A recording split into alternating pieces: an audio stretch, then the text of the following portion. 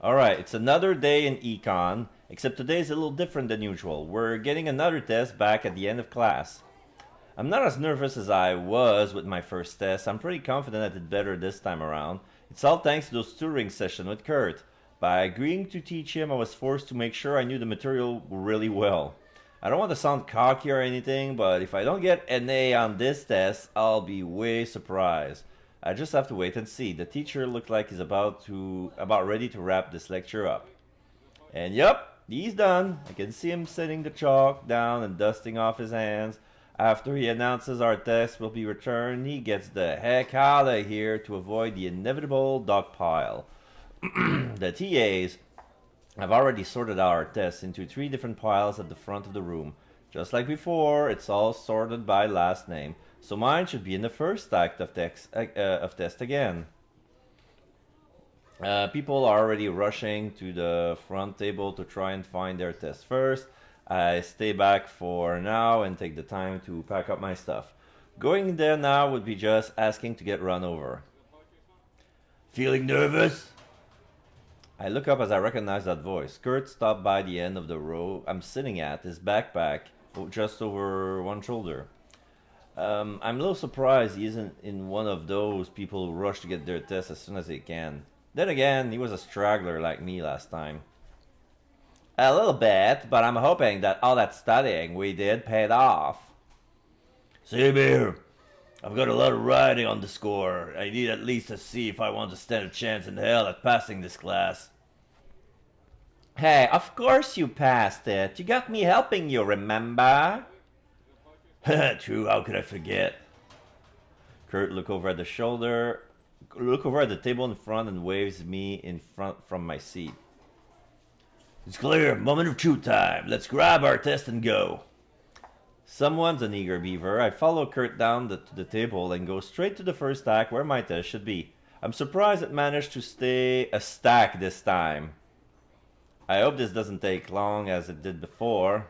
Thankfully it doesn't. I find my test easily in the middle of the others and I pull it out. Oh yes! I see a beautiful score of a 94 right on the top of my test. All that confidence wasn't for show. I did way better this time. I wonder how Kurt did. Grave! Well, I'm about to find out. Kurt sounds so excited, my heart rises a little in my chest as I turn and expect the good news. His grin so bright that I feel almost blinded by how happy he is. I passed it! Even better!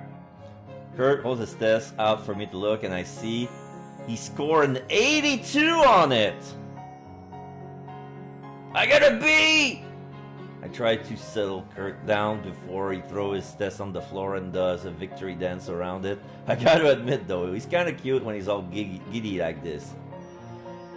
Oh my gosh, I told you I could earn a B. Congrats, Majorie, you did a great job. Yeah, of course.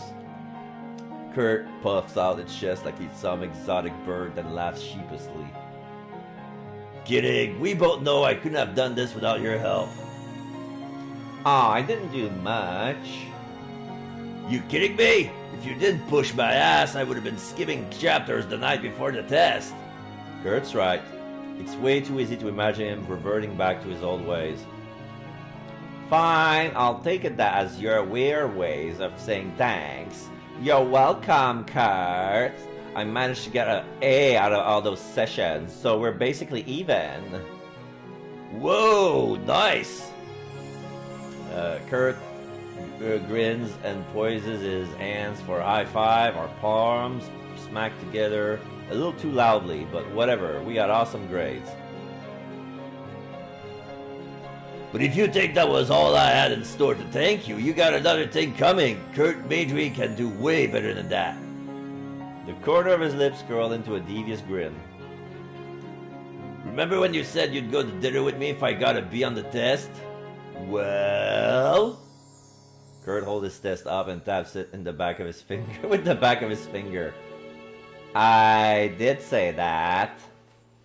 I sigh under my breath.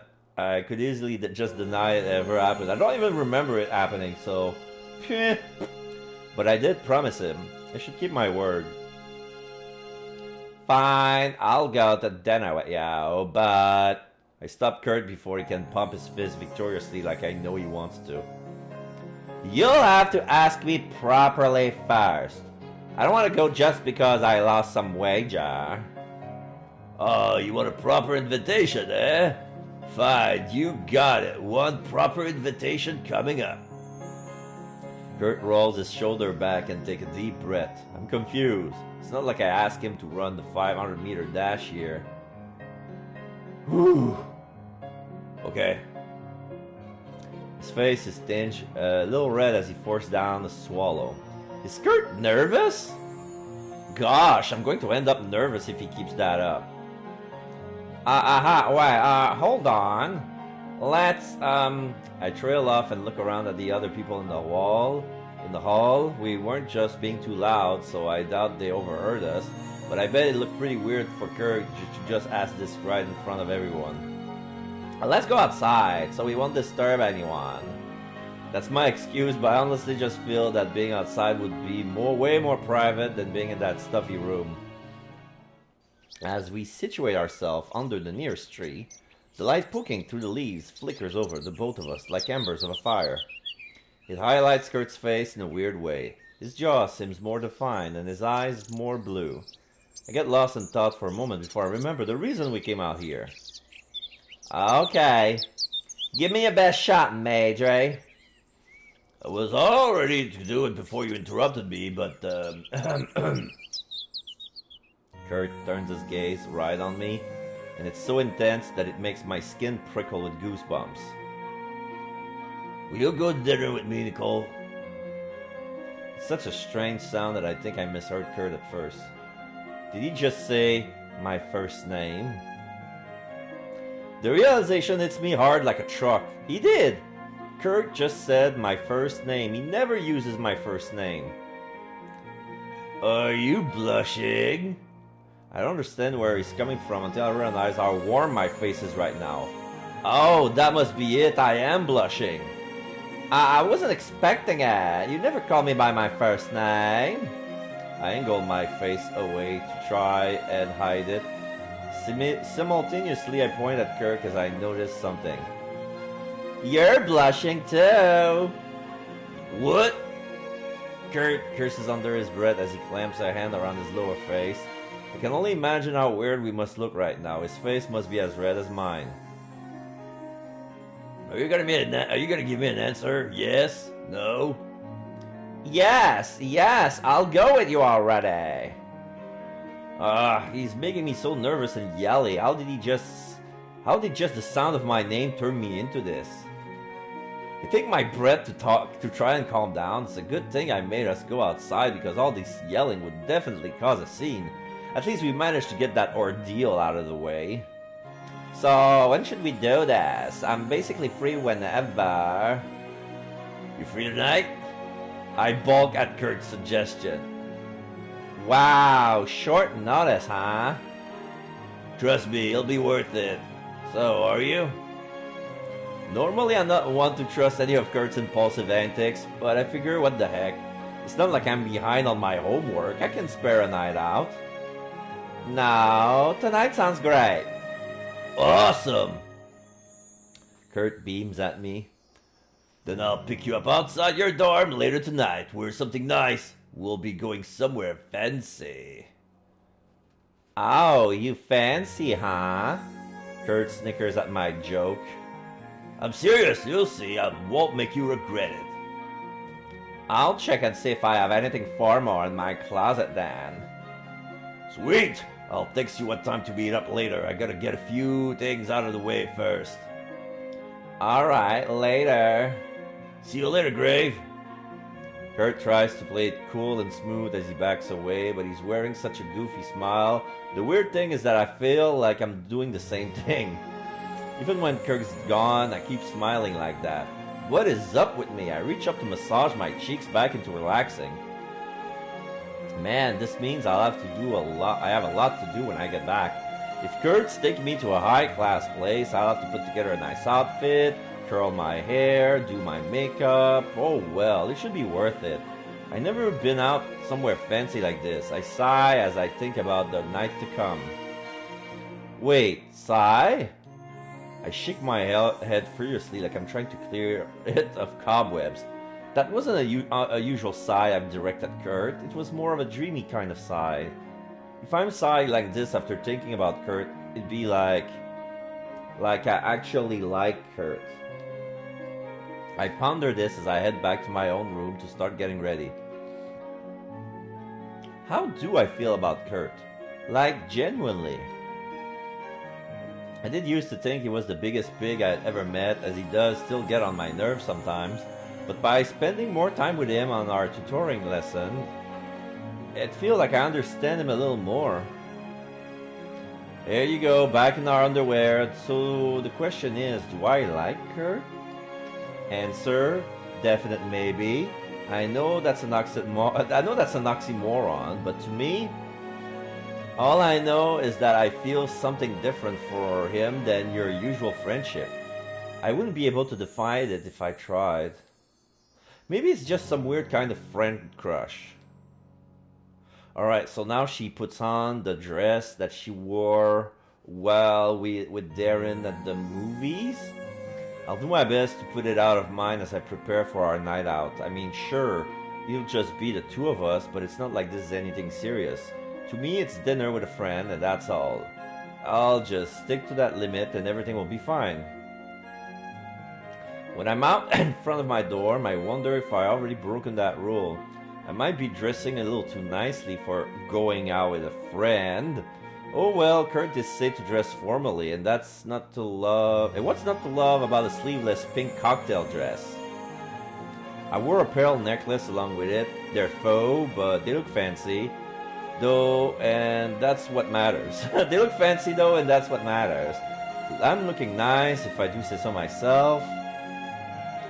And if I'm thinking that, Kurt will definitely be thinking that when he sees me. Speaking of him, he did say come around this time, right? I pulled my phone out of my purse and checked his latest text. I'm not crazy, he's like 10 minutes late. Alright, so now he's wearing a loose, he's wearing a nice clean white shirt, but he doesn't button it all the way up to the neck with a loose necktie, and he's wearing just the sleeveless vest on top. It's not even buttoned. It's like he's he looks like Han Solo on a mission. I'm resolved to giving him an extra 10 more minutes before complaining. However, I soon see him coming down towards me. He looks quite dapper in a collared shirt and black tie. I do kind of wish he brushed his hair though, and didn't pop his collar. Who cares? Who does that anymore? But honestly, Kurt looks really handsome tonight. There's still that immature hair that comes with young guys tries to wear formal pieces, but it hugs his tall, muscular body rather nicely. Friends don't stare at their friends' nice bodies, Nicole. Stop it! Not that I think it'll stop Kurt. Once he's finally close enough, Kurt looks me over from top to bottom. He lets out a low wolf whistle. Well, I should have known you'd come dressed to impress, Grave. Impressed? I playfully throw in the place of him. Very. You? Kurt adjusts the black vest he has over his collared shirt when he tucks his thumb under the lapels. I gotta give it to him. Very. We both laugh a little, feeling the silence. I don't know if I'm just used to Kurt's humor or what, but his one-liners tend not to bother me anymore. But don't get any funny ideas. We're going somewhere high class, so expect the manners to go with it. Got it? I shake my finger at him, and Kurt holds a hand over his heart with the other palm out. I promise to be nothing but a gentleman tonight. He bows in an overly showy way, as though he were a butler, then to bend the crook of his arm, so I form a curve against his side. Wanna head out? Well, his arm doesn't look inviting. I step forward and link my arm with his. The close contact makes my heart skip a beat, and I smile. Lead the way. We walked from school into town, and I'm so glad Kirk promises the place isn't far because I am not going to walk more than a mile in heels. We must look like a couple when we are arm in arm like this. I have to admit I kind of like it, but at the same time, I ready a response in case anyone asks if we are dating. I don't want them to get the wrong idea. Then why don't I just unlick my arm from Kurt? It would seem more platonic that way. Shut up, me. You're not helping. My inner monologues interrupted as we reached the restaurant Kurt had in mind, and this place is seriously upscale. The interior has the sort of ambiance you expect when you hear high class. There are lamps built into fancy stone walls, and huge vases with elaborate floral arrangement. I think there's even an aquarium in a partition. I want to sit there. Unfortunately, we're not even close. However, we're seated much faster than I expected. Our waiter offers us 2 menus and promised to be with us shortly before leaving. There are a good number of other nicely dressed people in this place, so he must be busy. Oh, they got us a table pretty fast. I would have thought a place like this would have people lining up at the front. I wish we got to sit next to the aquarium though. I look over at the bubbling display, extremely disappointed. Kurt folds his arm and sits up proudly in his seat. Just be grateful I managed to pull a few strings to get us a reservation. Pretty nice, right? How did you get a reservation for this place? I told you, my dad's real big in business. By the way, tab's on him tonight. Kurt flashes a debit card, and I swear the corner of his glance as sneakily as the smirk he's wearing. Won't he get mad? Oh, it's not like he's going to notice such a tiny transaction. Oh, he'll be fine. This place is a tiny transaction to him? Man, rich people. The food here is pretty killer. It's one of those Italian-Japanese fusion joints. I come here once when my parents were over to visit. Oh, so that's how you knew about it. The fanciest I've been to is Olivia's Grove. Is that Olive Garden? Yikes. I grew uneasy as I look over the menu. I haven't had most of this stuff before. I recognize basic things like pasta or mushroom, but sea urchin? Ah, what did you get the last time you were here? I don't remember. I was looking to try something new this time. Some help you are. Kurt glances at me over his menu. Having a hard time deciding? I wish. It's more like I'm having a hard time figuring out what anything is. Oh, if you want, I could order for both of us. Trusting Kurt with my food. Before I would have blurted out no before I had a chance. Before I would have blurted out no before I had a chance to stop myself. But now, accept or argue. I'm gonna save here. And I'm gonna accept.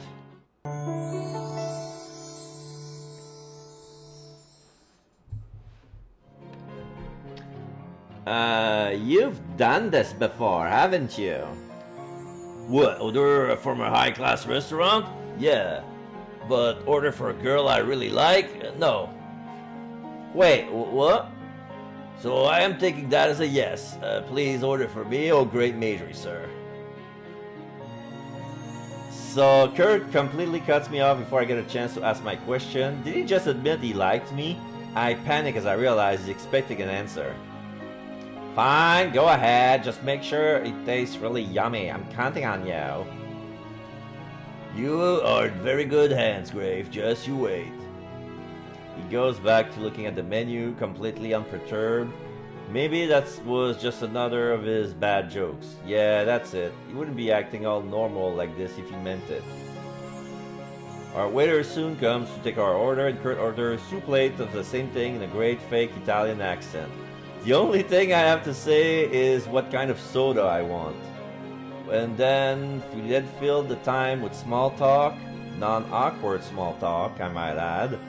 Kurt doesn't hit on me. He doesn't talk about one of his many football accomplishments. When he's not doing any of that, he's actually very charming. Small talks ends once our waiter comes by with a 2 bowl of whatever it is. I look down at it. It looks like some sort of pasta. It's pretty, at least. This isn't the one with the sea urchin, is that? Hey, that one is pretty bomb. Don't knock it. But no, I got us. Kurt says some name Italian, but I can't make heads or tails of. I can only stare at it blankly and give off an awkward chuckle. ... It's spicy spaghetti with a sea bass and vegetables. Oh, okay, that sounds good.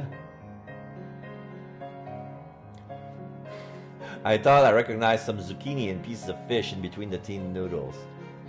I actually can't wait to try it. I unwrap my napkin to get at my silverware, then messily twirl some of the pasta on my fork. I'm about to have my first taste when I look over at Kurt. He's about to dig into, but he twirls his fork carefully until the spaghetti spun all the way around the teeth. What a way to make a girl look bad. I might as well be eating with my hands compared to Kurt.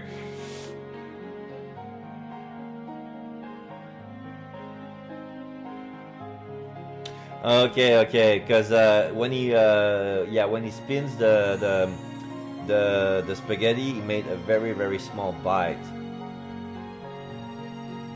And when she did all the way around the fork.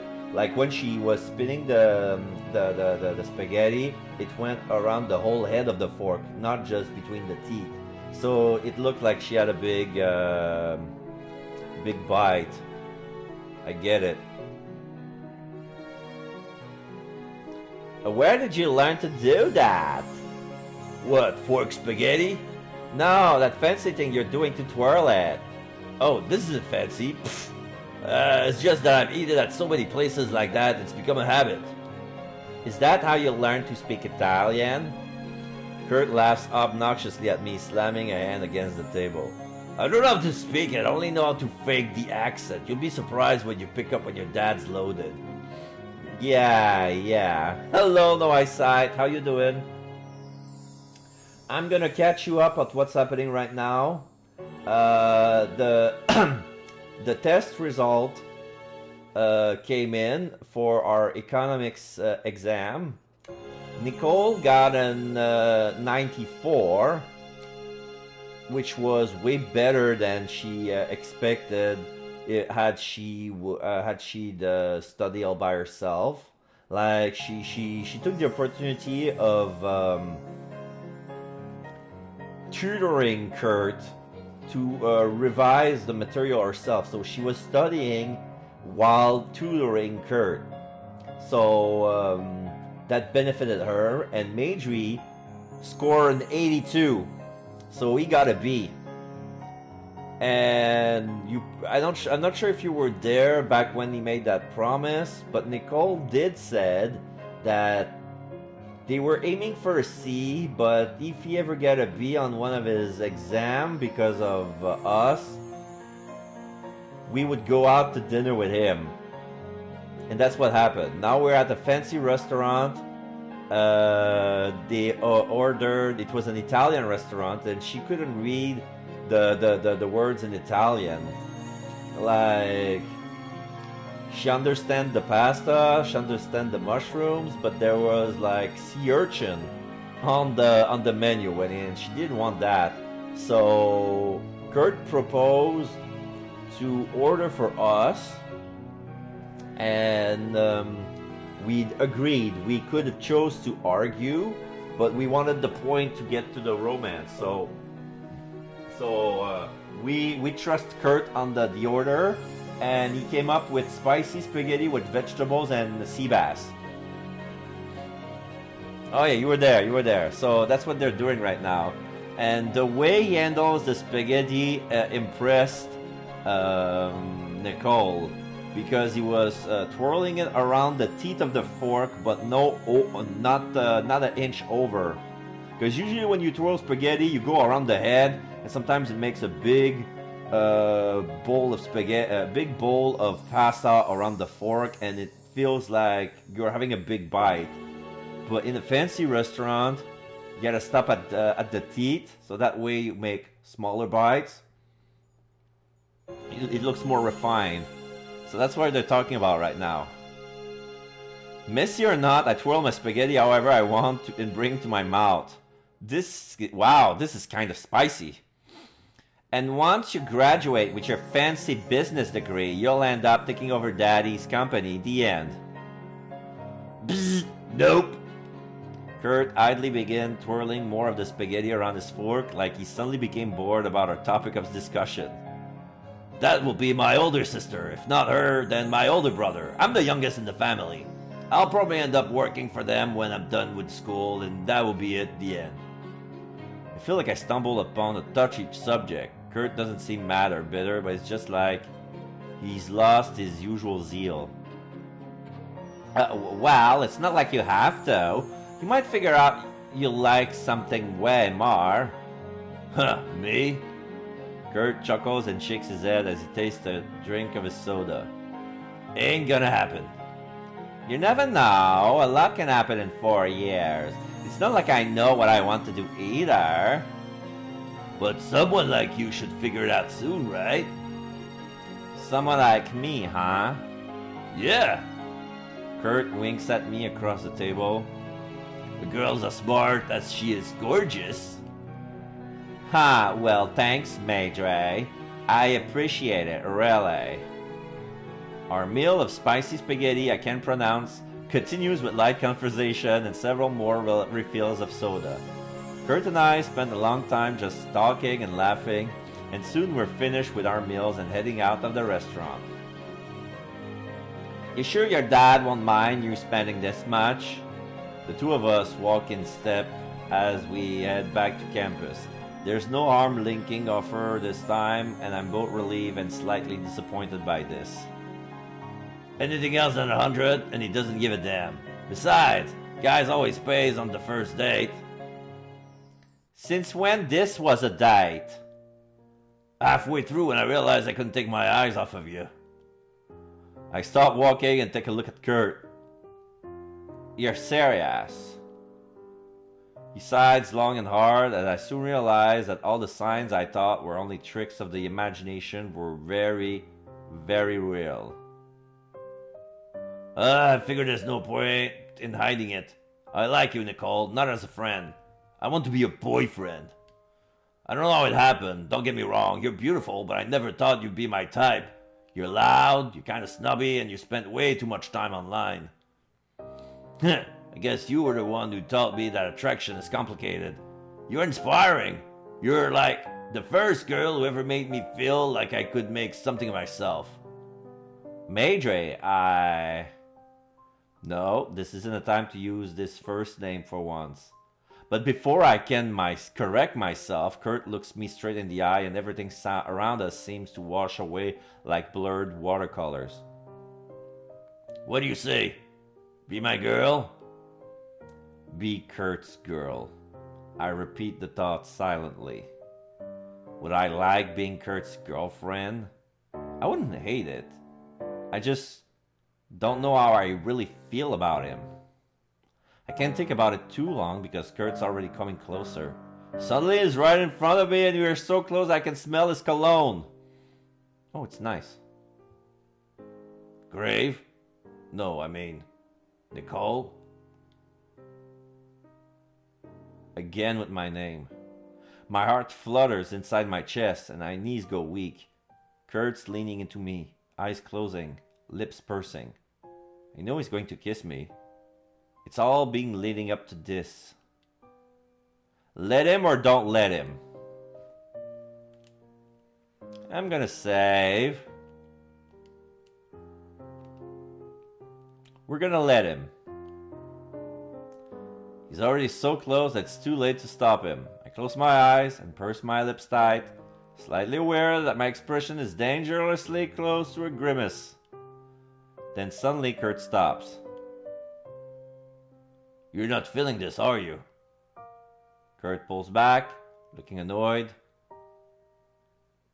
Why are you making that kind of face? Are you trying to be nice? What? No, it's just that the moment came so fast and I wasn't sure what the heck was going on. Look, I don't need your damn pity. It's not pity. Who wears that kind of face when they're about to kiss someone they like? Just listen to me. Both of us grow quiet as we realize we're shouting in the middle of the street. We both take a moment to relax. The tension between us was already way too high. I really appreciate that you feel that way about me, Maidre. I close my eyes and silently reprimand myself. Kurt. But I'm not sure if I feel the same way about you. I know I make fun of you all the time, but it's not because I don't like you. You're a great guy. How? Like, why are you great? Well, gosh, what does he want me to do? List all the things I like about him? No, never mind, save it. Kurt sighs heavily and rubs at his head. So, are you saying you don't like me the same way? No, what I'm saying that I'm gonna need some time to think it over. I've never done this relationship thing. I need to make sure that what I feel for you is what I think it is. Alright. Kurt turns his back towards me. Sorry, I must have been going too fast, huh? You don't seem like the type of girl who kisses on the first date anyway. His voice is subdued, tinged with disappointment and possibly a little devastation. I can taste something bitter in my mouth as I swallow anxiously. Kurt, really, I'm sorry. Nah. Kurt looks over his shoulder to smile at me, but his eyes are into it. We need to head back to campus before it gets too late. Just give me your answer after you think you about it, alright, Grave? Hearing my last name like that is almost like a punch to the stomach. I close my eyes, take a breath, then nod. Kurt's respecting me, so I have to respect him and not push the matter. I'll get back to you ASAP, Majory, I promise. Cool, come on, I'll walk you home. He looks at me, waiting for me to move. I do so, and Kirk hangs by my side, a few paces behind. There's something awkward in the air between us, and it's heavy, like we're wading through thick soup. I guess that's to be expected when you turn someone down like that. Alicia Henrik sounds like a girl I could relate to. Not that from what I read, she sounds smart, ambitious, and I think she was on a track to graduate with honors. Then this happened, and now she's starting over in some other school. I know all her hard works and award would follow, but it's gonna feel sucky to lose all her connection and friendship you made. I don't want that to happen to me. That's why I have to find out more on Alicia before it's too late. Okay, so this is a new cutscene. Because she's wearing the same clothes. So we're gonna... No, we're not gonna save. I'm gonna load. Oh wait, I made my save here. Oh shit. Oh, it's okay, it's okay. It's over one of Darren's, so it's okay, it's fine. We're not gonna let him. There you go. Not let him kiss us was the perfect answer. His lips are only a hair's breadth away from mine before I place my hand on his chest and lightly push him back. Hold on! Kurt pulls back, looking confused. What is it? Is something wrong? I need a moment to gather my thoughts. The fact that I was so close to kissing Kurt makes me dizzy and breathless. Not necessarily in a bad way, mind you, but I need to be coherent for what I was about to say. Nicole's a real bitch? Well, we'll see. Well, she wasn't ready. Like, it's true that Kurt was moving way too fast. And, there's no rule to say that you have to kiss on the first date. You know?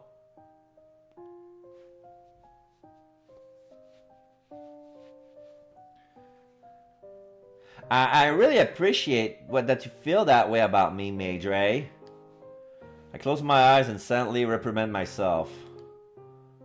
Kurt, but I'm not sure if I feel the same way about you. I know I make fun of you all the time, but it's not because I don't like you. You're a great guy. How? Like, why you're great? Well, what does it want me to do? Well, she wasn't ready. Like, usually when you kiss, you have to lock into each other's eyes. There's some body language. and you have to know if they're into it. And yeah, you probably missed the part when she was dressing up. She wasn't sure about what she feels about Kurt. Like, it felt like a friend crush, but she was kind of unsure what to do next.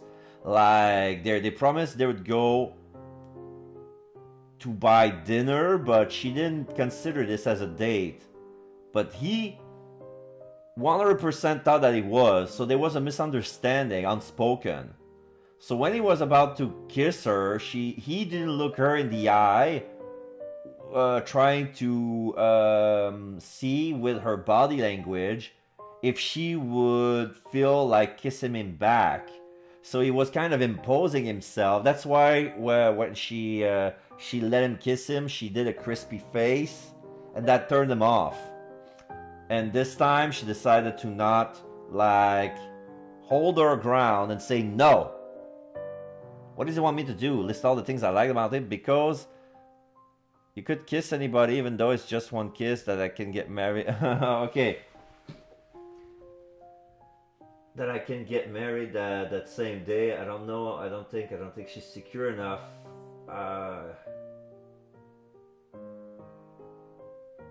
Okay. Yeah, I guess it's kind of in the culture of what kissing means. Like, I can kiss my sister on the cheek, on the forehead, but not on the mouth. Some people doesn't mind kissing their sister on the mouth. It's not like it's not like there's some romantic impact on the act. It's just that, like, for some cultures, it's like you don't kiss. There's some that says you don't kiss your sister. Some, okay, you can kiss your sister, but not on the mouth. In this case, like, okay, you don't kiss on the first date, or like you have to be. Yeah, she was probably insecure. Anyway, we're gonna continue, see how it goes. But I don't think. Like, let's agree to disagree. Like, I don't think she's a bitch necessarily in that scenario. But it's true that Kurt moved way too fast. Like, she assumes stuff that wasn't there. List all the things that I like about him. No, never mind, save it. Kurt sighs heavily and rubs at his head. So, are you saying you don't like me the same way? No, what I'm saying is that I'm gonna need some time to think it over. I've never done this relationship thing. I need to make sure that what I feel for you is what I think it is.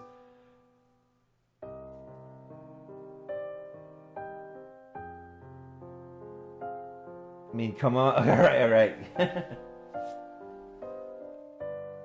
She's been trying to get somebody all this time, and this guy's a pretty good guy. You know, he's always been a good guy.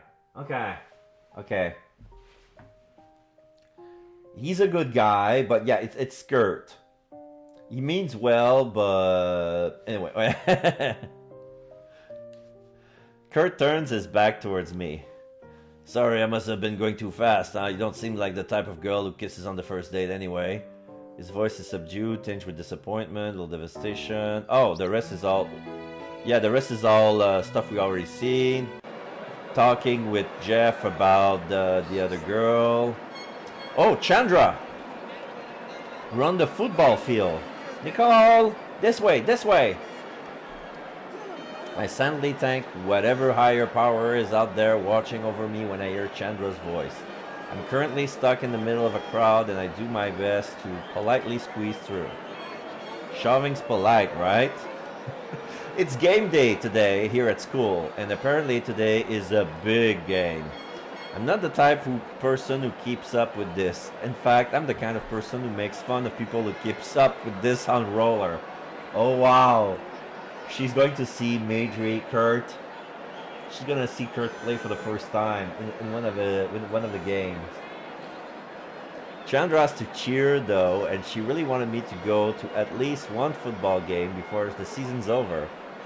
I figure if I'm going to have to go to one, it might as well be the one that counts the most.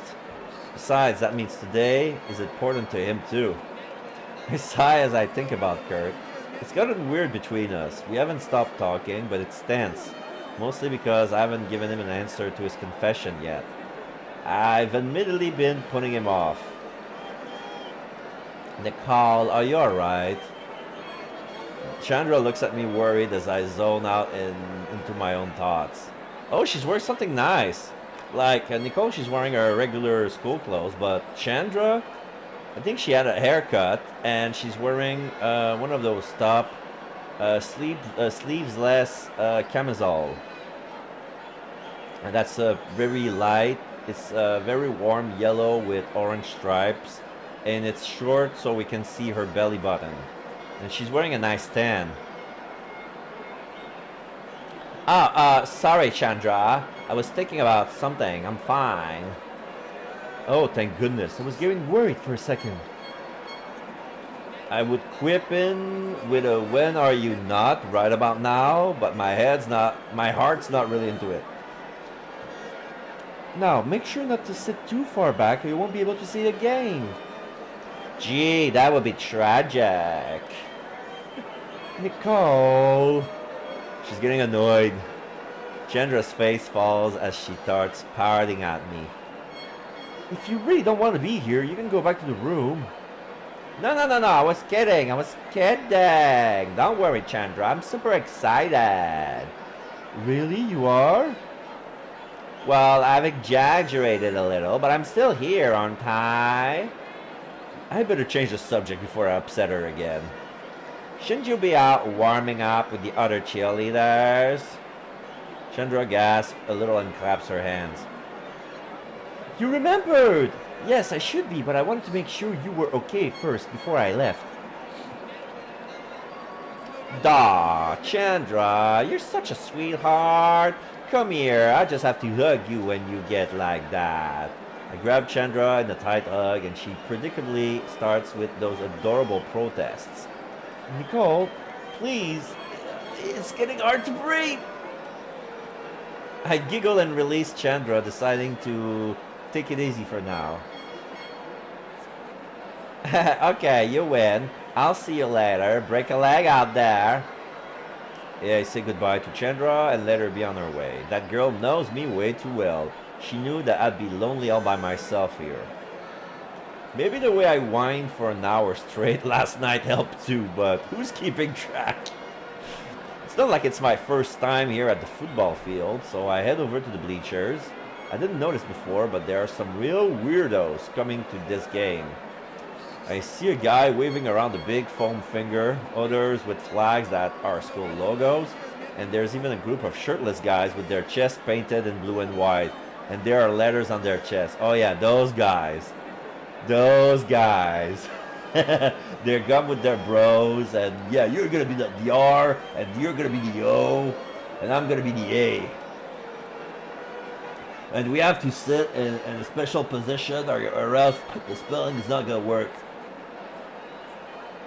Go eat them? Is it go, okay, eat them, go eat them. Oh wait, no, the guy with the T on his chest was in the wrong place. Oh, you see? It's supposed to be go team. It's like go eat them. The T is supposed to be next to the E, but he's standing between the A and the M. What a dumbass. Go team is actually what they're saying. Let's hope they're better coordinated when the game starts. Go team! Go meat! I feel my phone suddenly ring in my pocket. Uh-oh. Chandra better not have forgotten something again. Yeah, the last time didn't turn out so bad when I look back at it, but isn't the game going to start soon? However, those fears die down and replaced with new ones when I read who the sender of my newest text message is. It's Kurt. Are you at the football game? Is he psychic? That's super weird. How did he know? I'm tempted not to respond and just pretend that I missed it if he asks about it later, but my fingers move before I can't even stop and think about what I'm doing. I am. Kurt's next text comes super fast, like in seconds. Can I see you? Wait, like now?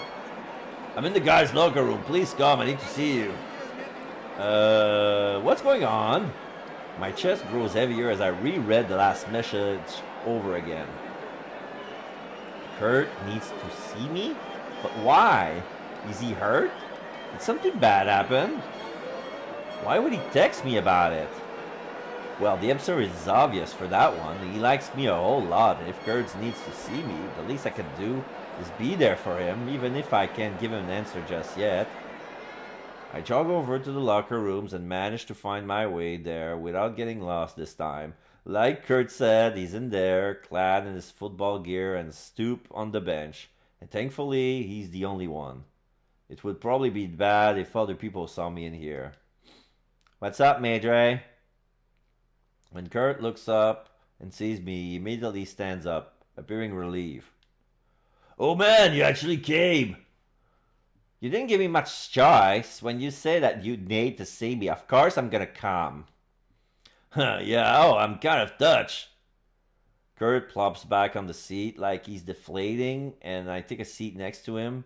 As he starts talking, I notice that his voice is small and constrained, like something squeezing around his stomach. Sorry that I called you here out of nowhere. This never happens, but I'm nervous. Oh, about the game? I'm actually kind of relieved that's all it is. I was expecting worse thing. Yeah, there's a lot riding on this one.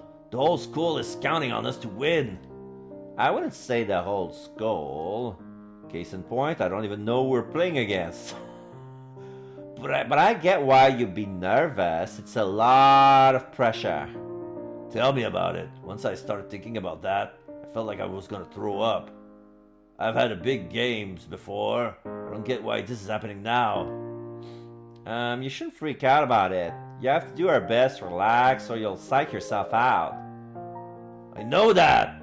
Hell, why do you think I called you here in the first place? It's freaky. When I'm around you, Grave, I feel completely at ease. You encourage me in a way that no one has before. Majory, all I do is snark at you mercilessly. Well, it works! Like, even now, I'm feeling a hell of a lot better. Honestly, I don't know how to thank you. You can always take me out to another fancy restaurant.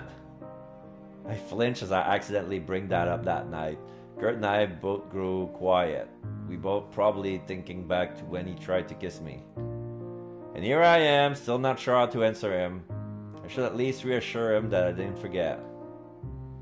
Madre, about... Oh man, I spent way too long in here. Kurt shoots up from his seat, and I swear that he's cutting me off on purpose by now. I told the guys I need to use the bathroom, but if I take any longer than this, they'll get suspicious. I gotta go, Grave. Madre, hold on! I shall at least say something before he leaves, even if it's about you-know-what. I want to encourage him somehow. Break a leg out there today, okay? Hey, thanks. I'll do my best. Ooh, hold on. Are you gonna be watching the game? I nod, and Kurt bursts into a wide smile. Awesome! Then whenever I throw a touchdown pass, I'll do this. I watch Kurt point both his hands up in the air as he mimics the sound of a crowd cheering in a breathy voice.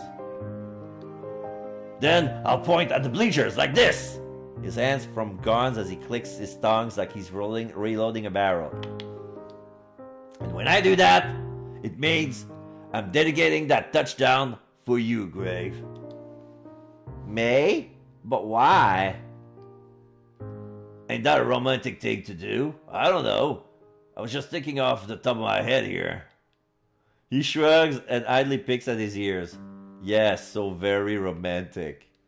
But really, that is pretty sweet of him. Should I even encourage him to do this? It doesn't seem like a smart idea since I haven't answered him yet. Maybe I'm just being way too paranoid. Try to reason, go along with it, or act indifferent. Alright, we're not gonna be a bitch. We're gonna go along with it. Yes! Two more to go. Alright! I'll make sure to visit somewhere in the front so I don't miss it. Really? Awesome! I do feel a little wary going along with Kurt's idea, but it's not a bad one, really. Plus, who else can say they have the team quarterback throwing down touchdown passes for them? You never know when bragging rights might come in handy. I don't even feel nervous anymore. I'm ready to go! I knew seeing your pretty face would do the trick. Yeah, you better get going before you run out of all that steam. Will do. Now let me walk you out, Grave. I don't want anyone else to think you're perving out in the locker room all by yourself. Oh, let that drop, will you? I walk out of the locker room with Kurt, and we split up once we hit outside. With a fired up grin, Kurt heads straight to where I'm guessing his team is as I head to the bleachers. Hopefully I can still find a seat even with all these people here. The bleachers are nearly packed with people when I get back there. I knew it. Finding a seat is going to be such a pain. I hope I don't get any weird look because I'm by myself. I walk the length of the bleachers hoping to find an open space wide enough for me to sit in. I actually spot one near the front. It's next to the aisle, but that's fine. It'll have to do, just as long as people don't spill stuff on me as they walk by. I settle on my seat and get comfortable. I can tell the game's about to begin. There's like this charged atmosphere hanging around the crowd. And I can hardly see that our school band is lined up on the field, ready to play. All of a sudden, the whole stadium is alive as the announcer blares over the speakers. The school band starts up with what has to be our school anthem, and I see our football team charge onto the field. The whole crowd is pumped. I'm kind of getting into it too. But the only reason I stand up to join the other people around me is to try and spot the jersey with the number 9 on the back. Finally, I see him near the front of the pack, clad in full protective gear. Oh, and there are the cheerleaders near the sideline. Chandra looks so different when she's gone into full pep mode. Yeah, she's wearing a school team camisole. She looks nice. It's not too revealing. It's like her city clothes are more revealing than the cheerleader clothes. As everyone else sits down to allow the visiting team on the field, I stop clapping and relax. I wasn't expecting much when I agreed to come to this game, but maybe I'll end up enjoying myself after all. Once the game starts, so much happened at once. I try to keep up, but it's hard. Even after listening to Kurt ramble on about the sports, I still don't know that much about football. When bodies start slamming into each other and the ball's thrown so fast I can hardly believe it, I lose track of what's happening and who's where. All I know is that Kurt's usually on the field when it's our team turns for offense. And yeah, I tend to only pay attention when Kurt's is on the field. Kurt makes sure to keep good on his promise from before, and after he makes a touchdown pass, he ups on the ball on his feet, pointing straight up. Then there's the double barrel pointing right at the stands. The announcer soon catches on and voices the thought that there might be a lucky someone out in the audience watching the day. I don't even mean to blush at that, but I do. Jeez, that's embarrassing. I hope no one saw that. Maybe I do like Kurt like that. But is now really the time? I have to remind myself that I'm watching a game here. It turns out these guys aren't our rival for nothing. They're pretty good. We're still in the lead, but only by a touchdown. And right now, we have the ball. Kurt shouts out an order of numbers and colors, then hikes the ball to the guy behind him. The guy takes off running as soon as the ball is passed. However, he only gets so far before he's stopped by the rival defense and set down. Ooh, that had to hurt a little. There's a collective groan on our side of the field. Man, I'm getting into this. Good news is that we're past the mid-line of the field. One good play in our team can definitely get our ball into the touchdown zone. I know they can. Our team takes a quick timeout, then Kurt leads to the offense back onto the field. Oh man, this is their last down too. If they don't get the ball over there, they all lose this chance. Pressure's on as Kurt squats to hike the ball. He calls out more random words in a slow, deliberate voice, then bam, there's a snap. Only wait, whoa, no, this time it isn't a snap. Kurt fakes passing it behind him and holds the ball close, ready to throw it to a teammate zooming past the other team to get to the touchdown zone. The defense is fighting to get to Kurt, shoving against our big guys with their own. Ah, this is stance. If they shove Kurt down, our team is done. And so someone's making a break right for him. Kurt rears his arm back and lets the football go like a bullet just as he's tackled back hard. The ball shoots through the air and the receiver holds his arms out, continuing to run, trying to make it to the zone in time. Other guys are on the still. People in the bleachers are standing, cheering, bodies so tense they're about to explode. And he catches it! The crowd erupts! I erupt! That was so risky and it worked! 2 touchdowns in the lead now! But everyone's eyes were so focused on the touchdown zone that only seconds later that I noticed that Kurt's still lying on the ground, surrounded by a few people. Why is he... No. My mind works it out before I can even consider the possibility. Did he get hurt? Was Kurt tackled that hard? I'm breathless as I watch more officials gather and kneel around him. The announcer calls it over the speaker. Kurt's going to be pulled out due to an injury. But what is it? Is it bad? Is it a broken bone? Something torn? All these questions mix themselves up in my head as I hear the audience murmur worriedly amongst themselves. Maigret. I want to scream his name as the game goes on. Kurt, please, I hope you're okay. Under the sound of my music. Okay, this is the cutscene with the father.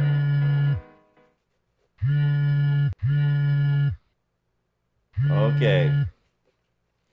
It's been a while since the day of the big game, and things have settled down for the most part. We actually managed to win it. Even if with Kurt out, our team did an amazing job of pulling through. The bad news though? Well, I'm kind of looking at it. I'm standing in the doorway of Kurt and Darren's room, holding the key Darren lent me. He has class and needed me to check up on Kurt. Not that I didn't have my own agenda for coming to see him. That injury didn't end well for Kurt. When he got tackled, he accidentally got his right foot snagged against the ground and ended up spraining his ankle as he fell. It could have been worse. He could have torn it completely. But he still ended up tearing it a little. According to Darren, Kurt's going to have to stay off the football team for the rest of the season. And the big guy isn't taking it so well. He also had to miss a few days of class. That's why I'm here. I'm here to teach him everything he missed, which isn't that much. I have copies of my notes to give him to. Kurt doesn't look too happy to see me. Darren did say he was pretty moody nowadays. How'd you get in here? I remember where I am and try not to stare at Kirk lying on his bed. He looks so indisposed with his foot bandaged and covered in an ice pack. I notice he's using his football jersey as pajamas. Poor guy must really be missing practice.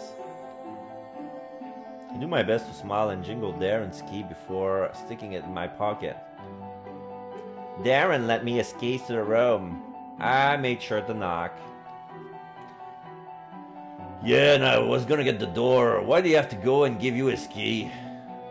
Well, you know, I fucked him 2 stories ago. No, it's not true. I mean, just to make it easier for you. I can tell that's not the answer Kurt wants to hear, but I can't blame Darren's concern. We both agreed it would be a good idea to keep Kurt off of his feet as soon as possible. The next guy me offer you his keys, tell him to shove off. I'm not an invalid, okay? I can get up and open the door on my own. Kurt scowls and crosses his arm defensively. He mutters something under his breath that sounds suspiciously like curse words. I do my best to ignore it. It's better to just treat everything as normal. Well, mostly.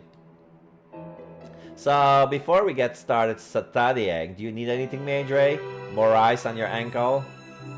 No, I don't need any more damn ice on my ankle. I stopped needing ice on my ankle for the past few days. I'm fine. Kurt hisses as he accidentally flexes his foot in his outburst. Well, so much for that. He takes a deep breath through his teeth and reaches out to try and nurse his ankle. I hurry toward him and try and help, but Kurt holds out a hand to stop me. I'm fine, Grave! You don't need to be my mom here. The pain must have started dying down because Kurt leans back in his bed. By the way, been meaning to ask. What the hell is that you're holding? Oops, I nearly forgot. Before I come over here, I brought something for Kurt. That's what you're supposed to do for people that get hurt, right? Oh, this? It's not big or fancy. Just a small get-well-soon present. I'm pretty sure you'll like it. Well, I thought back, and I think you'll like it if I'm remembering it right. Flowers, teddy bears, or cookies?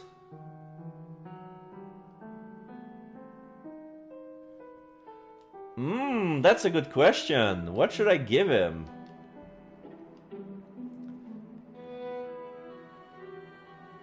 I'm gonna try with cookies. Cookies is a good... Oh crap, he's a dick. Yeah, of course he's a dick. Yeah, it was a bit of a dick, yeah, because I guess not only his sprained ankle was hurt. I think some of his pride as well. Okay, we're gonna try cookies. Those are I think cookies are good get-well-soon presents. I tip the plastic container I'm holding to show Kurt the assortment of cookies inside.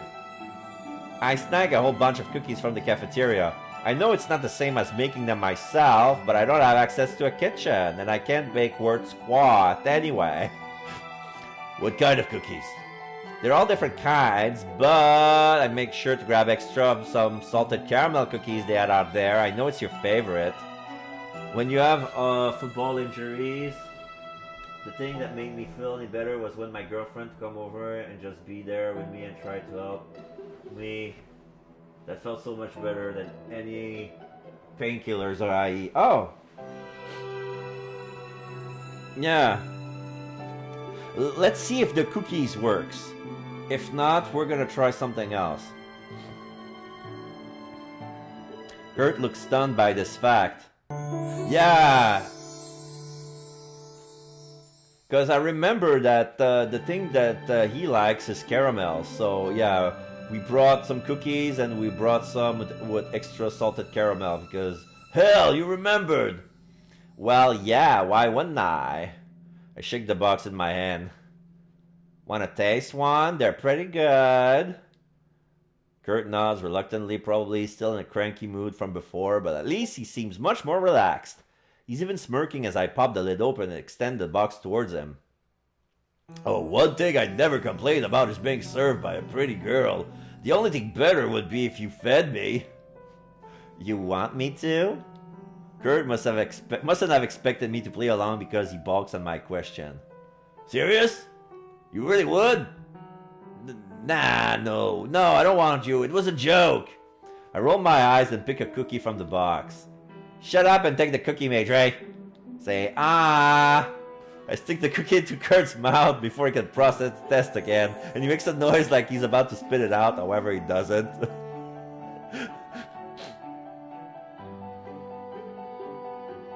Oh my god!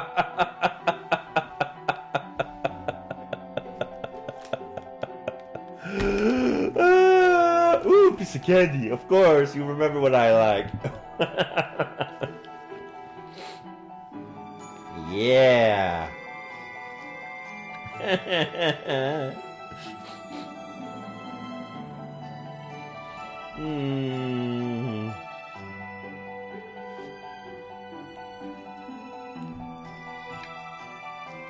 Okay.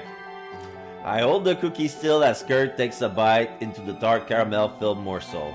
He chews the cookie sorely at first, but eventually hear him give off a small of appreciation. This is pretty damn good. Told you. I hold the bitten cookie out towards him and drop him in his palm. I'll put the rest of them over here on the desk for later. Kurt just waves his assent as he stuffs the rest of the cookie in his mouth. Once I put the plastic container down, I go and drop my bag at the foot of Kurt's bed. So, when are you going to be able to come back to class? I'm pushing for Sue. Doc says I'm gonna need crutches to get around, but I'll deal. At least I'll be able to do that much on my own. Kurt huffs bitterly. You got the notes? In my bag, let me get them. I need over to rummage in my shoulder bag. I get a feeling I shouldn't ask the question that just popped into my head. But I have to make sure. What's that saying? Better to err on the side of caution? Hey, if you're not up to it, we can always do this another time. I don't want to push you while you're recovering. I stand up, notes held to my chest, and I hesitate to hand them to Kirk. He looks kind of upset that I even suggested that alternative. I never thought I'd ever say this, but I want to study. I've been sitting on my ass doing nothing for 4 days straight. I need something to do so I don't feel... Kurt bites his tongue, then vehemently shakes his head. I want to study with you, Greg. I like being with you. Ain't that a shocker? Okay. I turned the candy around and then the flavor is coming back. It's like,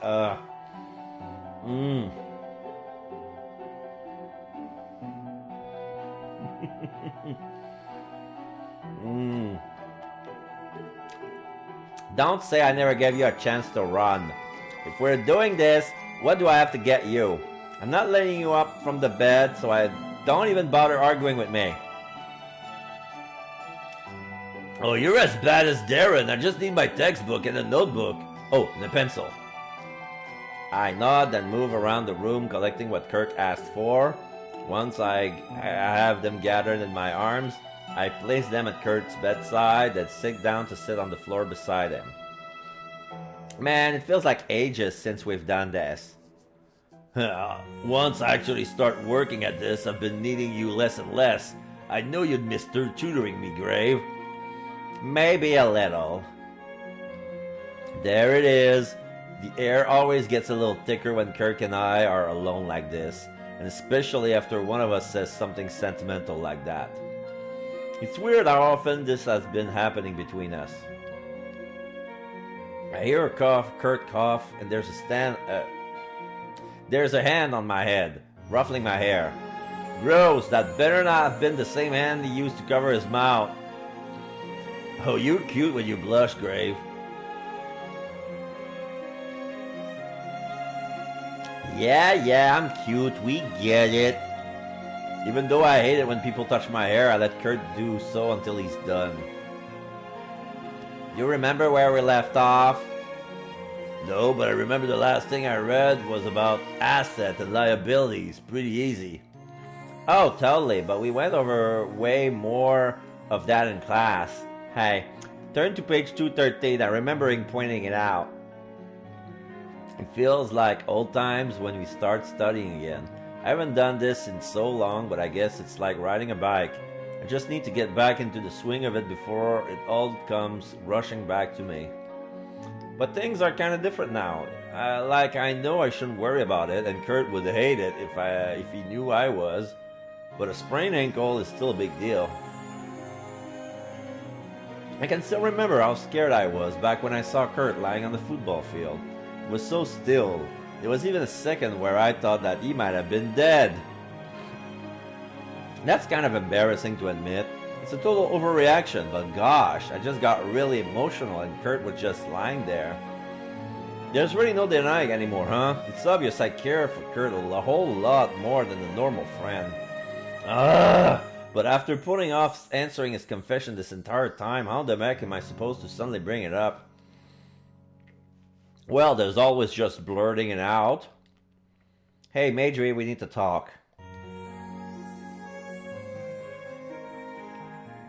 I close my book on my lap and look back at Kirk, lying above me.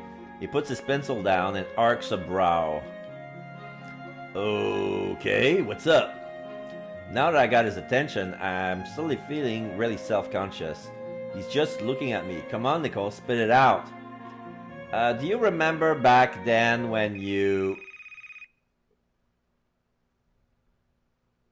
I flinch as I'm cut off by the obnoxious reading of a cell phone. At first I think it's mine before I remember that mine's on vibrate. Ugh, damn it. Kurt throws an arm back over his shoulder and gropes at the table near his bed. His phone buzzes away on top of it, jittering precariously close to the edge. Who the hell could that be? It looks like he's training himself pretty badly. Just let me do it. No, it's fine, I got this. I probably ignore Kurt as usual and stand up to get his phone. Reflexively, I check the caller ID as if the phone were mine. Oh, it's from your mom. Crap! Hurry, toss it here! Kurt pulls his hands together like the jaws of an alligator. He managed to catch the phone as I passed it to him, then quickly answers the call. His voices take on that wearily stiff tone you usually get when talking to your parents. Hey, Mom! Now this is awkward. I look down at my book cover as if I'm reading it, but Kirk is literally right here. There's no way I'm not going to overhear his conversation. I'm okay. No, my ankle doesn't hurt too much anymore. Gonna meet the doc again tomorrow, yeah. They talk about some more rehab options. Oh, I mentioned school too. He said I can probably go back to class if I use crutches. Huh? Kurt slowly reels back on top of his bed. I see it tap nervously against the side of his phone before he continues replying. Yeah, I'll tell Dad. Put him on. Oh, the infamous rich daddy, huh? This one I've got to listen to. Kurt talks about him all the time. There's a few second pause before Kurt starts talking again. Dad? Yeah, hi, Dad. I'm fine. Ankle's going fine. I told Mom that the doctor said I can start going to class again if I use crutches. Nah, I should be fine. Yeah, that friend is still helping me out. Oh, you told your parents about me? I clap a hand over my mouth a little too late. Kurt silently glowers at me and holds a finger to his lips. Huh? No, that wasn't anything. Don't worry. So, yeah, that's it. All good on the school front. Kurt pauses like he's waiting for the chance to end the call, but his dad must have said something provoking because he lets out a tired groan. Yeah, I can't play ball for the rest of the season. Coach said it shouldn't affect my financial aid since it's a sport-related injury. I just have to go to rehab and pop in every now and then. It's all good. Okay. Now I'm at the core. Ugh. I know, Dad. Dad, it's fine. Dad! But Kirk presses his face closer to his phone. What?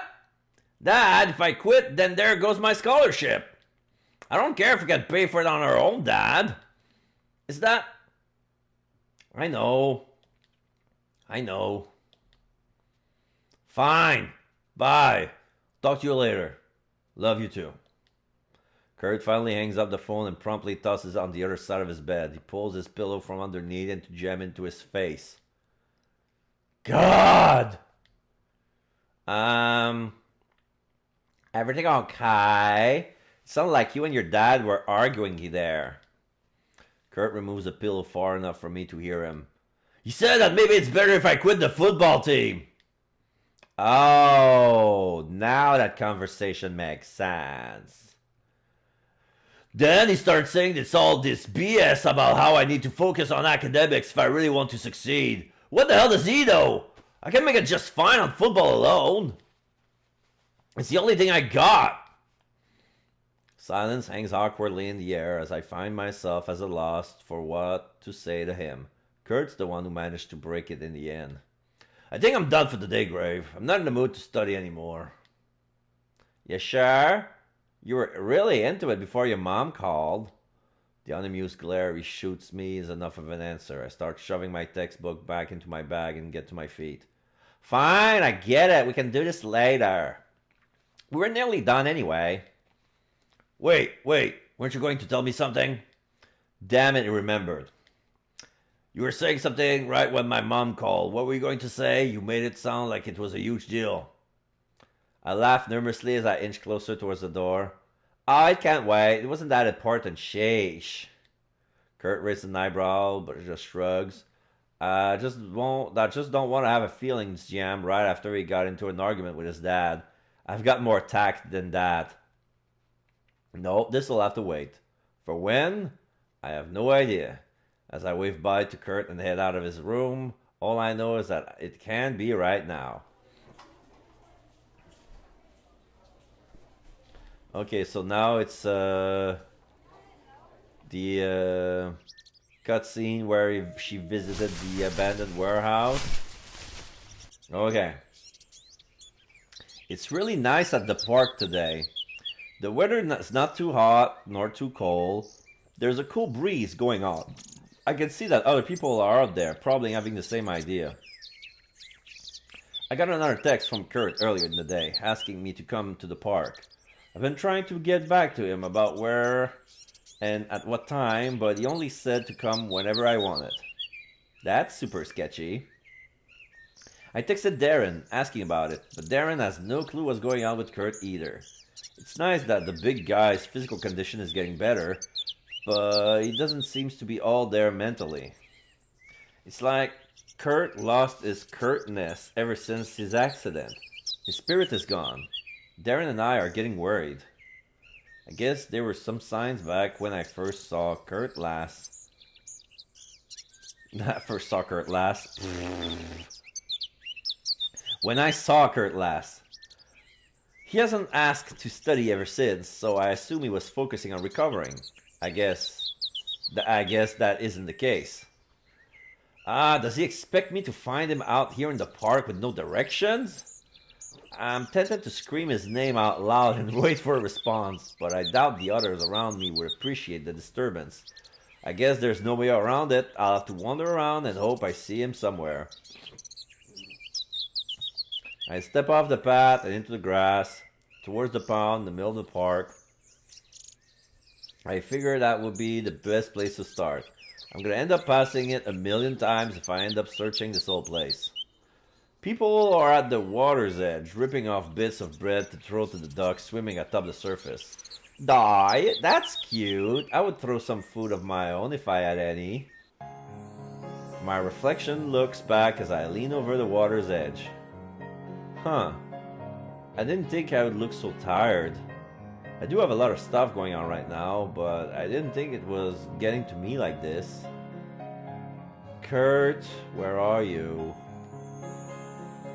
I stand back from the water to survey the rest of the area, and to my surprise, I think I spot Kurt nearby. I walk closer. Yep, that is him. He's standing with a crutch tucked under his right arm to keep the weight off his ankle, but otherwise, he looks fine. Is he skipping rocks? Majorie, there you are! I figure it's socially acceptable to yell now that I finally found him. Kurt stops mid-form to pivot in my direction. Lazily he raises his free hand up, and I see a flat stone clench in his fingers. Yo! I'm careful not to step on Kurt's other crutch lying on the grass. Sheesh! He shouldn't just fling them anywhere he wants. Well, first thing first. What is up with you? First you tell me to meet you at the park, then when I ask for deeds, you totally ignore me. Whoops. Whoops! Major, you're lucky. I even managed to find you in this place. Is there something wrong? The last time Kurt had texted me to come see him, he was suffering from a case of nerves before the big game. Right now, he looks way worse than he did that time. He turns his back on me to face the pond again. Do you know how to skip rocks? What? Did you even hear me? I asked if... Do you know how to skip rocks, Grave? Answer me. There's an almost desperate tone in Kurt's voice that I'd never heard in him before. I completely lose what I was about to say and instead start babbling as I grasp for a response. No. I never learned how to skip rocks. I never had much of a chance to do that back home. You want to learn? Kurt extends the stone in his hands towards me, and I meet his eyes. They're duller than I remember. I stay quiet for a beat before stepping forward and grabbing the rock from him. Okay, so how do I do this? Kurt, step behind me and place a hand on my shoulder. You're right-handed? Right. Cute. He angles me so my left side is closer to the water's edge. Now hunker down a little, spread your feet. I do as he said, wondering where he's going with all of this. Cool, now you're gonna want to throw it like a frisbee, like flicking your wrist here. You mind? His hand slides down from my shoulder towards my hip. Hands? Hey, relax, I'll be a good boy. Still, this is kind of weirdly intimate in a way. Once Kurt's hand is palming the side of my hip, he slowly puts me through the motion of circling them forward, then back. Throw it like you're cracking a whip, like this. Then make sure you ain't too close to the bank or it's not gonna skip. Don't throw it too far either or it'll just sink. Is skipping a stone really that hard? Try it for yourself, just let it fly, Grave. I rear back, winding up, then release the rock from my hand. The stone does 2 sloppy skip against the water before it sinks embarrassingly into the water. Well, that sucked. Not bad for your first time. It's your form. It's all about how you throw it, not how hard you throw it. Try again. Kurt gestured at a small pile of similarly shaped stone at our feet. Was he just collecting these before I found him? I wonder how long it took him. Fine, watch, I'm gonna get it right this time. Determined, I bent over and grabbed another stone. I catch it in my hand a few times before winding back again. Just before I throw, I hear Kurt talking to my ear. Coach says I can't come to the football field anymore. Hearing that makes me overshot my throw, and the rock sinks where it hits the water. That doesn't matter now. I snap my attention over to Kurt. What? He said he doesn't want me exerting myself. What the hell? It's not like I'm practicing with the team. All I'm doing is sitting on the bleachers. Oh, jeez. I thought you meant you were banned forever. It sounds like it's just until your ankle's back to normal. That's still a big deal. I gotta at least see how the guys are doing. I need to make sure they're running the place right. Relax. I'm sure they survive without you, Madre. I don't want them to! Kurt slumps in place as he admits this. I was the star of that team. Guys look up to the main quarterback, you know?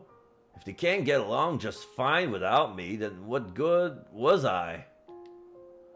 I knew this was more serious than it seemed, so that's why Kurt basically went into hiding. Has this been bothering him all this time? Come on, Madre. I didn't say they'd be better off without you. Don't take it like that. Kurt shakes his head stubbornly. No, you don't get it. Football is all I have. Fine, you're right. I don't get it. You keep saying that, but what the heck do you mean? There has to be more to your life than just football. For a moment, Kurt goes into a pensive silence. He then bends over, awkwardly balancing on his crutch, to grab a stone from his collected pile. Will you hear me out, Grave? I want to tell you something. I nod nervously. Go on. I'm here. I never felt good at anything. I mean, I'm not saying that I had some sort of inferiority complex. I just didn't care. I got fine in school, didn't have to worry about any other extracurricular besides football. My dad could easily set it up so I could have some cushy job somewhere. What was the point of trying that stuff when it didn't matter? I figured there was no point. But then I came to college, and I met people like you and Darren. Kurt throws the stone in his hand. It practically skips into the middle of the pond. I see the two of you actually putting effort into things and have all this success. And I go, well, I can do that too, so I try. Grunting, Kurt bends over to pick up another rock. He weighs it in his hands thoughtfully as its face falls. And I bomb! It made me realize that all this success I've had was thanks to other people. I got started thinking that maybe I wasn't so good at all on my own. But that was never the case with football. All of that success was all me. Football was honestly the only thing I ever worked my ass off for. And look where it's got me. I got accepted to a choice college. It can only go up from here. That was a plan, at least. The rock splashes into the pond and sinks as Kurt tries to skip it. You see where I'm coming from? Football was the only thing that was ever my own. It was the only thing where my hard work actually paid off. And I don't have it anymore. My ankle will heal, sure, but what if I sprain it again? What if I get a worse injury? To have your worth based on something so flimsy? What's the point in even trying? At this point, Kurt's not even bothering for technique in his throws. Each stone hurls is accompanied with a furious snarl, and I can't tell who Kurt is mad at. I have a sinking feeling that it might be himself. Do you remember that time you were in my room and my folks called me? The time my dad told me that quitting the team might be a good idea? I remember. I know you don't agree with him. Hell no, I don't agree with him. They would have to drag me kicking if they wanted me to quit. At the same time, I thought he might be right. Maybe I should just give football up and go back to how I was before. Yeah, I'll be worthless, but at least I'll be set. Major, you can't keep saying stuff like that. You're worth more than how well you play football. How else am I worth it? Kurt turns on me, and suddenly I almost think he's gonna skip that stone he's holding across my face. You couldn't tell me that one night. I thought you could tell me now. What the? Is he talking about the night he confessed to me? And another thing. Kurt gives off a derisive, somewhat delirious laugh. Kurt gives off a derisive, somewhat delirious laugh. If I really was worth it, why haven't you given me an answer yet? Oh God, so he has been keeping track of how long it's been since he confessed. I blush in embarrassment, unsure of what to say. It's because he's right. I don't have any good excuse for not answering him back. I was going to, honestly, but there never seems like a good time to do it. Well, not that it matters now. A whole lot of good it'll make me feel if you say it like you like me after my big, fat sob story. As he flings his next stone into the pond, Kurt roars so loudly that nearby duck flap away. His chest is heaving and his teeth are gritted. I know I need to calm him down before he does something seriously stupid. Major, please, take a breath and just listen to me, okay? Why should I? Defiantly, Kurt reaches for one of the few remaining stones, but he's so pent up that he moves too fast. He lets out a noise as he goes off balance, and I grab him by his free arm to stable him. Hey, don't move so fast, you might hurt yourself. Hands off! Kurt swings back his arms to throw me off, and I yell as I fall back onto the grass. Oh no, he didn't! I look up at him, eyes blazing, and Kurt looks back as if daring me to say or do something. Yell at him or leave. Okay, we're gonna save. I'm gonna yell at him, and then if it doesn't work, I'm gonna leave. He is so asking for it. You know what, Major? I get to my feet, dust my pants off, and point aggressively right at his face. I would kill him if I didn't like him so much, I swear. I get that it... Pick it right after you say I want to see the end of this one.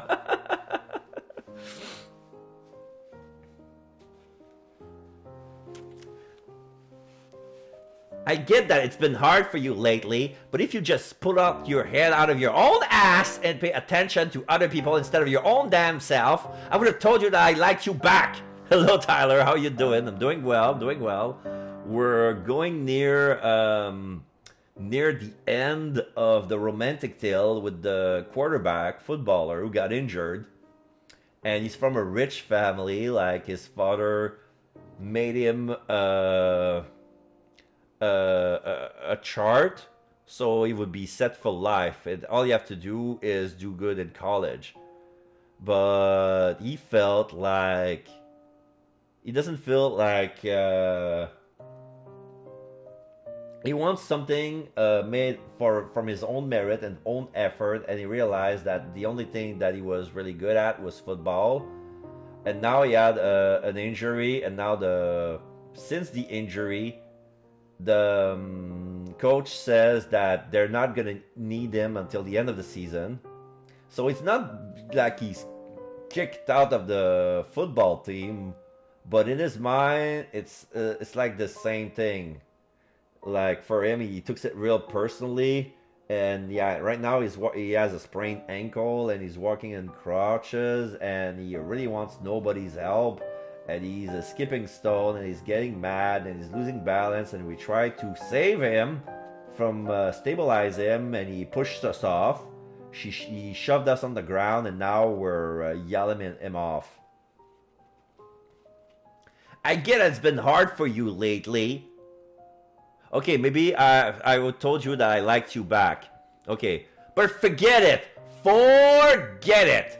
You said that your hard work doesn't pay off, but are you even trying?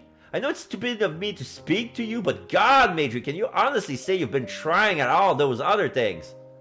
Look at you at your econ. I'm not the one who's been making you study on your own. That was all you. You can do things if you really want, but you just can't give up on it just once they stop going your way. All the built-up tension in my body is released as I give up a deep, long sigh. I'm not saying that it's gonna be easy. It'll probably be hard. That's how life is. I'm just saying that nothing is impossible if you keep at it. You can't say that football is all you have when you don't try for other things. You have people that believe you can do it too. Like your parents, and Darren, and well, me. Kurt speaks after an intimate pause between us. There you go. So that was the nice thing to say. Okay, so he needed to be set straight. We could have just leave his ass right there, and that would be the end of the relationship. You're right. All this time, I've been ignoring the obvious. And I've been too caught up in myself to take a moment to think about everyone else. Sorry, Nicole. Really, I'm so sorry. I know, Major, it's okay. But I have to go now. I take a few steps back to show him I'm serious. Nicole, wait! No! I turn around, clasp my hands behind my back, and I tip my head coyly over my shoulder so I can get a good look at him. I've decided I'm going to motivate you to try other things no matter what I have to do, and if I want to do that, I'm going to need as much time as I can get. So yeah, I'll talk to you later, Major. Look forward to it. Hold on, I'm still talking to you. I make a point of appearing impatient as I give Kurt the chance to say whatever it is he needs to say. Did you really mean it when you said you liked me? Oh, I did say that, huh? I giggled and shrugged my shoulders. You'll have to find out next time. I'm not telling you my answer like this. Kurt only shakes his head, but I can see the corner of his lips quirks into a smile. Oh, you are seriously a scary girl, Grave. This time, I'm the one winking as I make my leave. Oh, you have no idea. And maybe I don't have that much of an idea either, but I think this will work. I ponder it more as I head back to my dorm. Yes, it'll have to work. I wasn't lying when I said I would motivate him. I'm going to do whatever it takes to motivate Kurt Major. What's that? Okay, we unlocked the normal ending, but she's wearing the cheerleader outfit. Oh my fucking god. Did we join the cheerleader team just for Kurt? There are sounds of another team practicing at a nearby practice field. Huh. I wonder who it could be. I know it's not the football team, and the volleyball team usually practices in the gym. Does it matter though? Honestly, I'm doing anything to distract myself from how nervous I'm feeling. I haven't done this before, and there's a very good chance it's going to look incredibly dumb. I guess that's the risk I'm willing to take for Kurt. I promptly had to beg the football coach to lend me the field for like 10 minutes And don't get me started on what I had to promise the cheerleading coach. Needless to say, I'm going to be very personally acquainted with every nook and cranny of the female locker room come spring semester. But it should be worth it if I pull this off. I'm all around on the football field, right in front of the bleachers as I wait for Kurt to arrive. He must be wondering what the heck I'm up to. I only texted him at the time and told him to meet me at the football field. Time passes and I grow even more nervous. What if Kurt doesn't even decide to show up? It's been a while since we last met up like this. What if he's just annoyed with me now? However, I don't have to entertain that thought any longer once I see Kurt enter the field balanced on his crutch. I wave at him, drawing his attention, and I'm pretty sure he sees me, judging from his dropped jaw. What the heck are you wearing? Okay, not degrading any girls wants to hear, but understandable. It must be strange to see me dressed in a cheerleading uniform. I have on white tennis shoes, the navy one-piece dress, and the whole shebang. It's a cheerleading uniform, duh! Pretty cool, right? I borrowed it from the team. It's more hot than cool in my opinion, but what are you up to? You'll see, but for now, get on the bleachers. It won't start until then. What's not going to start? Just get your butt on the bleachers, Madre! I point over at them, making it clear to save the rest of his question until after I have planned, furrowing his brow. Kurt assents reluctantly and hobbles his way onto the first row of the seats. He places a crotch on the seats next to him and uses the other to rest his arm. Okay, my butt is on the bleachers. Okay, so... Wait, no. Kurt interrupts me before I can start. I was just working up my nerve too. What? You're ruining it! Sorry, but I told myself I'd say this to you first thing, and if I don't say it now, I might lose my nerve. Kurt takes a deep, exaggerated breath, just like the time he asked me out to dinner. Okay. So I know I say this before, but you are right. I thought about it after that day, and I never tried too hard, just hard enough to feel justified in quitting, then nothing afterward. I guess it was easier to face. I'm Kurt freaking Matry. There's no way that I wasn't awesome. Quitting on stuff that was hard and focusing on stuff that was easy for me, like football, was just another way to boost my ego. I can't keep going on like that. I get it now. I'm only worth as much as I put in. Nothing more, nothing less. Hey, Grave, I think I'm gonna end up changing my major. I looked it up. I think I'm a better fit for a degree in sports medicine. It might be harder than getting a business degree, and I won't be guaranteed a job right after school, but I figure to hell with it. I can do it if I want. Some things just take more effort, but some things usually end up being worth it in the end. I can say that for a lot of things. I can say that about you, Nicole. Kurt's grinning as he rises to his feet as best as he can. His voice raises into a shout. I said it before and I say it again. I like you, Nicole Grave. I like you a hell of a lot. I know I messed up and I probably look like crappy boyfriend material, but I'll work my hardest to make you fall for me. Then you'll fall for me again and again and again. Looking at Kurt now on his feet with a fist raised, it's like the old him has returned. He's just like that cocky, overeager guy I met way back when in the boys' locker room, the guy who I'd just rather punch than speak to again if I had the chance. He's totally changed now. I think I am too. I'm blushing from Kurt's heartfelt declaration, and I twiddle with the end of my ponytail bashfully as I tried to come up with a way to respond. Oh, jeez, I should have known you'd do this. It's so like you to jump the gun. I'm super happy for you, Madry. I am, but, before I can finish that thought, there's a high-pitched collection of cheers from the side of the field. The cheerleading team comes running over behind me, and I offer Kurt an apologetic grin. You really should have let me finish before you went on with all that mushy stuff. The girls behind me giggle as they look at Kurt. His face turned a little red as he lowers himself back to his seat. What's the cheerleading team doing here? Hey, I told you I was gonna motivate you, didn't I? Isn't that what a cheerleader does? Chandra comes behind me and hands me a set of pom-poms. Before she returns to her position, she places a hand on my shoulder and squeezes reassuringly. Now they know Kurt has feelings for me. It's made it 10 times way more embarrassing. So get ready, Majoray. Sit tight because this one's just for you. I check behind me to make sure the rest of the girls are in position and raise a pom-pom to strike a pose. Hit it! The music blares over the field loudspeaker triggered by another member of the team up in the audio booth. Kurt only looks out in amazement as we start. I'm kind of amazed that I'm doing this too. For starters, I'm not even a member of the cheerleading team.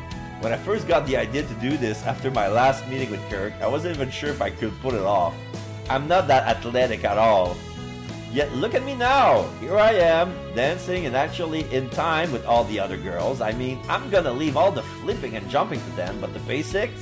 I got that down. Go, go, number 9! Stay in time, looking fine. Stay with us, MAD. Stay with us, RYE. RYWE!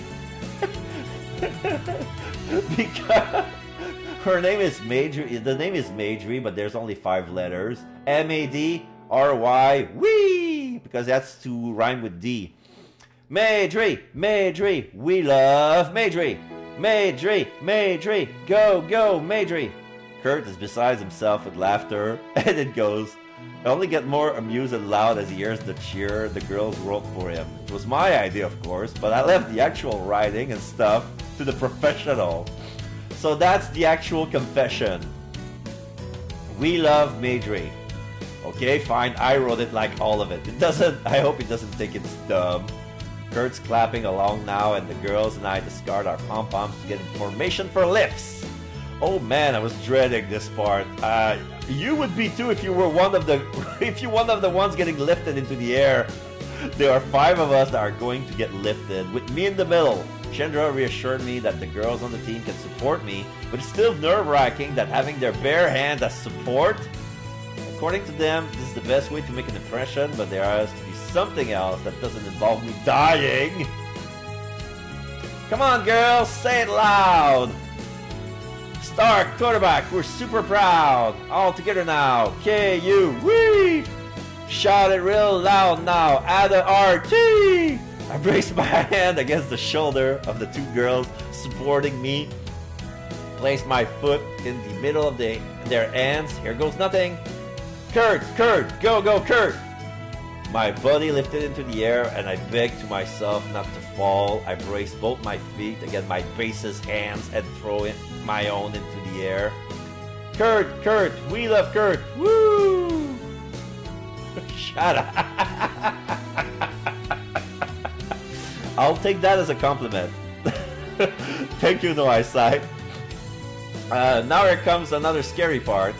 I silently gulp, force a smile, and jump up, leaning back as I fall so the girls underneath me can catch me in their arms. They're pushed back as I land, but still manage to steady me on my feet. I'm breathing hard as we all give a finalizing pose. The music fades away and everyone starts cheering and laughing and clapping. Chandra and some of the other girls even manage to catch me in a congratulatory hug. From the bleachers, Kurt is up from his seat, clapping hands. He holds a hand to the side of his mouth and hollers a supportive, "Woo!"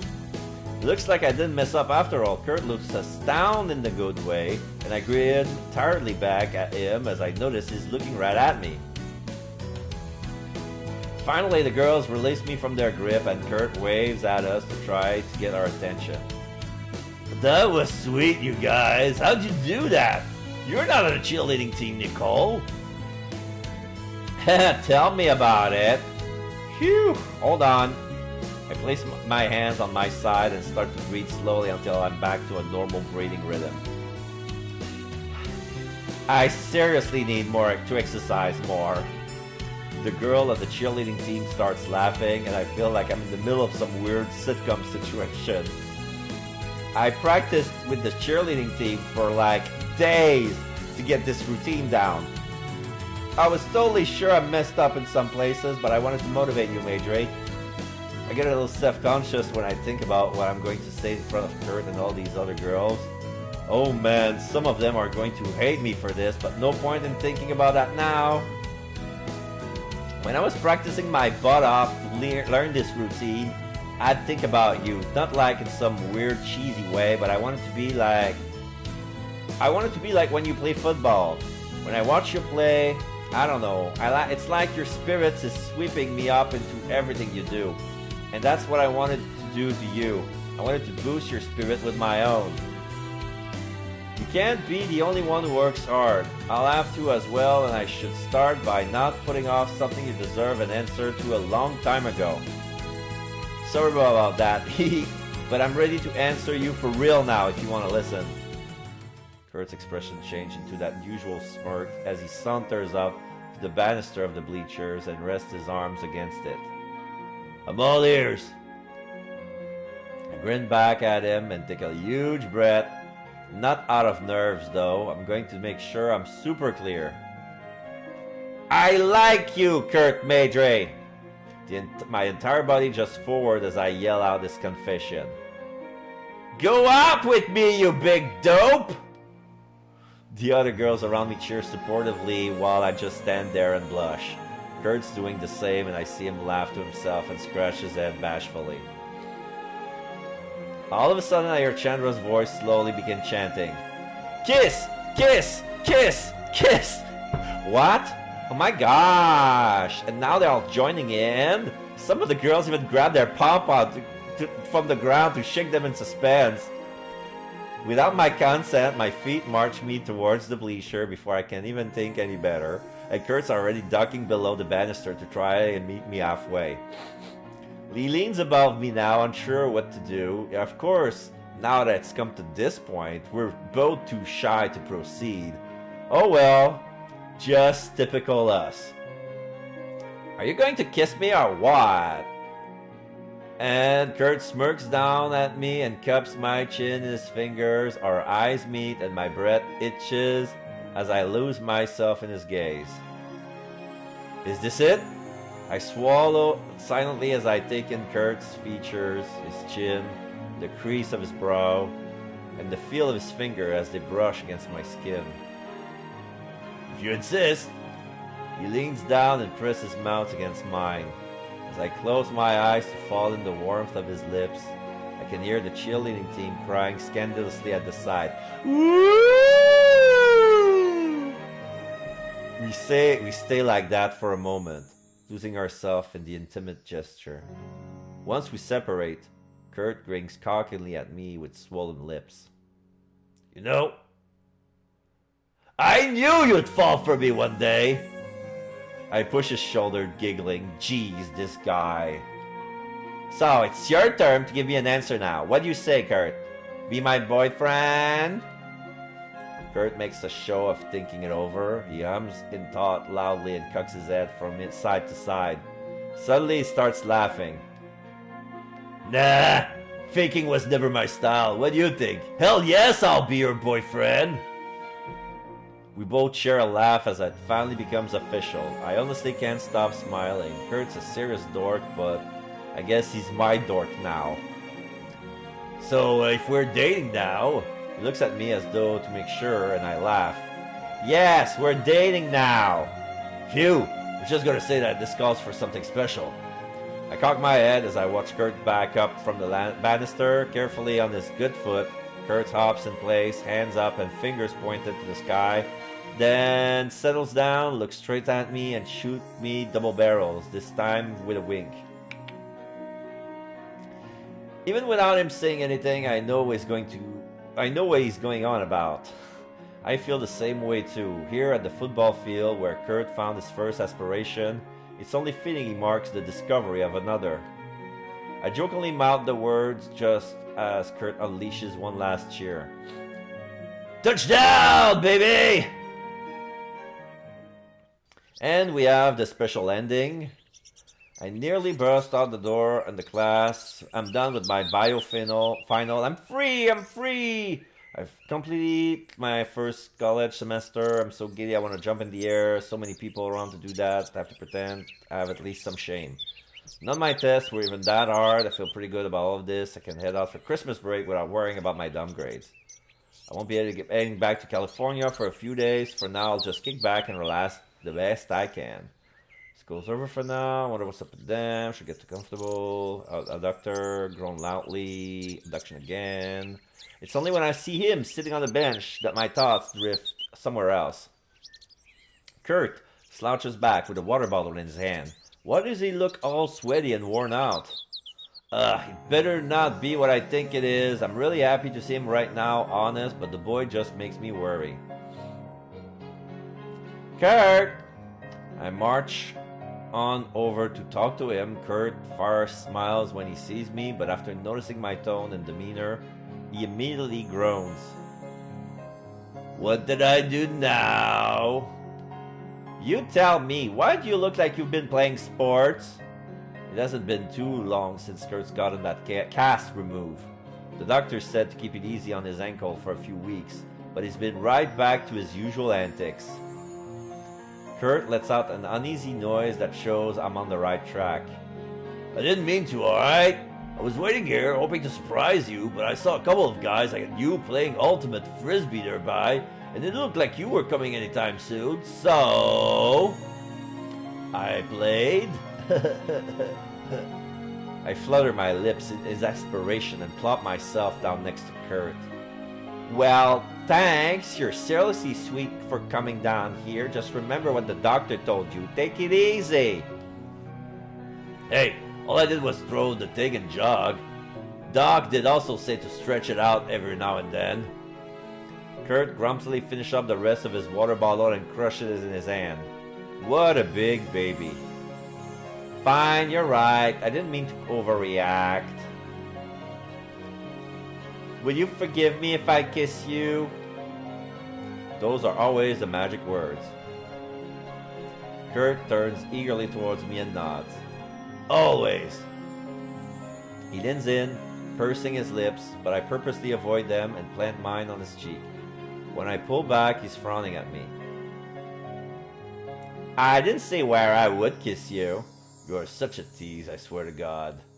Yeah, well, you're the one who decided on dating me. Kurt grumbled under his breath, then hefts his right leg onto my lap. I stare at it anxiously.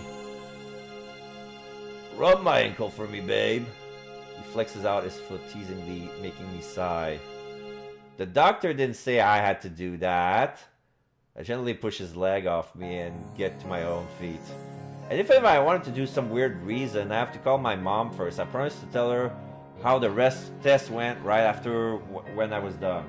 Okay, so this is where she's gonna get the weird text. Wait. There were more dialogue with Kurt.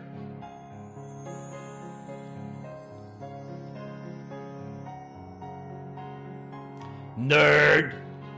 I sigh in exasperation. Yeah, well, you're the one who decided on dating you. Yeah, I know. Kurt grins playfully at me, and as a consolation prize, I lean over and peck him on the lips. It distracts him long enough for me to shove my bag into his arms. Can you watch this for me while I make the call? I promise not to take long. I smile at him pleadingly, and it seems to work since he agrees without too much of a fuss. Count on it. Do your thing, girl. I don't want to bother Kurt with my conversation. Calling my mom. I got voicemail. She got a text. It's from Roller. Coming to get you. December was when Erin was abducted last year. Are they going to do the same schedule? I look down at my phone, rereading desperately. Will it make the first strike of the abandoned battlefield, or shall I? What do they mean, abandoned battlefield? Wait, the abandoned building? Is this a way to call me out? Are they so confident that they can mess with me like this? I swallow the anger rising in my throat. I can just control myself from running off. I don't know what's going through their head right now, but they made the biggest mistake of their life. Oh wait, I forgot. Kurt's still watching for me back there. I kind of regret running it into him now, as sweet as his sentiment was. I can't just leave him here now. I'm gonna have to, though. I can't get Kurt wrapped up in all this, especially since his ankle just healed. I do my best to act naturally as I head back to Kurt. He's already off the bench, bending his legs back at the knees like he's getting ready for a run. Oh, hey, you're back. Before you say anything, I'm only stretching. Just so tired of sitting all the time. I'm trying to be as physical as I can. Kurt leans forward and waggles his eyebrows suggestively at me. Care to give me a hand with that? I scoff and roll my eyes. Jeez, you're terrible. And, tried to stall by picking up my bag Kurt left on the bench. I don't know if this even doesn't work, but here goes nothing. Something came up, and I know this is super short notice, but I need to get going. Kurt's jaws drop in disappointment. What? But we just met up. I was looking forward to having you all to myself now that you're finally done studying. I know, but this really can't wait. I really have to go. What is it for? Something for your mom? I'll tell you later, I promise, okay? Kurt scowls a little at my half-baked reply, and I do my best to keep from sweating. Please don't demand for specifics. Fine, if it's important, you should go. I get it. Just make it up to me later. I hold back a huge exhale and give him a grateful smile. I feel terrible hiding stuff from Kurt like this. It can't be helped. After kissing him goodbye, I hurried through campus and into town, back to the abandoned building. I didn't think about bringing a weapon, but that might raise some weird question if anyone saw me. So the rest is abandoned building, cry, trapped inside the room, blah blah blah. MP3 player. No signal.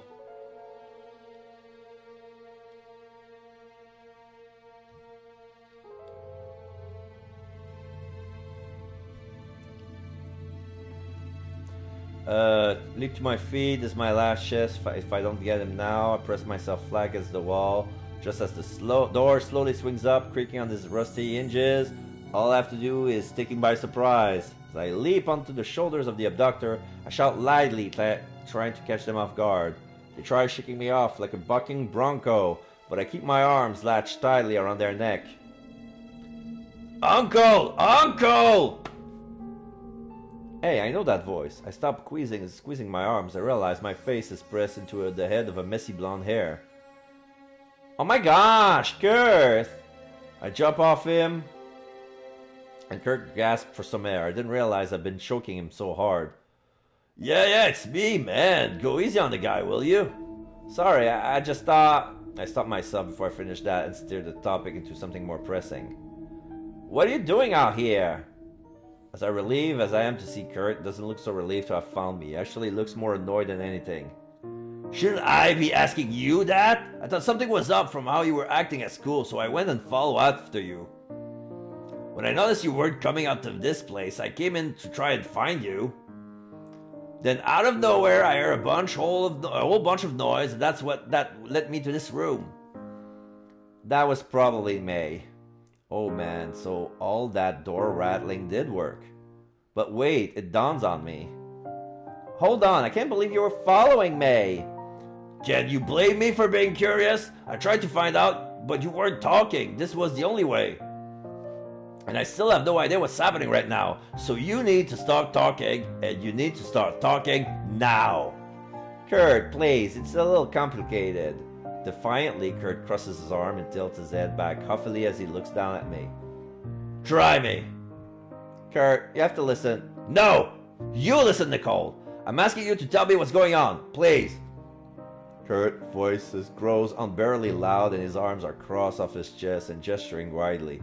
I think I understand why he's so worked up. It's because he knows something's wrong. Besides, now that it's reached these points, is there really any point in hiding it any longer? I start with a heavy breath.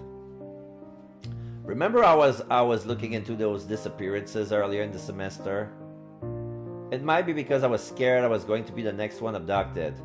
It's a long story, but one day I started getting these weird messages on my blog. They told me I was gonna be the next girl taken and that I should watch myself and stuff like that. So I started investigating on my own to fight back against the abductor. I've nearly cracked their case, and I thought I was gonna put the final nail in the coffin today, but I guess the only coffin I'll nail was mine. Earlier I got another message from the abductor. They told me that if I didn't want to be taken, I have to get to them first. I showed Kurt the latest message I got that afternoon. Here, this is it. I've gotten 4 more before this, but I erased them. The hell? Kurt pulls back from my phone with a look of incredulity on his face. And you've been getting these for how long now? Ever since the semester started. Well, ain't that great? Kurt throws his hands into the air and walks away from me, sounding completely outraged. Seeing the chairs next to the table, he grabs the back of one and tries to lift, only to find it bolted down to the ground. Still, he tries anyway, grunting angrily. Kurt, are you okay? No, I'm not okay. I'm angry. I'm trying to pull this damn chair up so I can smash it, but Finally, he gives up and resorts to smacking the leg of it with his left foot repeatedly. Jeez. His right foot just recovered. He's banging on this left one. What the heck? What is your problem right now? What is my problem? Kurt turns from the chair and jabs on my chest. My problem is you, Nicole. You're telling me that you've been balls deep into this abduction stuff from the longest time, and you never told me. Is that why you were asking about Aaron that one time? Because of this? I hesitantly nod, too scared to lie. I knew it. God damn, I knew it. I should have called you out from that very moment. Okay, look, I know I didn't tell you, but it was only because... Because what? Because you didn't want me involved? Do you think I'm that stupid that I can't help you? What? No, I never think that. Well, you sure do a hell of a great job making me feel that way. Kurt rubs his temple with both hands as he let out a tired sigh. I don't think you understand what you do, Nicole. You always do this. You keep everything to yourself, and then when I ask what you're taking or what's up, you don't answer me. How do you think that makes me feel, huh? It's almost like you can't trust me with anything because you don't think I'd get it. I know you're way smarter than me, but geez, cut me some slack. I'm not stupid. I can tell if you're upset, or if you're having a crappy day, or if you just want to talk. I'm trying to say that you can talk to me about those things. I'm here for you. So start treating me like it. You don't have to do everything on your own like this. I know that, alright? I sputter out the words immediately, completely thrown back by what Kurt is saying. You're right. All of it, you're right. I haven't told you anything, and I didn't mean to make you feel like you're a big fat idiot. I just didn't want to pull you into danger. I thought I could do this all on my own. I sigh and hold back the building pressure behind my eyes. I don't want Kurt to see me weeping. But I can't. I'm sorry. I'm really sorry, Kurt. I was just really scared. I wasn't sure what to do. So don't hate me or think that I don't trust you, because that's not true. I fall into Kurt's spur of the moment and rest my hands on top of his chest. My finger grabs at the material of his shirt as if telling him not to leave. Kurt looks down at me reluctantly at first, but after a hefty sigh, I feel his hands wrap around me and squeeze me affectionately. I know you don't hate me. Man, I'd probably be the one out of luck if you did. Kurt reaches down to tip my chin up, and he stares right down into my eyes.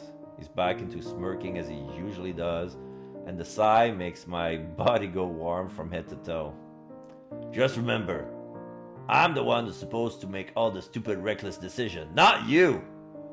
Count on me more next time. Jeez, I laugh at this stupid joke, unable to help myself. He's always like this, even in the worst moments. I will, I promise. Awesome. Come on, let's hoof it. Kurt smacks my butt, then grabs one of my hands to pull me out of the room, giving me no time to protest. We gotta get out of here. I need to find whoever's been doing this to you and kick his ass. What? No, Kurt, we need to call the police. That's what I should have done a long time ago, really. Oh, come on, you wouldn't get it. Kurt looks over his shoulder and stares determinedly at me. Anyone who messes with you messes with me. It's a matter of a guy's pride to protect his girl at all costs, and I'm not letting some jerk think he can threaten you without a major whooping waiting for him. This is so like Kurt. He can be so cocky and aggressive that it makes me want to scream, but I can tell his heart is in the right place. And call me a sucker, but it's a little sweet that he's going this far to defend my honor, air quote. Fine, you can kick his ass. Hell yeah, I'll kick it twice over. I laughed, amused by his show of bravado. I'm cut short, though, by the sound of someone clapping. Kurt and I come out of a wide hall. The cracked windows on the side are still able to stream in light, and standing in the middle of all the rubble and moss is... Jeff? Is that you? There's no mistaking it's Jeff, clapping his hands slowly. He stops the moment he sees we recognize him and wears a smile like he couldn't care less. Well, well, you actually escaped. I'm surprised. I was expecting you to break within the hour. Congratulations, Nicole. And for your reward, how about one last confrontation with yours truly? Jeff brings his hands up to his chest and slowly lowers them as if setting himself on display. Meanwhile, Kurt slowly leans towards me and whispers out the side of his mouth. Oh, you know this joker, Nicole? Call him a friend. At least I think he's one. Right now he's acting really weird. Weirder than usual, I mean. Jeff, there's no time for this. We have to get out of here before... Hold on. It dawns on me. How would Jeff know about this place on his own?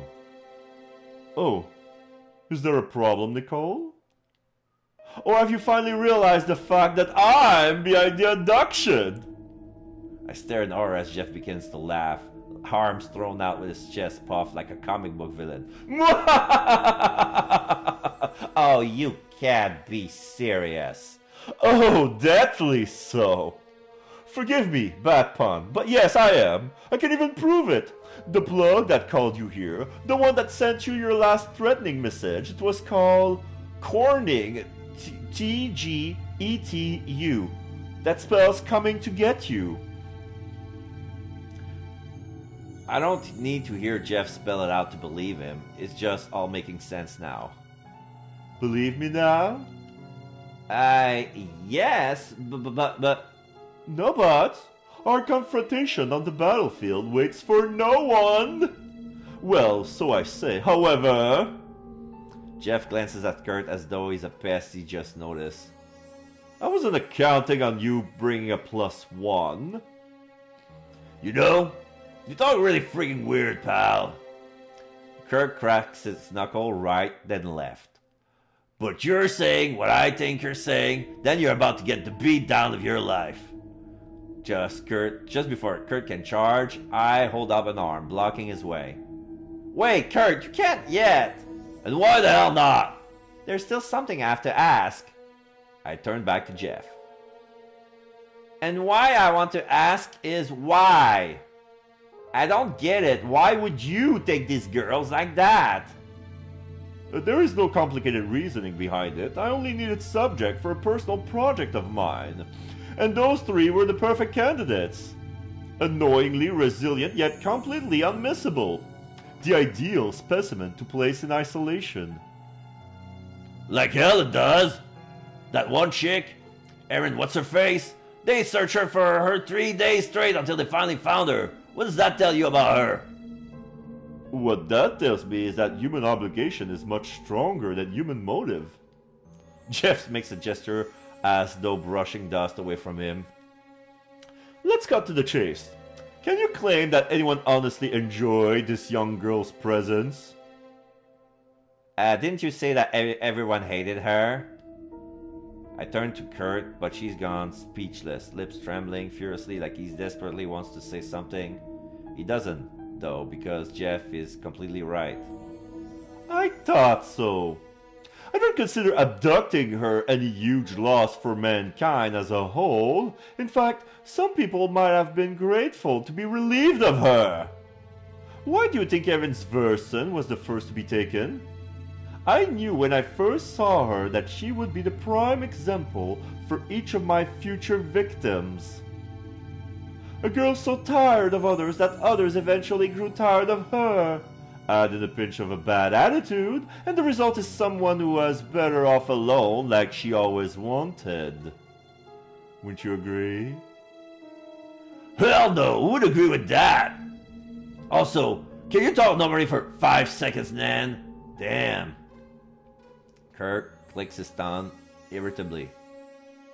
I'm not about to defend Erin. What you said was right. Man, was she a bitch. But she could run. She could seriously run. And you know why? Because she put in the work. Nobody gets in right on the first try. She was awful at keeping friends, but she put in as much work as she did with track. I bet she could have improved over time. So who are you to say that she deserved to be taken? You never know what people can do when they try. I'm sure if there was someone to bust her ass, she'd be a whole different person by now.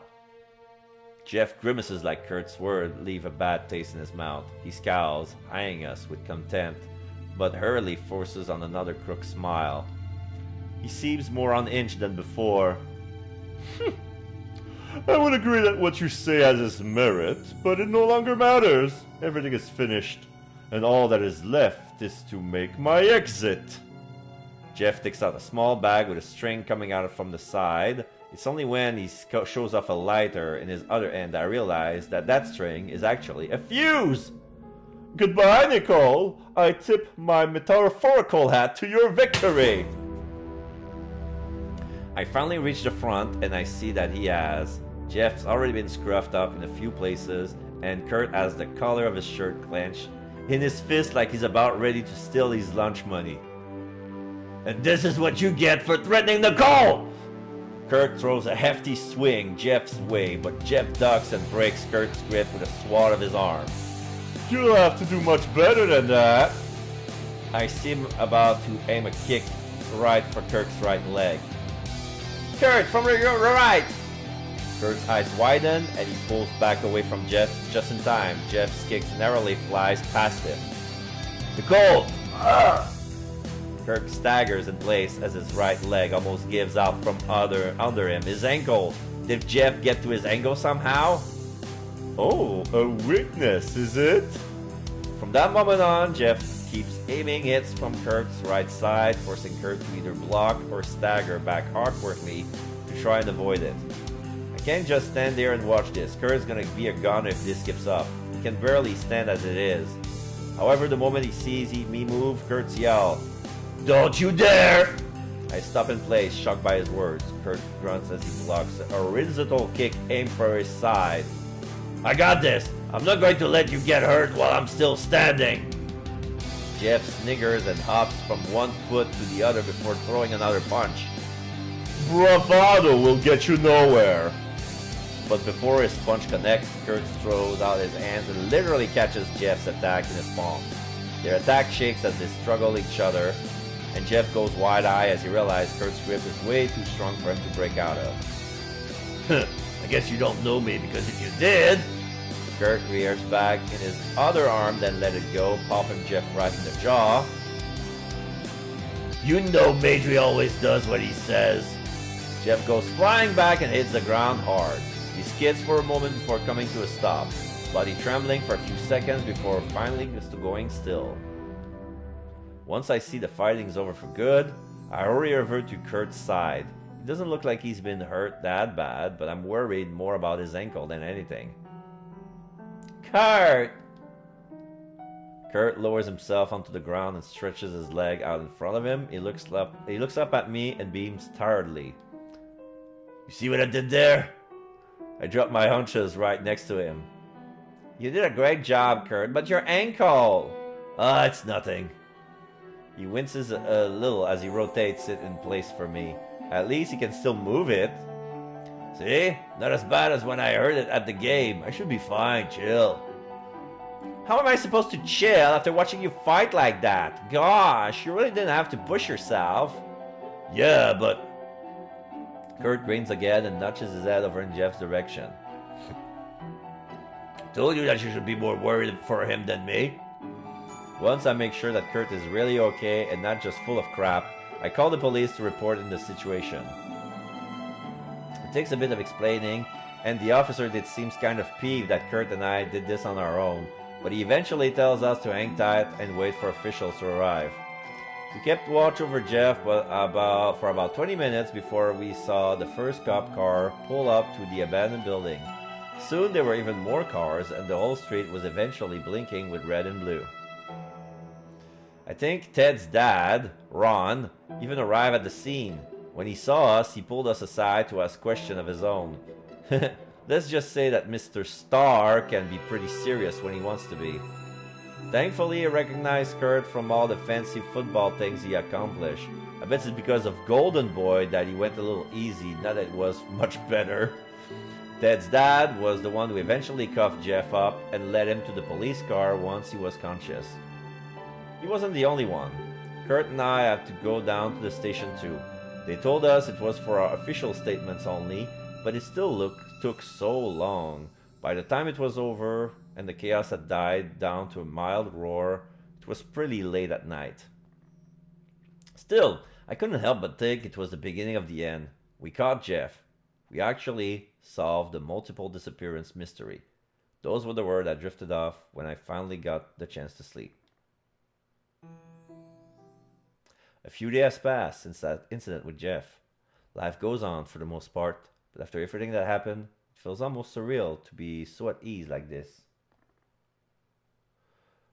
Nicole? Hey, you there?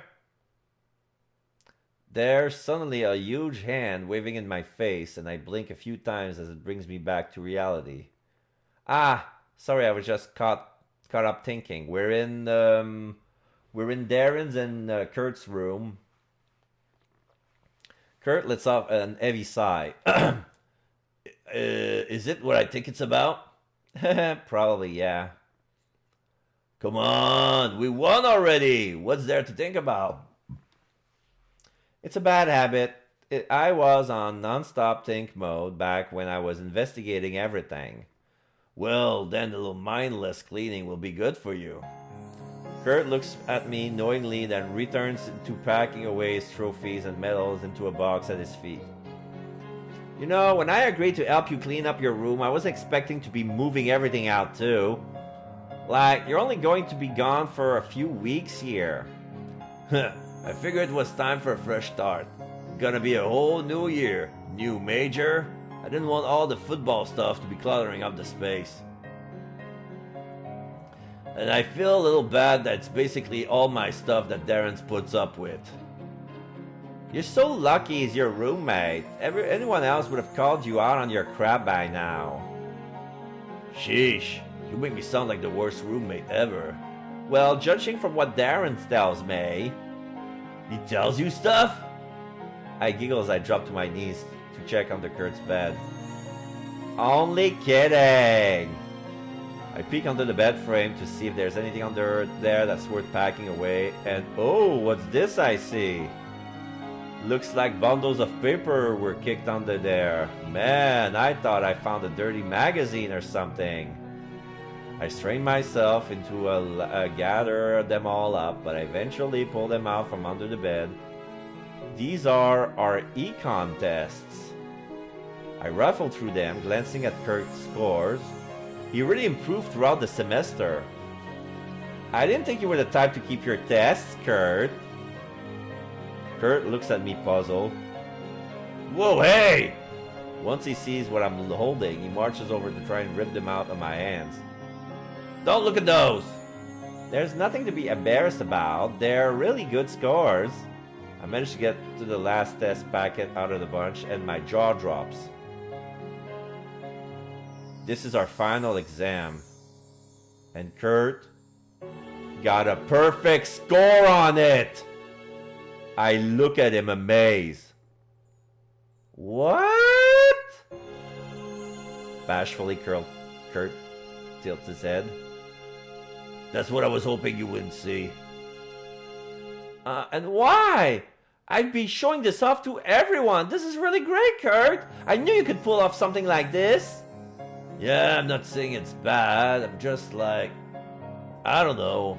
I thought if you saw I could do well in my stuff, that you wouldn't think of studying with me ever. That was pretty stupid, right? No, not at all. I'm actually a little happy to hear he was worried about something that small. It just showed that you're like spending time with me, and what girl doesn't like hearing that? Yeah, you're the one I owed it all to. There's no telling how well I would have done in this class if I hadn't had you here to help me.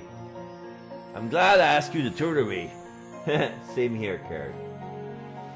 Though now that I think about it, this first time we ever met was... Drop it, or I swear I'll hit you. Gosh, I never want to remember that day ever again. That was just completely embarrassing on so many levels. Naturally, that means Kurt's going to bring it up all the time. Fine, tell me what your score on the final then. Don't you have more stuff to pack? I stay quiet, not about to give in. Suspiciously, Kurt leans up towards me. You scored lower than me, didn't you? Well, of course, you got a perfect score, dummy. I got an 89 on it. Ouch. Well, that's pretty good. His tone is infuriatingly smug, and I do my best to ignore him until I hear him start whispering. Psst, that's not an A, though. Shut up! Oh my god, I hate you! I throw his test booklet at his face, but he swats it out of my hand, and he goes out for my wrist before I have a chance to grab another. Then he pins me down, trying to keep me from wiggling.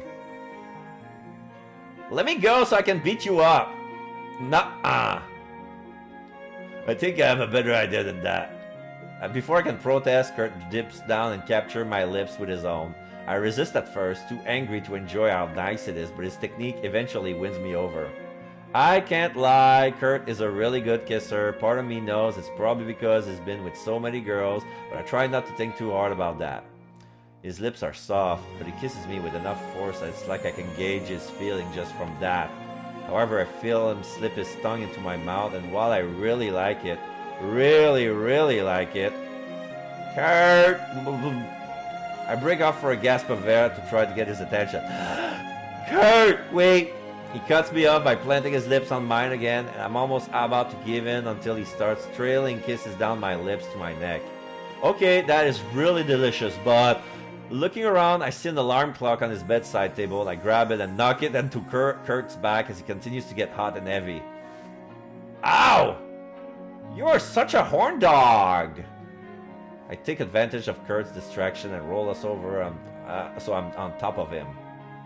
We still have stuff to pack, you know? You're being naughty. Are you going to punish me? Kurt frowns at me, but I feel his hands appreciably work their way up and down my legs. I should by just leaving. I have stuff on my own to get ready to. I lean over and kiss him before he has a chance to think I'm legit mad. Well, I like being with you more. Now get up! We have to finish this.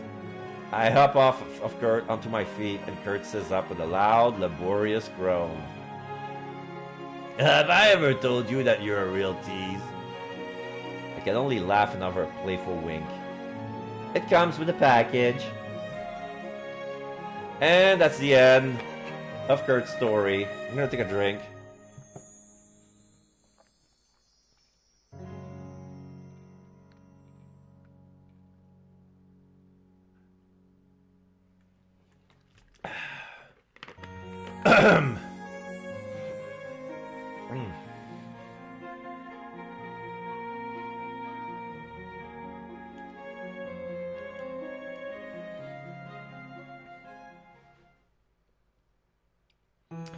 Alright, and now we're back at the title screen. And now we have enough time to do one last run, which is the last of the... This game is pretty good, I like it, and you do the role pretty good, even the cheerleading and the stomping of the foot and everything. Yeah. I'm trying to do a sound effect. If I can make it, I will. Totally I will. Like the clapping, the stomping. And yeah, so now we're gonna date Jeff. We know it's the culprit, but I'm kind of curious, like, what's gonna be the mechanic? If we're our boyfriend, is he gonna try to abduct us? Like, what's gonna be his angle? We'll see. I wonder what kind of relationship we're gonna have with Jeff.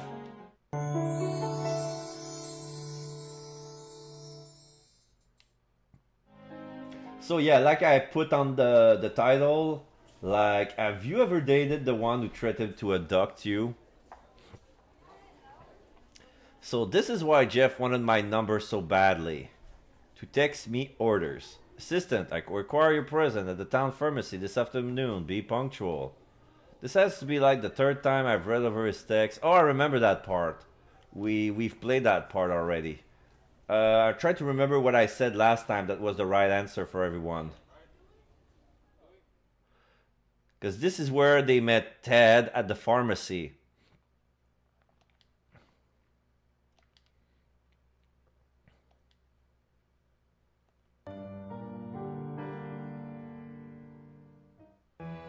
Okay. And now we're gonna go back a couple to see... Cowboy? Now that you mention him, he does seem like your typical Boy Scout. I seem to recall him mentioning camping once or twice.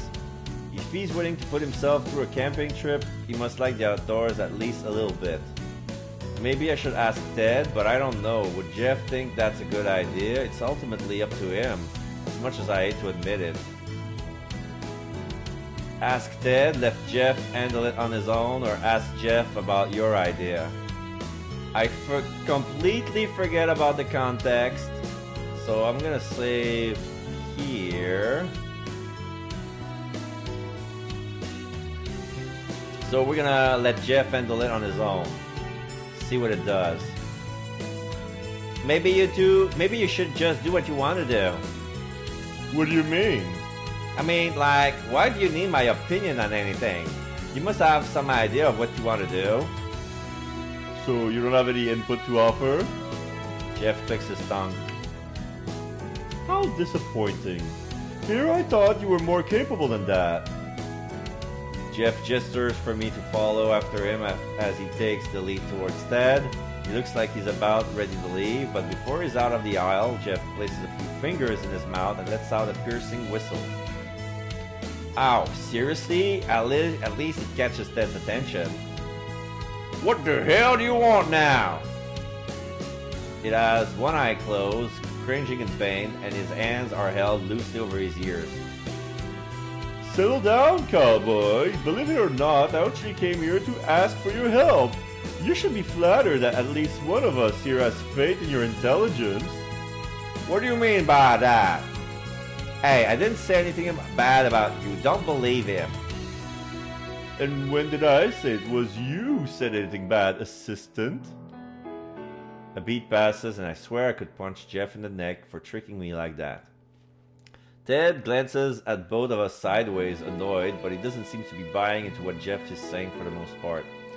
Look, I don't care if any of you are modding me. If you need help, spit it out. You asked, so follow through. I figured you would say something like that. Jeff pats me on the back and pushes me towards a few steps. I'll leave the rest to my assistant. He gives me a stare as if to make it up for me. I was just letting him do what he wanted, just because I'm his assistant doesn't make me a slave. Have you ever heard of a midnight trom flower of Opuntia?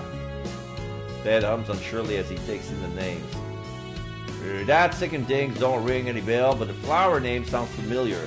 A midnight trom flower. I ain't positive, but can you find those in the school arboretum?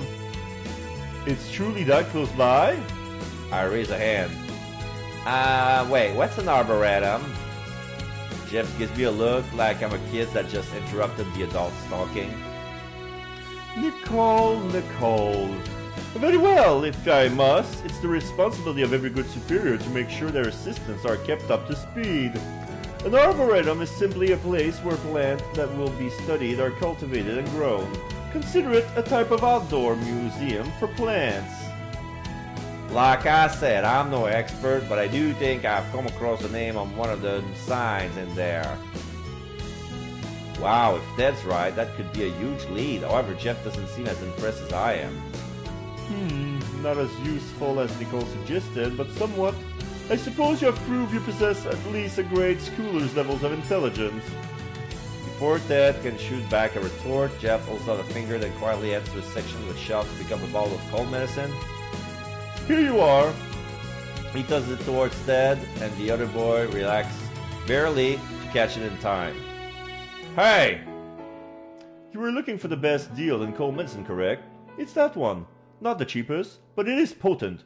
The one you hold now is cheaper, but it would take longer for your father to get better.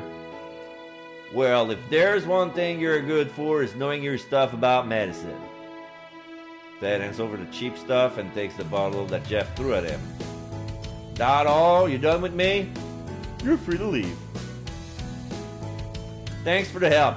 Thanks for the help, Ted. Yeah, don't mention it. Good luck with whatever it is. Ted gives a final wave before he takes off the register. Once he's finally gone, Jeff turns to me with a satisfied smile on his face. That's that then. We head to the school laboratory immediately. But Ted didn't sound too sure if the flower was there or not. What if it isn't? Ah, Nicole, my dumbfounded if darling assistant. It will definitely work out in the end. Do not fear. I'm super skeptical, but it won't do to have Jeff be the optimistic one around here. Yeah, you're right. We wouldn't psych ourselves out yet. But how much longer do you have for your brag? Jeff takes a look down at his watch. Oh, I was supposed to be back about 2 minutes ago. Oh, that's not good. I suppose that's my cue to take my leave. I will formulate the time and the date for the expedition and inform you accordingly. For now, this is goodbye. Just like that, Jeff heads back to the back counter again, leaving me all alone in the cold medicine aisle. So he wants to make a potion that can make people like you. Sounds amazing, but can adding all these ingredients together in some magic pot really work? Whether it works or not, all I need to do is help out Jeff. I bet Mr. Garver to like me, he gets to do his alchemy thing and everyone wins. At least if I can believe him. Alright, so we're gonna go back, we're gonna reload. Because that was... No, that's not a save. We want to load.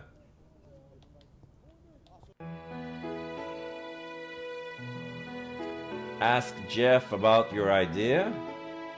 I think I have an idea, but I'm not sure about it. An idea is still an idea. What is it?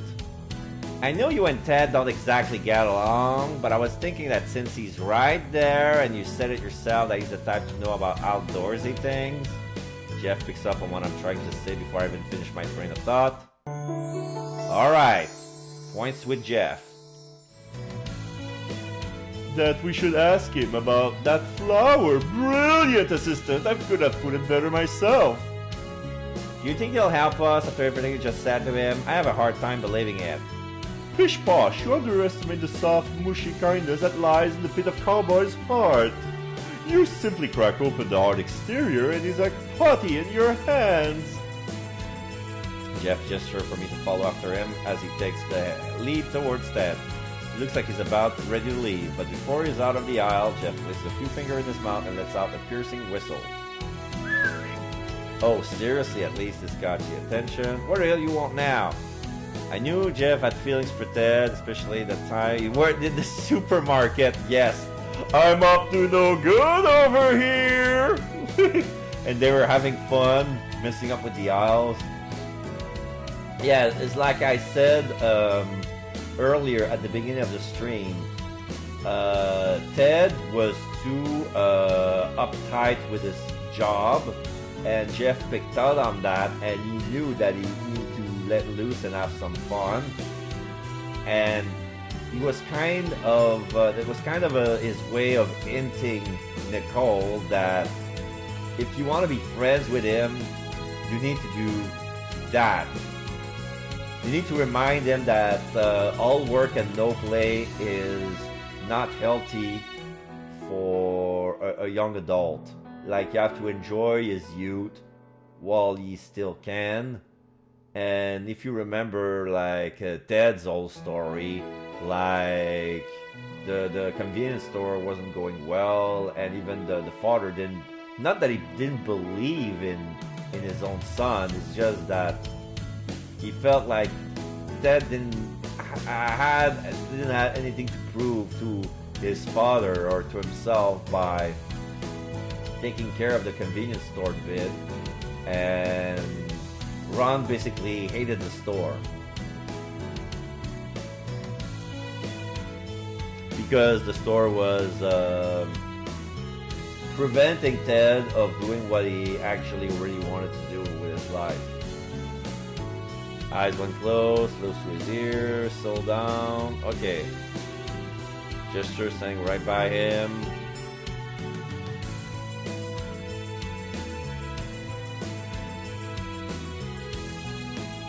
If Nicole thinks I can help you out, well, it would be very polite of me to turn it down. Just seeing your lucky she sing is all. Okay, so I gained some point with Ted as well. So the Nicole's idea was the best for both of them. Ted gives a small smile in my direction. Oh, I'll take it. I was just going with my gut. Have you ever heard of any man like Trome? Okay, this I can skip. This is Ted, her asking Ted about Aaron. I take a moment to stretch my arms toward the sky. The sun feels so nice today. Lately, it's just been cloudy day after cloudy day. I was starting to think that the sun had gone on a permanent vacation. After Jet and Ted brought it up, I looked up this arboretum place, and it turns out to be built into the park in town. Pretty nifty. That's why I'm waiting here for Jeff to arrive. He told me today was the day we were going to find that midnight Trome flower. I took the initiative of looking that up too.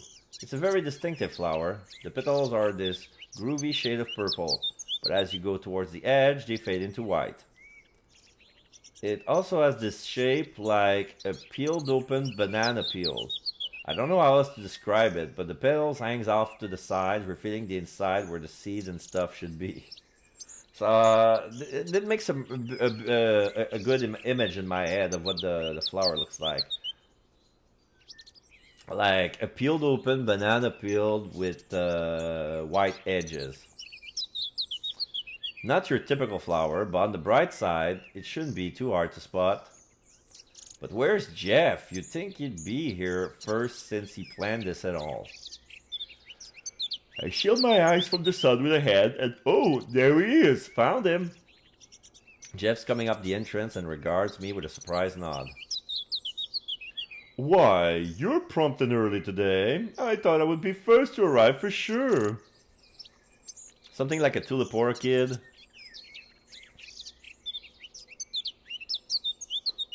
As they say, the early bird gets the worm. Yes, but since the midnight Trome flower is our proverbial worm, let's not waste any more time. We leave immediately. I watched Jeff march ahead, moving with purpose. Wow, slow down. You act like we got stiff competition on our hands. I doubt it, but you don't understand, assistant. The second that passed by while that flower is not in my grasp is a second of everyone's lives wasted. I'm not going to act like I'm not used to Jeff's self-entitlement by now. Better get moving before His Highness gets antsy. We head through the head of the park. There's no big sign that says welcome to the Arboretum, but it's obvious when we reach it. It's like we're in a whole different place. There are way more trees here.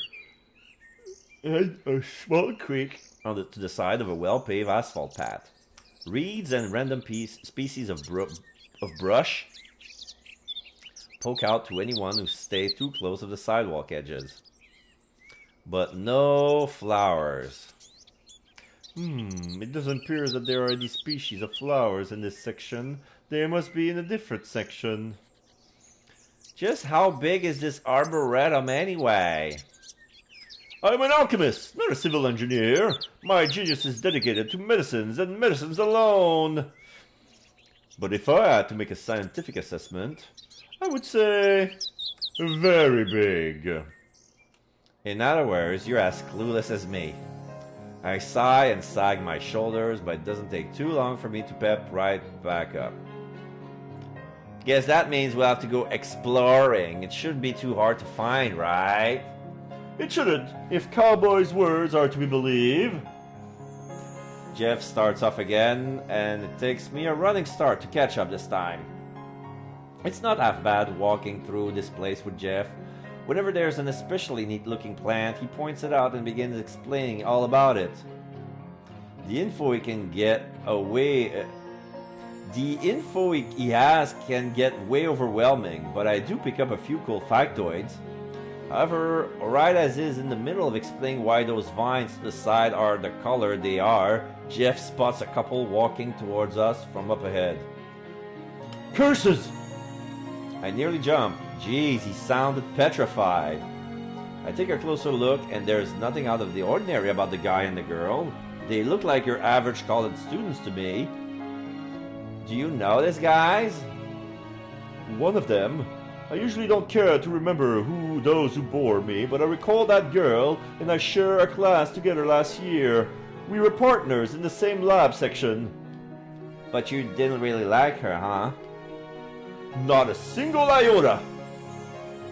Well, don't panic. Just do what you do best and pretend you like her. Though that's really mean. I'm sure she's a nice girl. I take a second look at her. Dang, they're getting closer. She looks nice. What she looks like doesn't matter. Just follow after me and maintain the ruse. Jeff takes a second to clear his throat and starts forward with a beaming smile. It's similar to the one he wore when he first approached me that one day.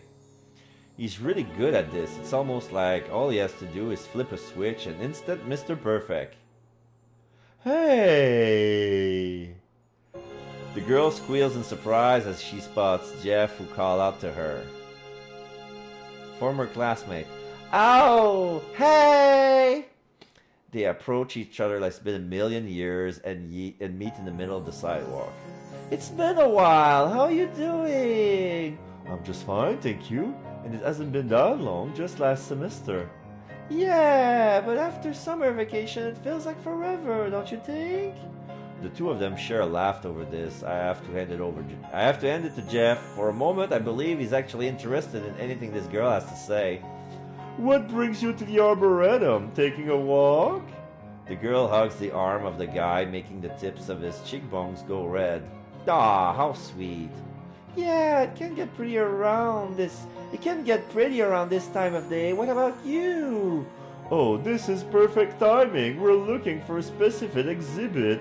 Do you know if there are any midnight chrome flowers growing in the Arboretum? Oh, yes! I'm not sure where exactly, but there's a flower garden somewhere near the back of the Arboretum. There should be some there. Oh, really? Great! Guess that's our cue to go. Jeff points forward in a joking manner. Thanks for the help. Have fun on your walk. I hope you find the exhibit you're looking for. Jeff and the girl gives off the parting ways before we both make off in different directions. Once we're definitely out of earshot, Jeff grows tiredly. Ugh, could that have been any more of a waste of a time? At least I managed to procure some information out of her. She was useful for that. That's a little mean, isn't it? She didn't seem bad. Bad she's not, but interesting?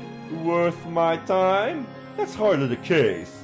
I only care about making this potion, nothing more. Jeff slyly grins at me. Honestly, you should leave the thinking to me and do your job, assistant. You allow your mind to be clouded by the most inane of things. I feel something inside my head snap as I take in what he's just said. Taking a deep breath and counting to 10 is not going to work. How dare he act so condescending towards me when all I'm doing is being reasonable? Okay, you know what, Jeff? My mind isn't clouded by inane things. Unlike you, I just happen to give a hoot about other people. So just say whatever you want. I'm not stupid because I want to be nice. I'm way smart enough that I can find your stupid flower on my own. Stick my tongue out, Jeff, before darting down the road ahead of it. And at least I don't have to pretend to be someone I'm not in order for people to like me. I make sure to scream that last bit before he's out of earshot. Stupid Jeff. He's lucky I'm not the type of girl to back out of a commitment or be running out of his arboretum rather than farther in.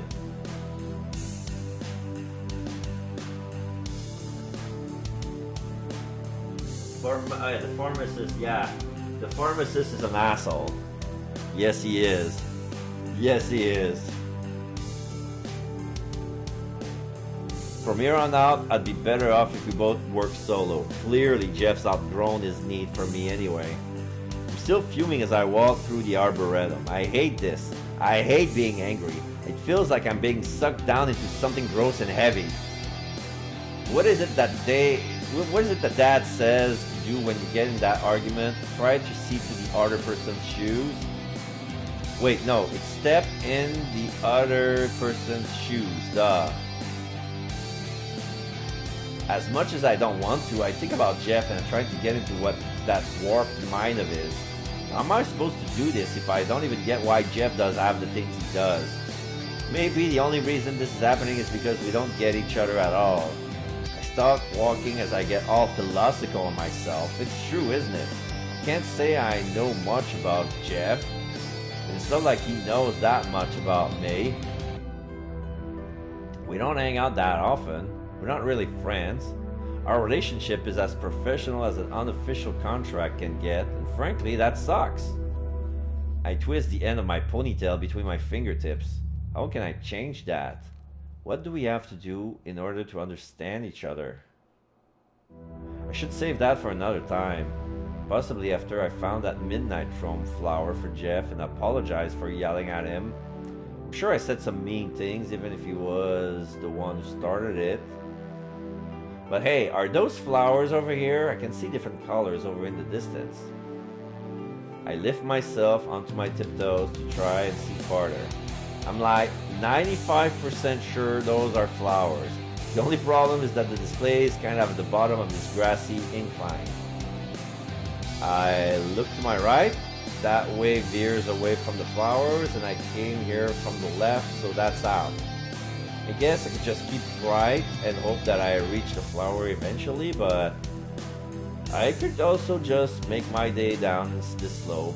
There's no fence or anything, but I bet that's because they don't think anyone will be dumb enough to actually try and slide down it. It's not very steep, but this has to be dangerous. Maybe even illegal. But if I take this way, then there's a good chance that I'll get to the flower before Jeff does. That alone is enough motivation to spur me along. I angle a foot flat on the slope and test to see if it's level enough for me to carefully step my way down. Yeah, I don't feel like I'm about to fall. This will be a cinch. My other foot does the same, and as soon I'm taking step after step, making my way down this slope. This is relatively short. I wouldn't be doing this if it was like a mountain. However, I don't know how that happens, but my foot slips from out under me. I can barely gasp in pain before I fall hard on my butt and start tumbling down the hill.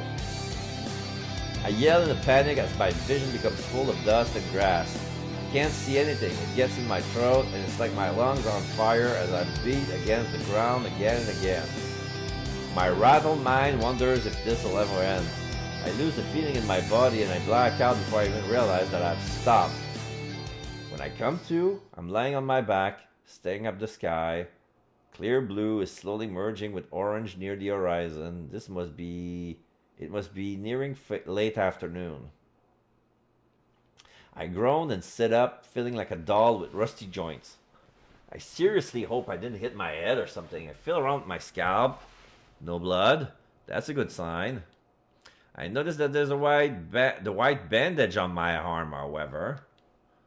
Finally, you're up! My head jerks to the right, and Jeff's sitting cross-legged next to me. In his hands is holding a pot filled with soil and a very familiar flower. You found the midnight chrome flower.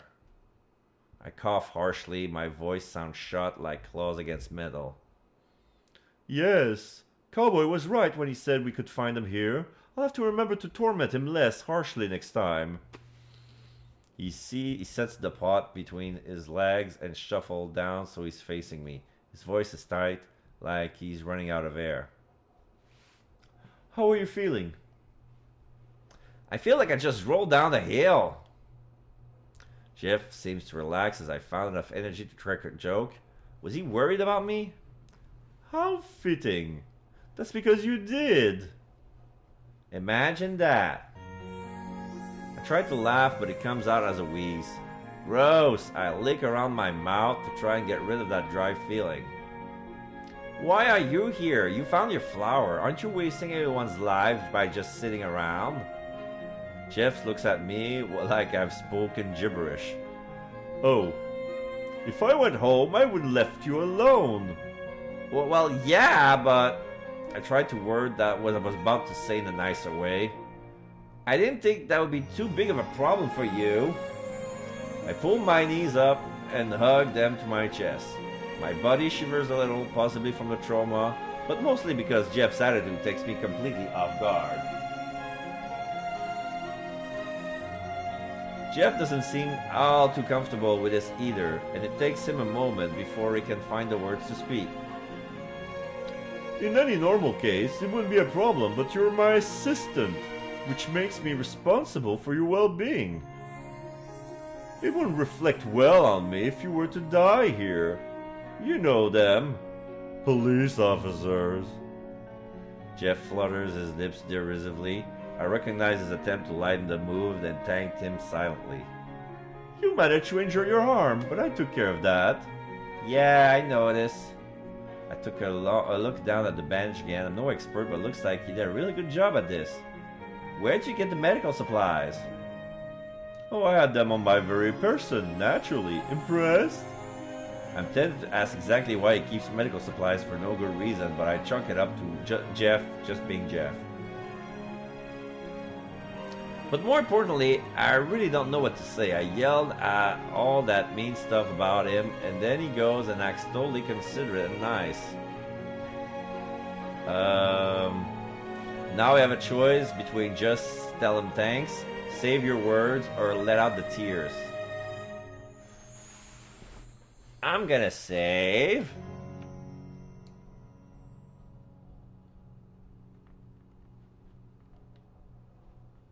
I'm gonna take a sip.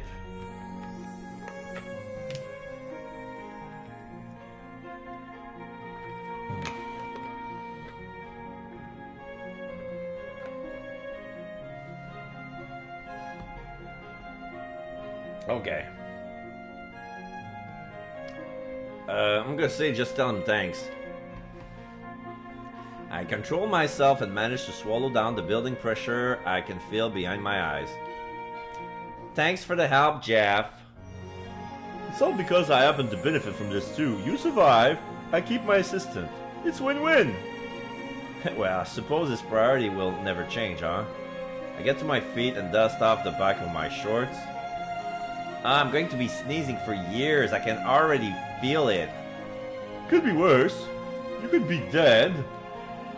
The oddly cheerful way Jeff points this out is kind of disturbing. But what else is new? Jeff bends over to pick up the potted flower, and I get closer for a better look. So, this is a midnight trump flower. It's a lot prettier up close than it was online. It smells good too. Not traditionally floral, but kind of sweet in a weird way. I concur. Luckily, the Arboretum had some of these on sale. We didn't have to go through the trouble of stealing one. I laughed nervously. Oh, right. I never thought about how we would get the flower if they weren't on sale, huh? It's against the law to take flowers from public places, right? Very much so, assistant. But we have averted that situation for the time being. We can leave the law-breaking and roll-crushing for another time. With the pot cradled under an arm, Jeff starts a few steps ahead. He soon stops mid-step and mutters under his breath like something's wrong. Jeff turns back to me. Do you feel well enough to move? We can wait a few minutes if you require. The fact that he's showing concern is enough to make me ignore the dull pain I can feel all over. I beam and grab my hands behind my back. I think I'll be A-okay. Alicia Enrich sounds like a girl I could relate it to. Okay, so now I'm gonna load, because that wasn't the correct answer. Save your words. Control myself and manage to swallow down the building pressure I can feel behind my eyes. I guess I could say thanks, even if I'm still kind of upset at Jeff for earlier. Thanks, Jeff. I suppose it wasn't a problem. He obviously noticed my tone but doesn't say anything. That's kind of weird. You'd think he would point it out. A weird, awkward silence ensues, and it only breaks when I get to my feet and dust off my shorts. Well, there's always making a joke to ease the tension. I'm going to be sneezing for years. I can already feel it. Okay, so I don't think that was it either. So I'm gonna... Oh, no, not gonna overwrite. It's load. Let out the tears. I can't stop the pressure building behind my eyes, and there are tears sliding down my face before I can turn away. Are you? Once you realize that, yes, I'm crying my eyes out. Jeff is thrown completely off kilter. What's wrong? Does it hurt more than I predicted? Is my medicine defective? Oh, I knew the recipe had kinks in it. No, that's not it. I stop blubbering for a second to wipe my eyes with my wrist. My body shakes as I start to hiccup, and as much as I try to control myself, it just won't stop. My words come out like vomit. You were just really nice and I wasn't expecting it. Or maybe it's because I just fell down the hill. I don't know. Thank you so much. Even though I was so mean to you before, you still helped me. I'm all bawling by now, unsure what to do. Jeff uncomfortably places his hand on my shoulder. The gesture makes me cry even harder. Okay, so that was the thing to do. We needed to let it all out. Because when we cried, we were like more sincere and like we don't need a filter with Jeff. Please, try to calm down. It was not as though I was very pleasant either. Mind you, I'm never truly pleasant, but I like to think that sometimes I can be reasonable. Jeff slowly drags his hands over to my back, but I can feel him rub up and down my spine. What you said was not without merit. It is true that I can't be friends with someone unless I pretend to be that perfect person, air quote, they imagine me to be. But no loss, I consider it as less distraction from completing my potion. I choke out a laugh at his response, as predictable as it is. He can have such a one-track mind. Still, it does make me feel better that he's not completely mad at me. And that he admitted that he was in the wrong too. A few shuddering breaths is enough to calm me down. Once I'm no longer hiccuping or crying, Jeff removes his hands from my back. All fine now? Yeah, I'm okay. I sniff and wipe on my face one last time. I'm sure my makeup is all ruined now. I'm sorry that I blew up at you, Jeff. Oh, no need for that. I would have left you here alone if I had felt otherwise. Jeff gets to his feet and extends a hand. He patiently wiggles his finger at me. Going up. With his help, I pull myself to feet with a whiz. The scrape on my arm stings a little, but I can feel Jeff. Medicine is really doing his job. Jeff bends over to pick up the potted flower, and I get closer for a better look. Yeah, so this is the Midnight Charm flower. And the rest we already read. Now this is when she asks about Hendrik. I'm innocently doing homework in my room when I hear it. There's a knock on the door. I freeze and slowly put my earbuds out of my ears to take a look around my small room. What was that? It sounded like something banging against the wall. Chandra's not here. It couldn't have been her. Maybe it was from next door room over. Dorm room wall are notoriously thin. But no, once I see my door shaking, I realize someone's knocking, and they really want in. I wonder where the heck it is. Coming! I up off my bed and head over to my door to open it. The moment it is, the person rushed past me, and I reel back moments too late to avoid them from stepping all over me. I hope your proverbial seat is taken because I have news! Fantastic news! I don't even have to look behind me to know who it is. That overly excited tone is enough to give it away. You know, it's considered rude to just barge in before you're invited. And I have no idea when I'm telling you this because you're probably way too hyped to listen. Niceties can slide. This is a momentous occasion. For you see, I, Jeff Ryan, have deduced the location of the second troublesome ingredient. I raise my eyebrows in surprise, a little. It hasn't been that long since we found the midnight trome flower. Thinking about that time makes me grab my right arm and run my fingers over the freshly changed bandages here. I only learned how to change them because Jeff taught me. I should be able to take them off in a few days or so. So you found out where to find that opuntia thing? Jeff nods eagerly. Yes! I don't know how I overlooked it. All I have to do was search online. Like what you do on your phone when you think I'm not paying attention. Oh, I know he can't see me, but a girl can only listen to someone go on and on before she gets bored. Still, I play it off humbly. Whoops. But that's all it took? Seriously? I could have done that. Jeff wags a finger at me as if I'm getting ahead of myself. Learning about opuntia was a simple task. It is a fruit born from a cactus, by the way. Why not just call it cactus fruit then? It would be way too simple, hardly becoming of the past alchemists that came before me. Would that be better than being unnecessarily hard? I want to ask Jeff that, but I get a feeling it's just rain on his parade. Anyway, if opuntia is just cactus fruit, we can buy it somewhere, right? Incorrect!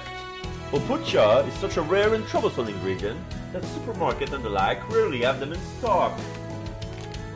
But... Jeff pronounced his "but" with the exaggerated tone of voice someone used before boasting. It so happened that a certain restaurant in town served cactus fruit on their menu. Not at all, mind you, but still, it should be too difficult to pick up the pieces and save them. Okay.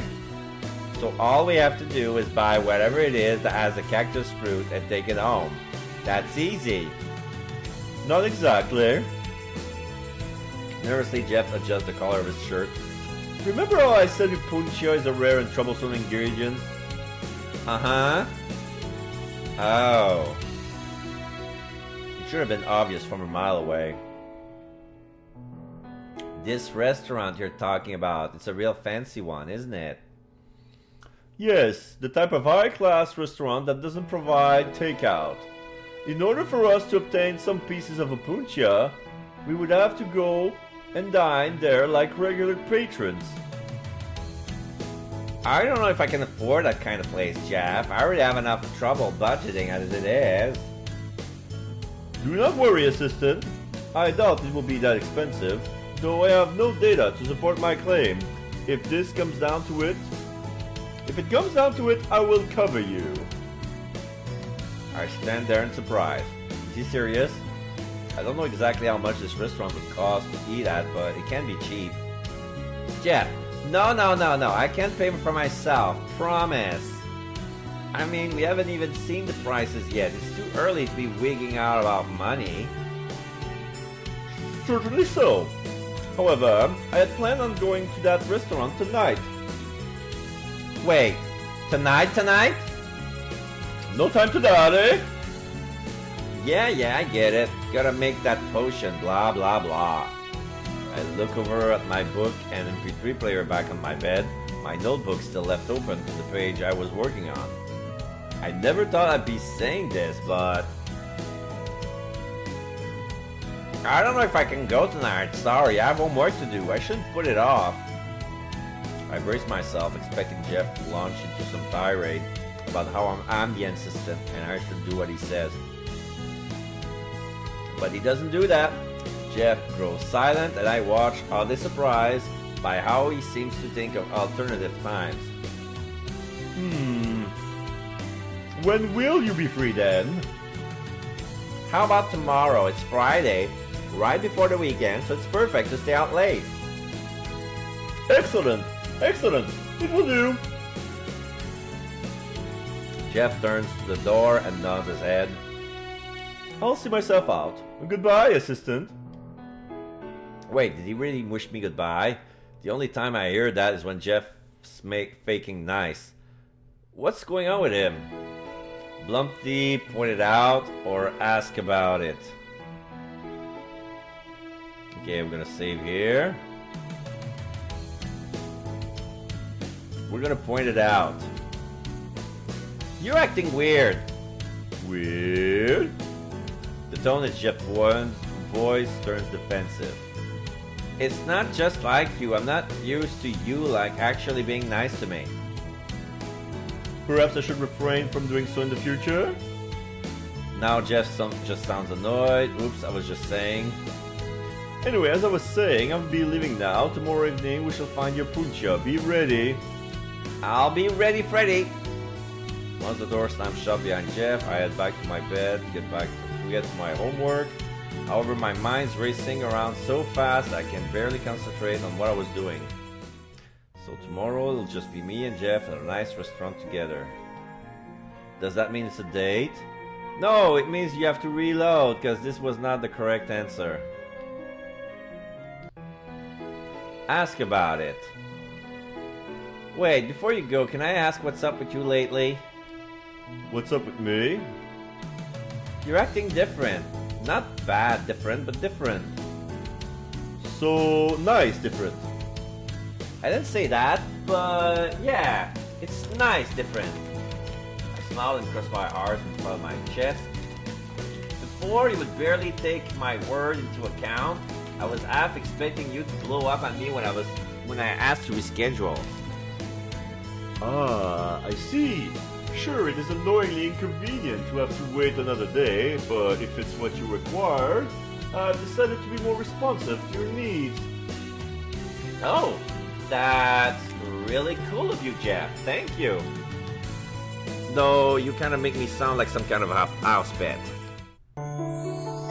There you go. I get some point.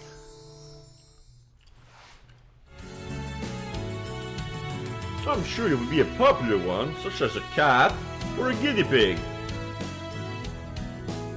Anyway, as I was saying, I'll be leaving now. Tomorrow evening, we shall find your puncha. Be ready.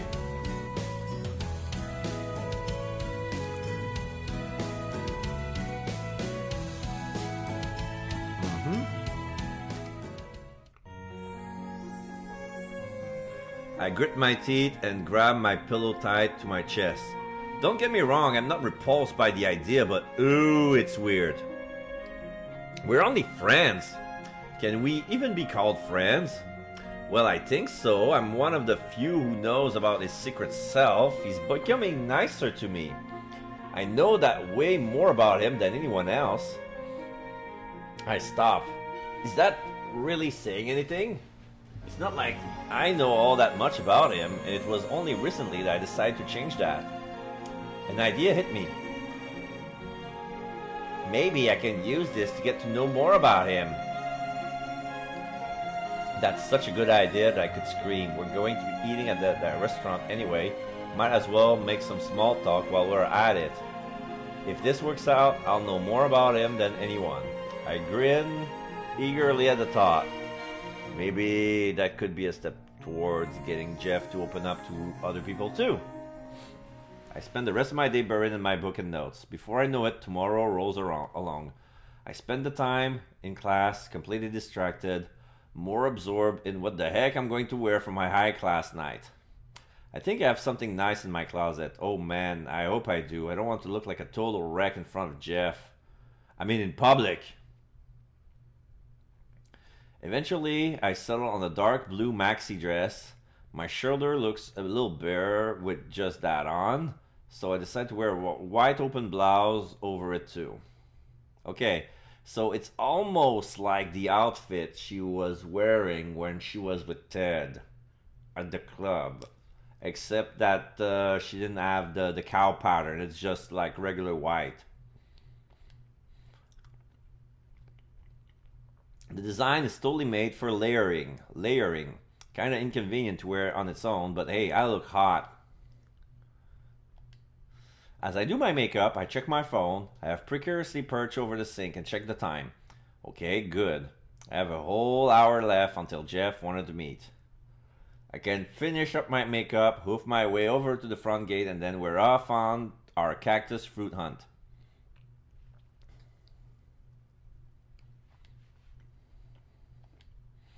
It sounds like an awful lot of work just for that. It won't kill me. Eating at a fancy restaurant sounds like it'll be a fun experience. And if I'm being completely honest, I probably miss this whole arrangement a little once it's all over. It's admittedly been troublesome at times, but I was never bored. Okay, he looks like a nice gentleman. He's wearing all brown. Pale brown shirt, striped with 4 shades of brown necktie, brown vest, darker brown coat, with his brown eyes and brown hair. I get to school gate 15 minutes early, but Jeff is surprisingly already there, probably to make up for being second to the park last time. Wow, hey there, handsome. You know Jeff's style's always been leaned toward the formal side, but dang, he can really rock a suit. He has on this entirely brown ensemble, dressed shirt, slacks, ties, blazer.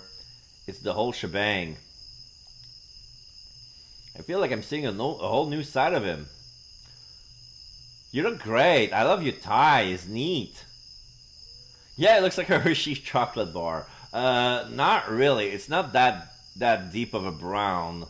It's like caramel. Like it reminds me of $100 bills, but not the American one, the Canadian ones. Because the $100 bills in Canada are caramel brown, and it's kind of what he's having right now. I'm trying to find out who I can compare him to that could be a reference that you may understand. Nader, no.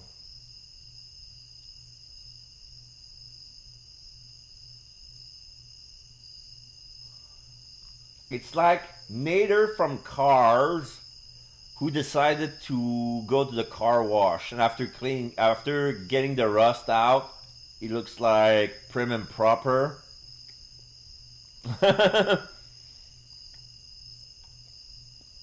Yeah, caramel.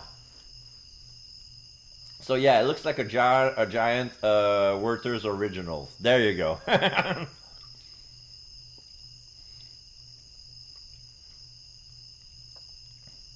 Jeff proudly adjusts the knot of said neat tie. Oh, this? I have several ties. Former weld is the look of a scientist, wouldn't you agree? I guess it's stuffy enough. The look on Jeff's face makes me giggle. I'm kidding, I agree, don't worry.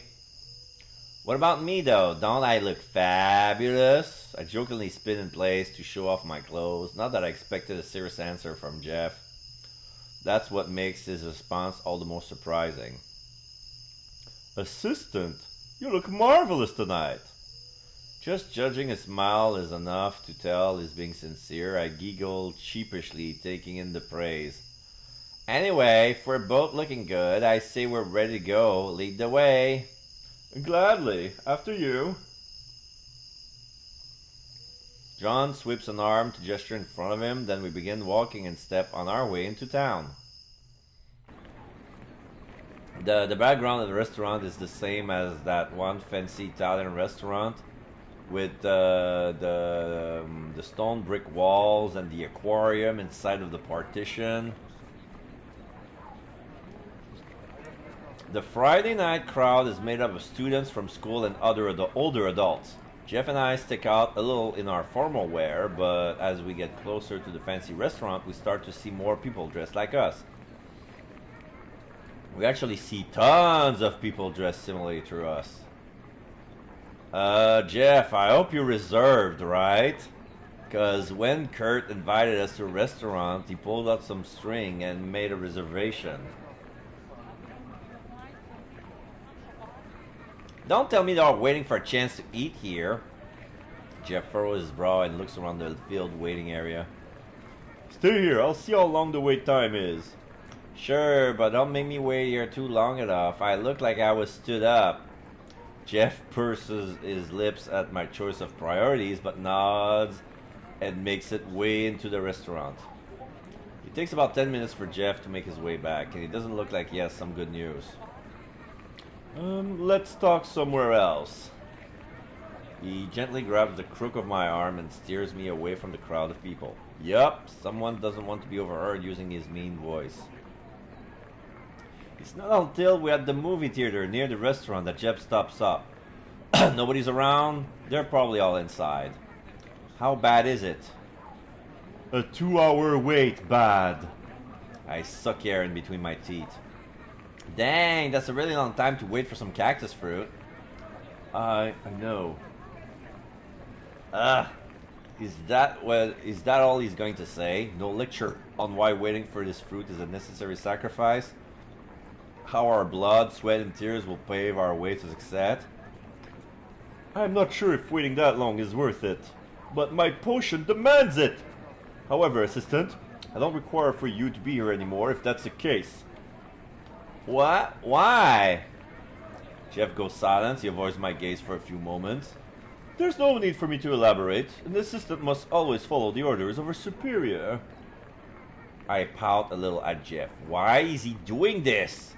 Then he hits me. Maybe Jeff's trying to send me home so I don't waste my time waiting for this cactus fruit. And if he is, that's so incredibly thoughtful of him. Stubbornly, I place my hand on my hips and gives Jerk a look that says that I'm not going. Oh, I'm not that good of an assistant, sorry. I take a seat on a nearby bench and cross my legs. If you're staying, I'm staying. That's how it's gonna work. Jeff responds to my stubbornness with a shake of his head, but moves over to stand by my side without putting up a fight. Looks like I'm getting better at persuading him. They gave you one of those beeper things, right? Jeff holds up to the black disc in his hand. There's a red glow coming from the inside, and an advertisement for one of the restaurant drinks is printed in the middle. It kind of reminds me of a fat, fancy coaster. This machine will vibrate and emits obnoxious music when our turn has come up. 2 hours from now? I sigh and slump in my seat. This is gonna be a long time to wait. Well, if it's 2 hours and they're in front of a cinema, go watch the movie then, you dumb fucks. If it's gonna take 2 hours, go watch a movie. You're standing in front of a movie theater. Little did I know how awkward it was going to be too. We spend the first half hour in awkward silence. It gets to a point when I almost whip out my phone to zone out on Roller. If everything has gone according to plan, I would be getting to know Jeff more over dinner by now. I know we're not technically eating, but this silence is going to kill me. Jeff looks as he hears me speak up. Physically impossible, but I fully agree with your hyperbole. Alright, seat your butt, Jeff. You can say that, but what kind of movie will he watch that she would want to watch too? He's not gonna watch the same movie he does. Well, there's a lot of poster, but the movie theater is not that big. Like, I think they show only one movie every week. So I guess it's gonna be that movie and that's it. I slap the seat next to me on the bench. We're having us a conversation. Jeff smirks and gracefully dropped himself next to me. I see nothing wrong with that. This could be an excellent change to finally discuss the finer points of... Nope. I quickly reach out up on the press and finger against his lips. I hold my other hand to my own in much the same way. Once Jeff showed no sign of immediately continuing, I returned my hands to my lap. The only rule is that from here on out, talking about alchemy is off limits. Off limits? What could possibly expect me to talk about then? I want you to talk about yourself. Jeff tilts his head. I don't understand the scientific relevance of this. There's nothing scientifically relevant about it, but honestly, I want to know more about you, Jeff. I look down and stares at my knees. I'm not sure if I can keep looking right at him if I continue. It's just kind of embarrassing. We spent all this time together, but it's like I don't know you. You can't be all about alchemy all the time. So I don't care what it is. Anything you want to tell me is fine. Like your favorite food, or your favorite color, hobbies, music taste. I shrug, figuring Jeff has gotten the point. I don't want to force you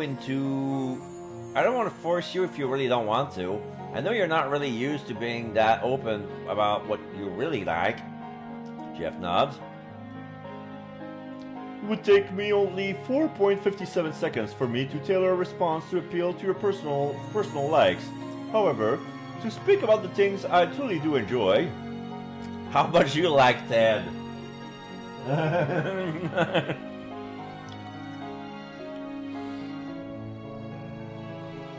He goes silent as he contemplates whether to go along with it. I hope he does. I want to show him how easy it is to be himself. I know you said the topic was forbidden, but allow me to bring up alchemy from this one instance. There is a law which all alchemists go by. Equivalent exchange. You can only produce an amount equal to what you supply. Alright, we all see Full Metal Alchemist. We know how the equivalent exchange works. What I mean to say is that if I answer a question, I expect an equivalent exchange of information in return. Are you saying that you want to know more about me too? Precisely. I look to Jeff to try and tell if he's being serious or not, and it doesn't look like he's joking. My lips stretch out to a smile before I can help myself. I don't know why, but knowing that Jeff is interested in getting to know me too makes me happy. Then I'll tell you everything you want to know. Very well. Who should start? That's actually a very good question. Who should start? Should Jeff or should I? I'll go first or Jeff can go first. Oh my god. I'm gonna get brownie points from that. Okay, overwrite. Let's say I'll go first. I can go first and show you how to do it. Oh. Jeff's energy's dwindle. Was he psych up to go? Maybe I should let him be the answer questions first. I suppose you can. Alright. I should expect that a guy like him would want to go first. Like the first thing that I said about him that is like he's a narcissistic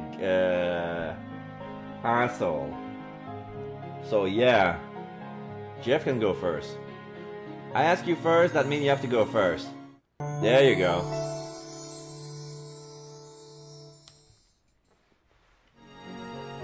Acceptable.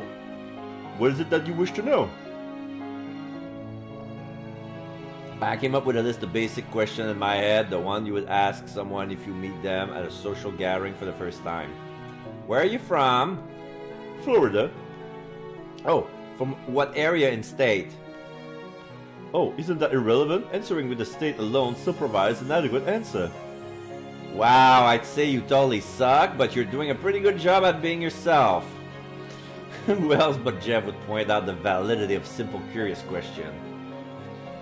Fine, you're from here, that's cool. I'm from all the way on the West Coast, California. Wow, now it's your turn to ask something. I think I've got one. Tell me about your family. Oh, that's surprisingly normal coming from Jeff. I was expecting a question that was more out there. Hey, my family is pretty easy to describe. I have a dad, a mom, and a little brother. My mom and brother are back in California, and my dad's here in Florida. He lives a town away. Why do your mother and father live separately? They're separated, they're on good terms, though they weren't always. I chuckle derisively at the next thought that pops into my mind. It's not something I would easily tell anyone. I do kind of miss having like a real family sometimes, but they're happier this way. So I'm happy for them. That's almost disgustingly noble of you. I lower my eyelids as Jeff sneers at me. Oh, shut up. What about you? What's your family like?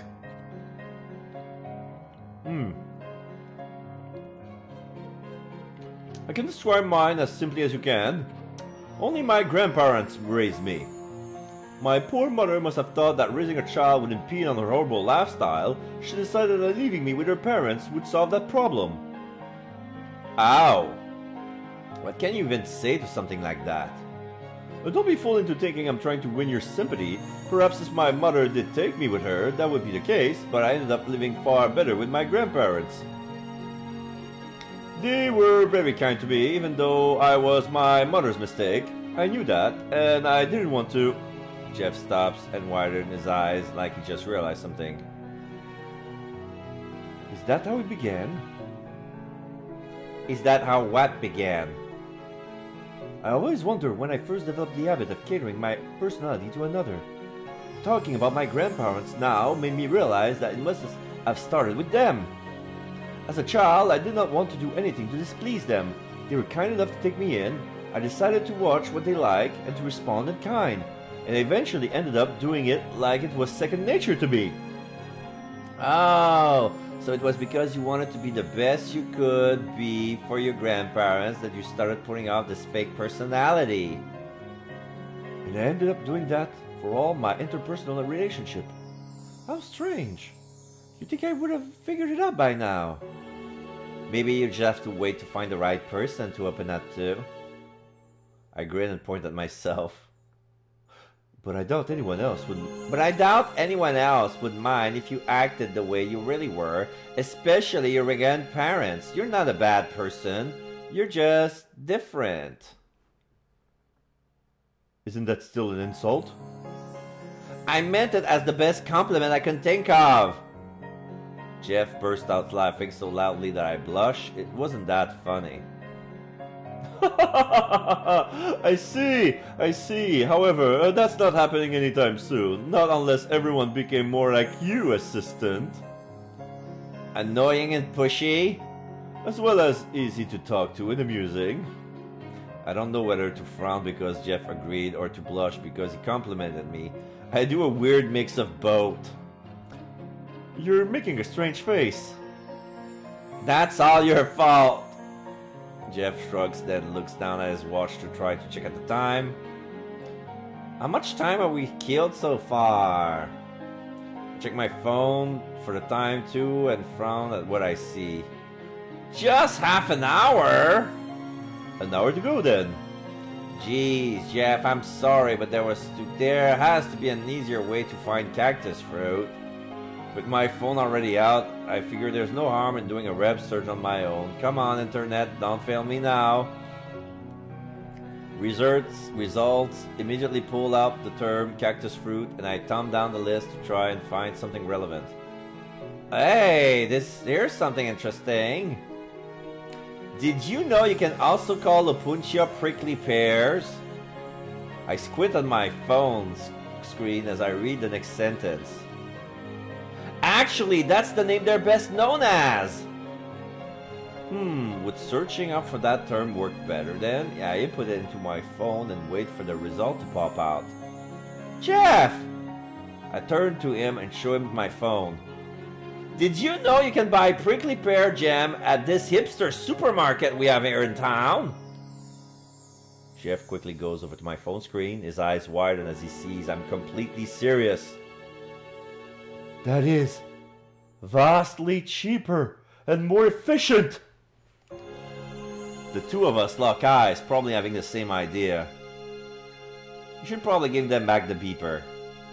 I would, but I honestly don't care to.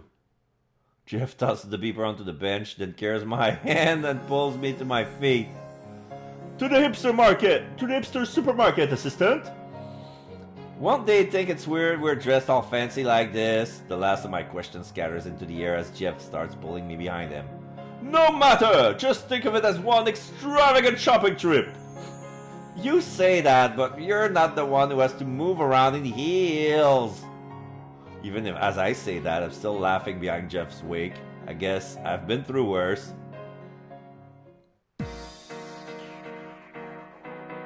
Okay, so now we're back at the apartment, the cutscene with the father.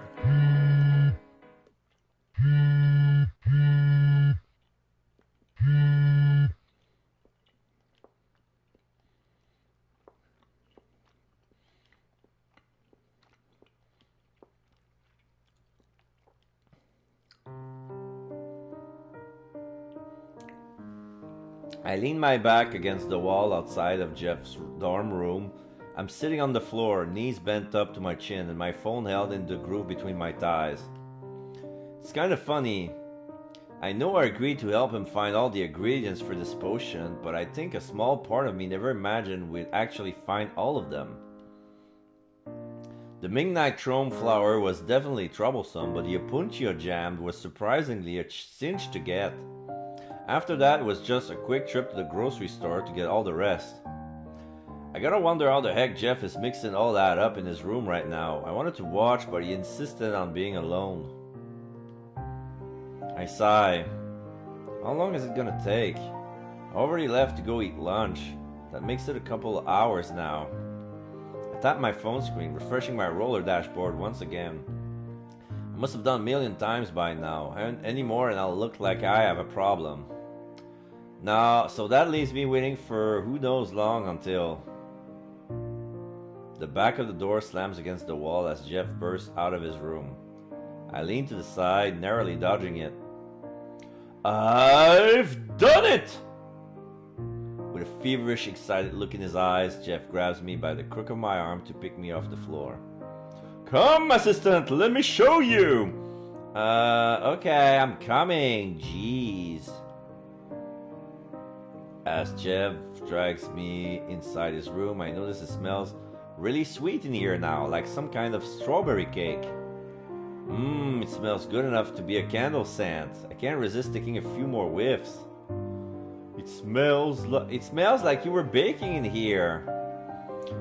It wasn't baking, it was synthesis! The blinds are closed in this room, making it hard to see anything. I do see a small collapsible table in the back, between the two desks.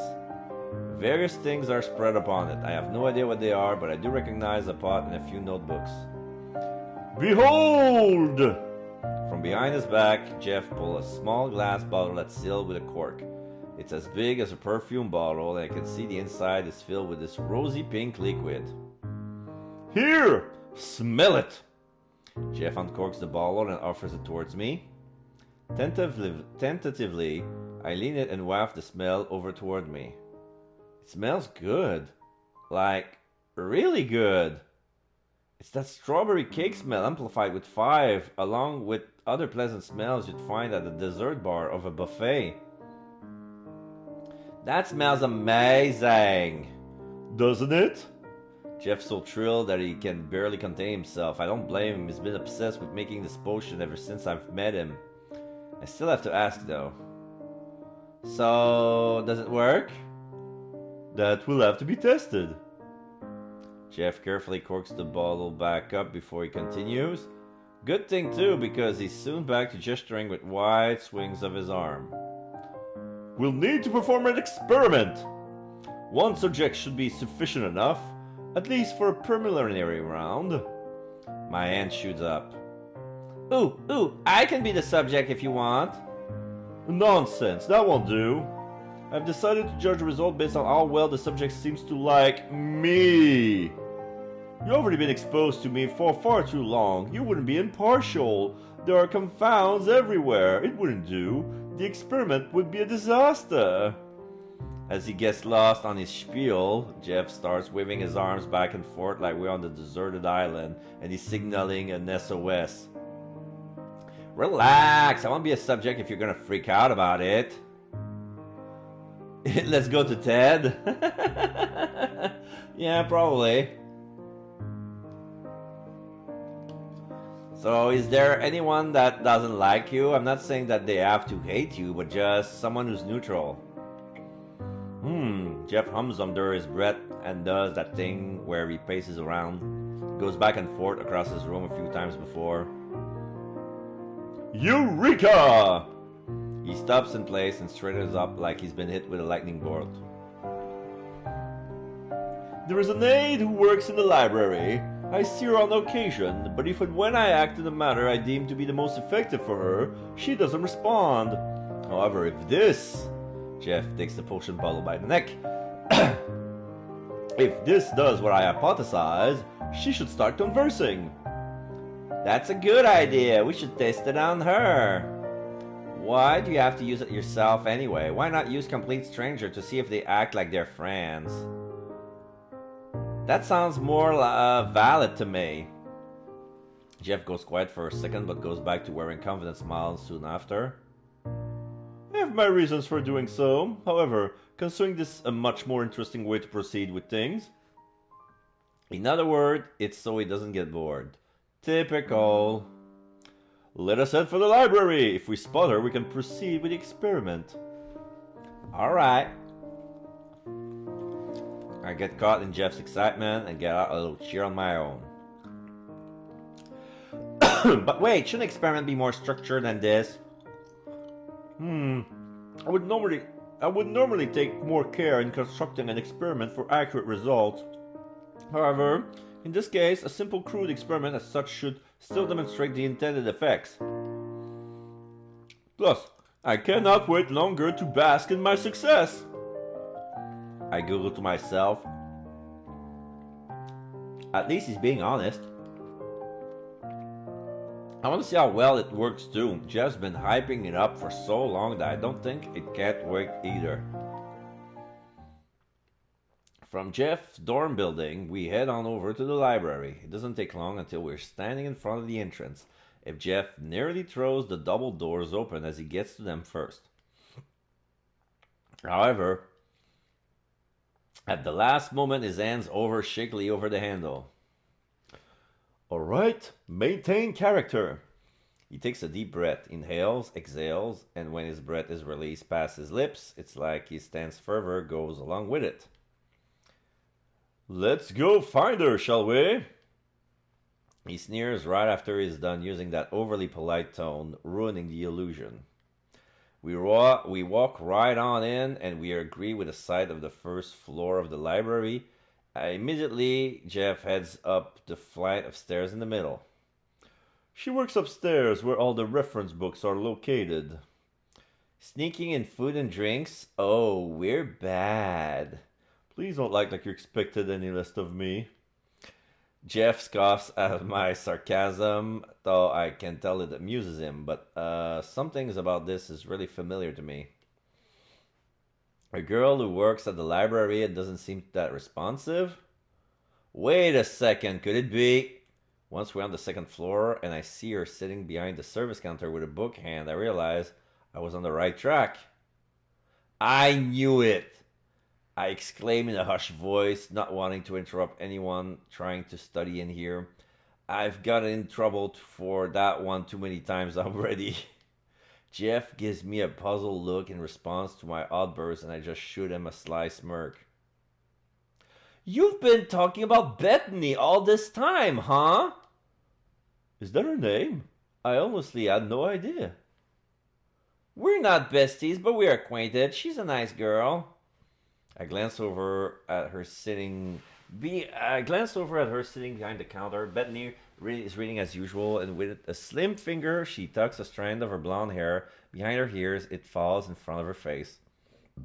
I agree she can be a little stiff, but she's not rude. She's helped me find the books I've needed plenty of times before. Maybe you can use this to my advantage.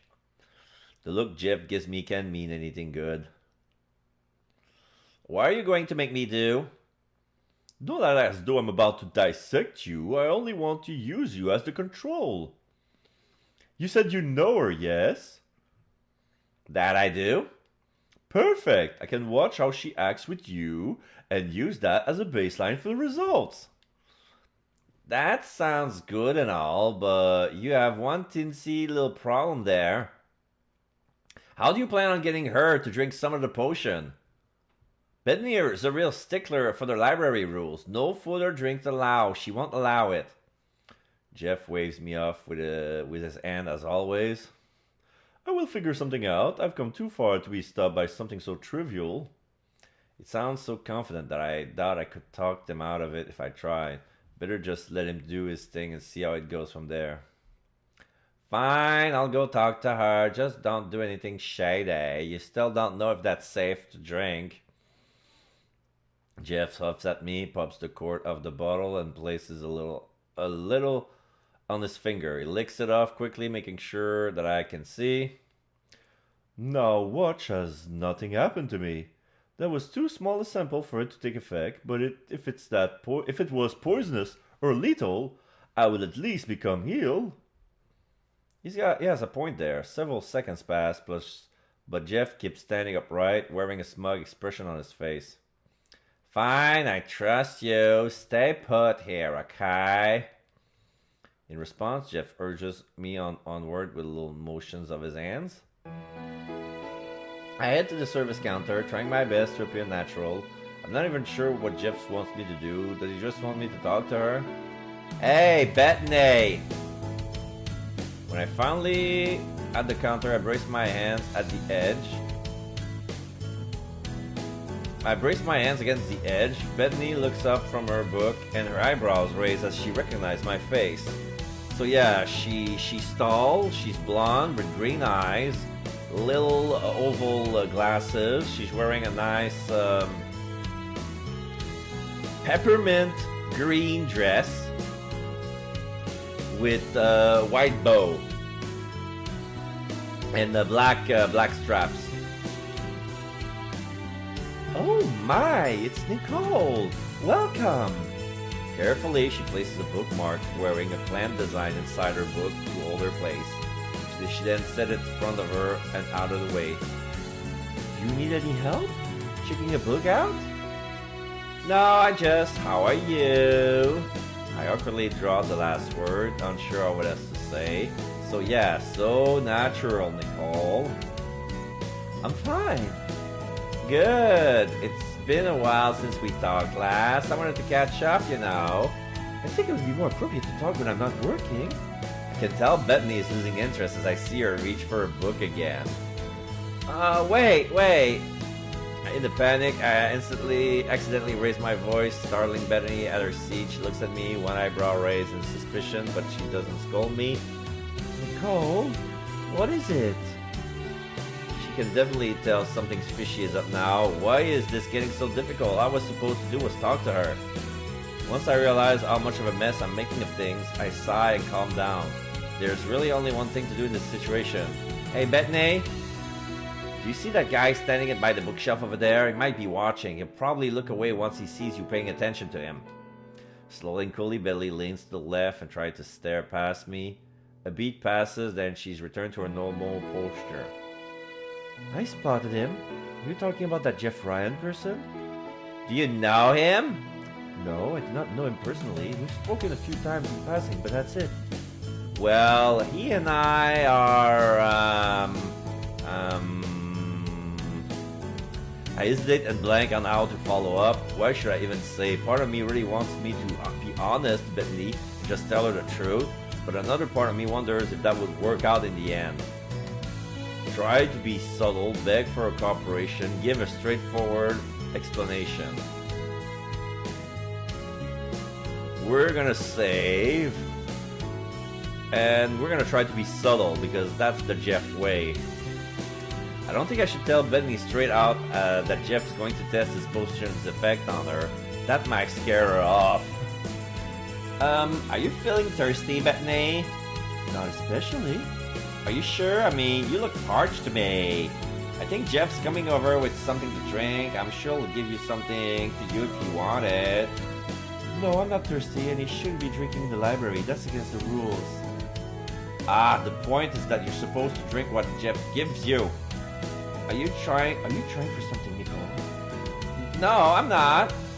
Bethany nearly glares at me as I lie to her face. I don't think I can keep this up for much longer. I might have to just tell her. Okay, you got me. I just need you to do me a huge favor, Bethany. Jeff's going to offer you something to drink. Could you take a sip of it? It's nothing bad. It's just for a project. He only needs your reaction to it. But why should I? Bethany doesn't look convinced by my explanation. I can't really go into it. Sorry. Bethany takes a few moments to consider his proposal. Eventually, she gives a small nod. I don't think that's, Should I reload or continue? If he only needs me to taste something, I can do that. However, that is it. I don't appreciate you trying to be sneaky with me, Nicole. I laughed nervously and offered an apology. Lesson learned. I should have known Bethany was way too smart to fall for that. I think I'm gonna reload. You make Bethany sound sexy. It's just a soft and calm voice because she sounds calm because she's in the library. And yeah, probably it has a little bit of a sexy librarian behind the... Okay, beg for cooperation or give a straightforward explanation. I figure being honest is the best way to go, right? Okay, Jeff is going to try to make you drink something. Can you do that? Wait. Bethany places a hand on her chest like she's offended. What do you mean by that? I just mean, he's going to try and you're good as it make it sound. You like Bethany better than Nicole? I pause and rethink this. I already have Bethany on edge for being too blunt. Man, me and my big mouth. Sorry, I'm totally bad at explaining things. I'm helping Jeff with a project for school. He's going to give you a drink to see how you react to it. Could you please drink it? I don't understand why it has to be me. But if it's only a reaction to a drink, I can do that. However, that's it. Drinking is normally allowed in the library. I know. Don't worry. It's nothing shady. You might even like the taste of it. Bethany still looks a little skeptical about this, but at least she said yes. That's better than flat out refusing me. Alright, so he should be... Fuck, wait, where did he go? He was standing right here near the bookshelf when I last looked. Well, hello there! I nearly jumped in place as Jeff suddenly appears next to me. He scared the heck out of me. Oh, Jeff! There you are. I was wondering where you went. Sorry about that. Jeff rubs the back of his head and holds up a lunch canteen in his hand. Did he have that on him all this time? I was looking for a book I've been interested for the longest time. I couldn't find it though. Oh well. Then, as if just noticing Bethany, Jeff turns to her in utter surprise. Oh, wow! I didn't know you two were friends. We've talked a few times, right? Your name is Bethany? Yes. You're Jeff Ryan. That happens to be me. I'm friends with Nicole. It's nice to officially meet you. Jeff makes a show of air quoting, then unscrews the cap of his canteen to take a sip. Oh, that's weird. He pulls the bottle away and makes a face. This smoothie tastes different than I'm used to. Really? Like how? I can see where Jeff is going with this. I play along, trying to keep casual, even though Bethany knows what's gonna happen anyway. It tastes sweeter. Bethany, could you taste this for me? I'm not going crazy, am I? He offers Bethany his canteen. Whoops, I forgot. No drinking allowed in the library. My bad. No, it's fine. I'll taste it. I'll catch a look from Bethany before she takes off the cap and just put the canteen's opening to her lips. She pats her lips dry and hands Jeff back this bottle. Both Jeff and I waited for a reaction. It does taste a little sweet to me. Very sweet, in fact. Yeah, weird. I don't know what happened to it. I couldn't guess. I exchanged a look with Jeff. We're both obviously wondering if that potion took effect, but it doesn't look like Bethany is any different. Was that all? Yes, since she's definitely not any different. I can sense Jeff spazzing next to me as much as he's trying to hide it. A hand combs itself through the air, and he tugs at it with tense fingers. No, He thrusts out his canteen again. please have some more. Really, I insist. But I don't want any more. Drink it. Jeff's voice becomes so harsh that it startles both Bethany and me. With a steely expression, Bethany complies and takes another drink of Jeff's potion, but she never changes. She doesn't seem like she likes either of us more than she usually does.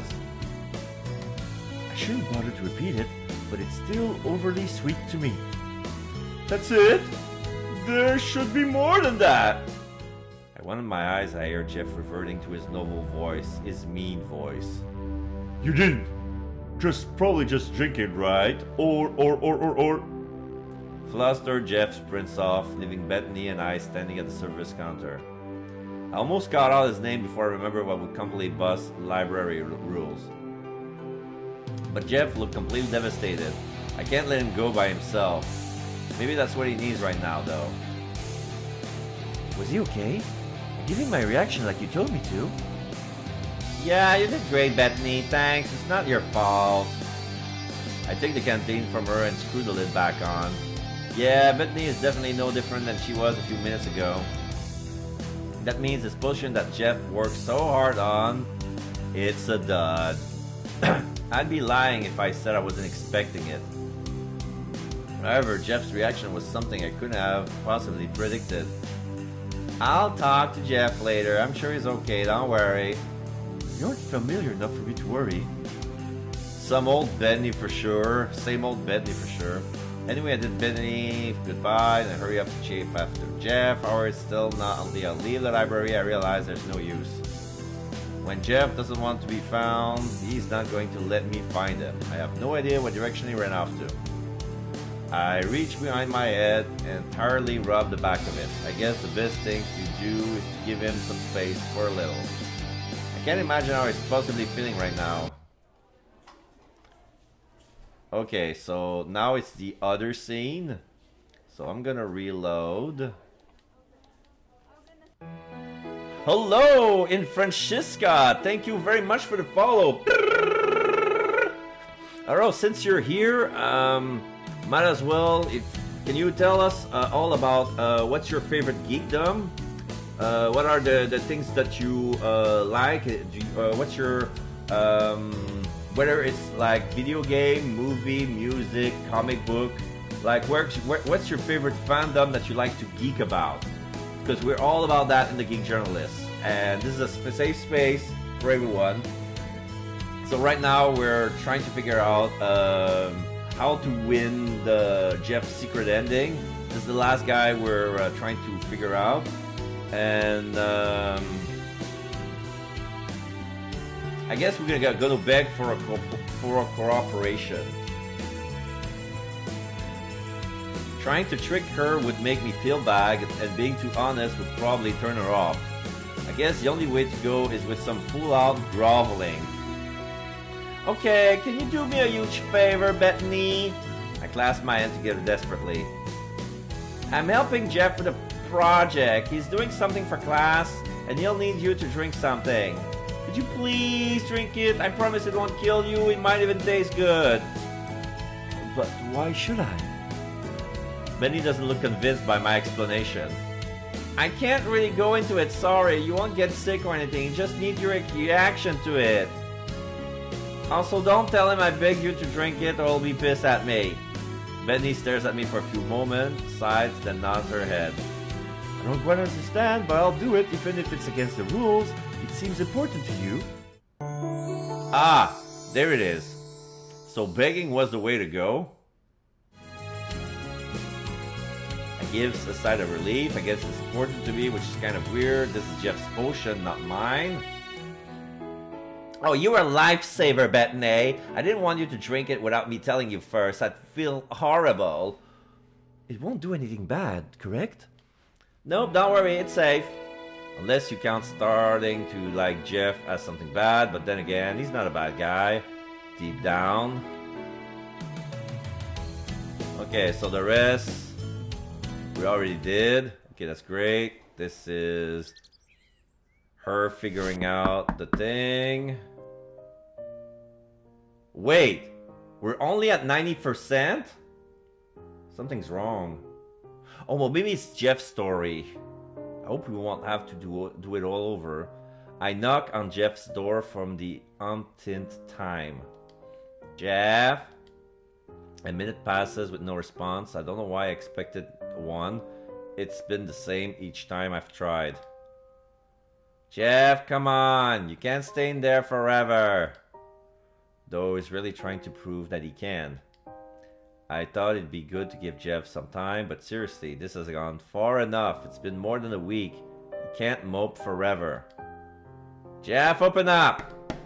I pound on the door with the flat of my fist. I've been out here for an hour! You don't think I can keep this up all day? I'm willing to do that if that's what it takes. But I have a bad feeling this is going to last even longer than that. I place my back against the wall and slide down until I feel my butt reach the floor. I hold a hand out in front to knock my knuckles idly against the door beside me. I'm getting tired, Jeff. Please, open the door. Suddenly I add to myself, I want to make sure you're doing okay.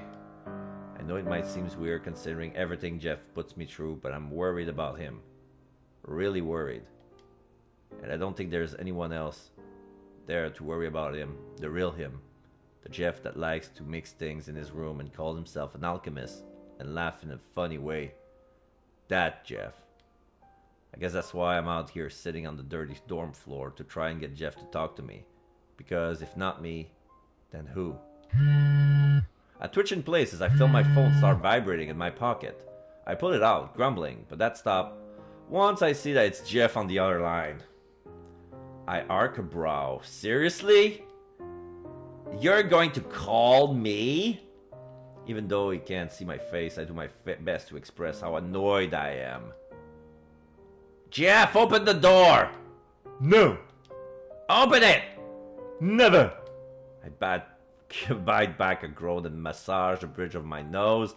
I'm going to have to be patient here. Why'd you call me if you're not going to open the door? For a moment, I think our call's cut off. I take a look at my phone screen to see that Jeff still's on the other line. Hello, Jeff? Did you hear me? I did. Okay, no need to get testy. Sorry, but I called you to tell you a grand total of 2 things.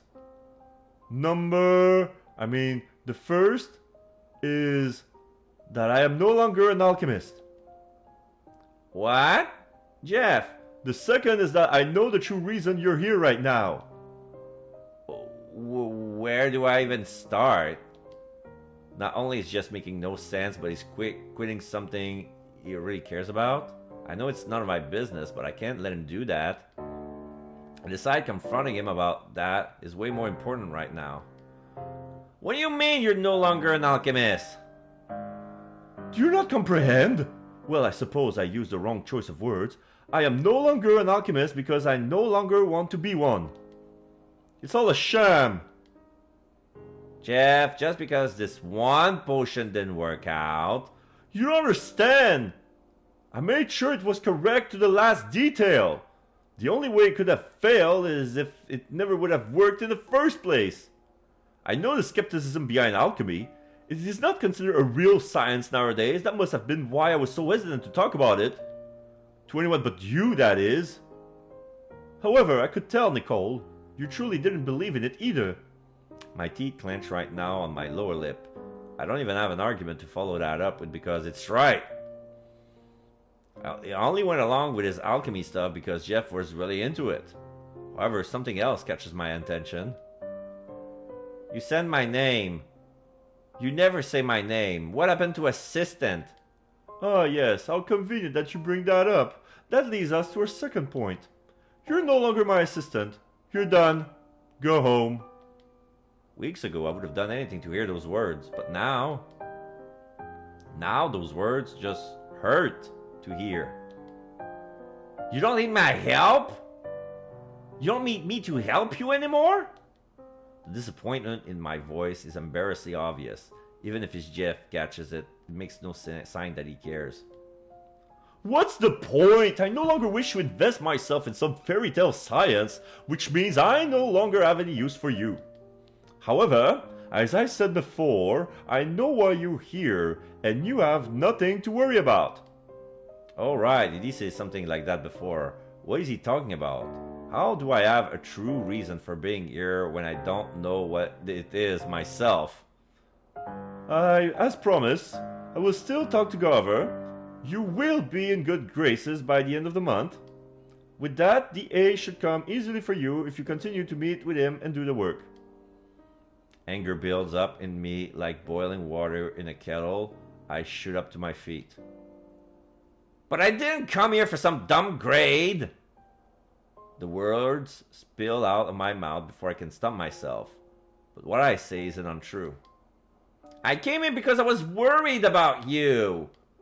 I cradle the phone close to my ear with both hands. Just saying that makes me feel so vulnerable. What?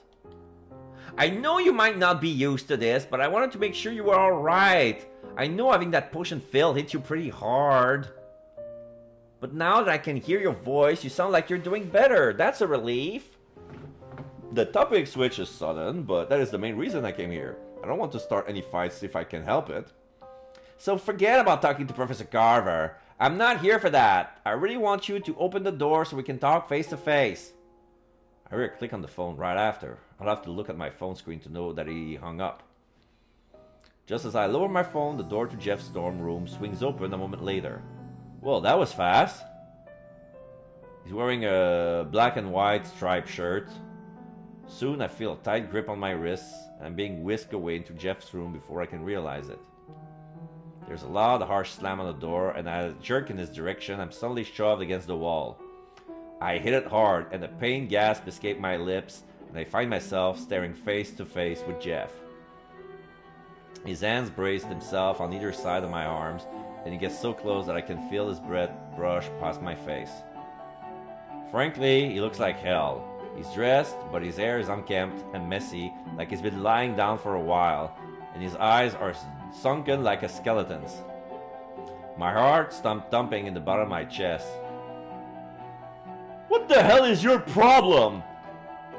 Should I be asking you that? I tried to straighten up from the wall, but Jeff's hands pushed me back down against it. That hurts! I do not care.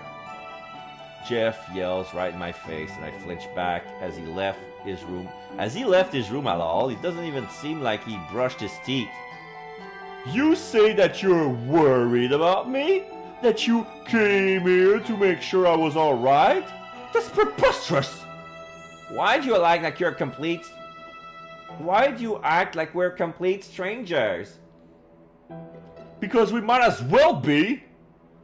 Jeff lowers his face so he's staring down at the floor. Your formula makes no sense! He whips right back up to stare at me, and I don't say a word. 1 part academic motivation follow you by 2 part coercion. Add a sprinkle of contempt, a dash of terrible management, and you should, in theory, result in an acquaintance at best. Yet here you are, acting as though we are the best of friends, as though I owe you something. Jeff spaces out for a moment like he's cracked the code. Is that what you want? His voice gets dangerously low. It makes me swallow my nerve down to the pit of my stomach. Is this why you would never blackmail thee? Oh, I see your evil plan. Nicole. Devious. Even more devious than I am. You act as though becoming my assistant is the last thing you wish to do. Then slowly, you worm your way into my heart like this until I... Jeff rose angrily as a few screws come unloose in his brain. I will not let you win! You want something from me, and I will not allow you to take advantage of it! You aren't making any sense, you dingbat! Jeff's not the only one yelling by now. I yell right back into his face, and I'm satisfied to see that he's the one flinching back now instead of me. I can't keep this up. I do my best to take a deep breath and relax, but it's hard when Jeff is pushing me up against a wall like this. Look, I never said it, Jeff, but when I think of us as friends. Sure, we got off on the wrong foot. We may have argued a whole bunch of times, but we've spent enough time together to get to know each other, don't you think? I know this is true. Jeff's voice lowers for a moment. I think I finally got into him. Which is what makes less sense than before.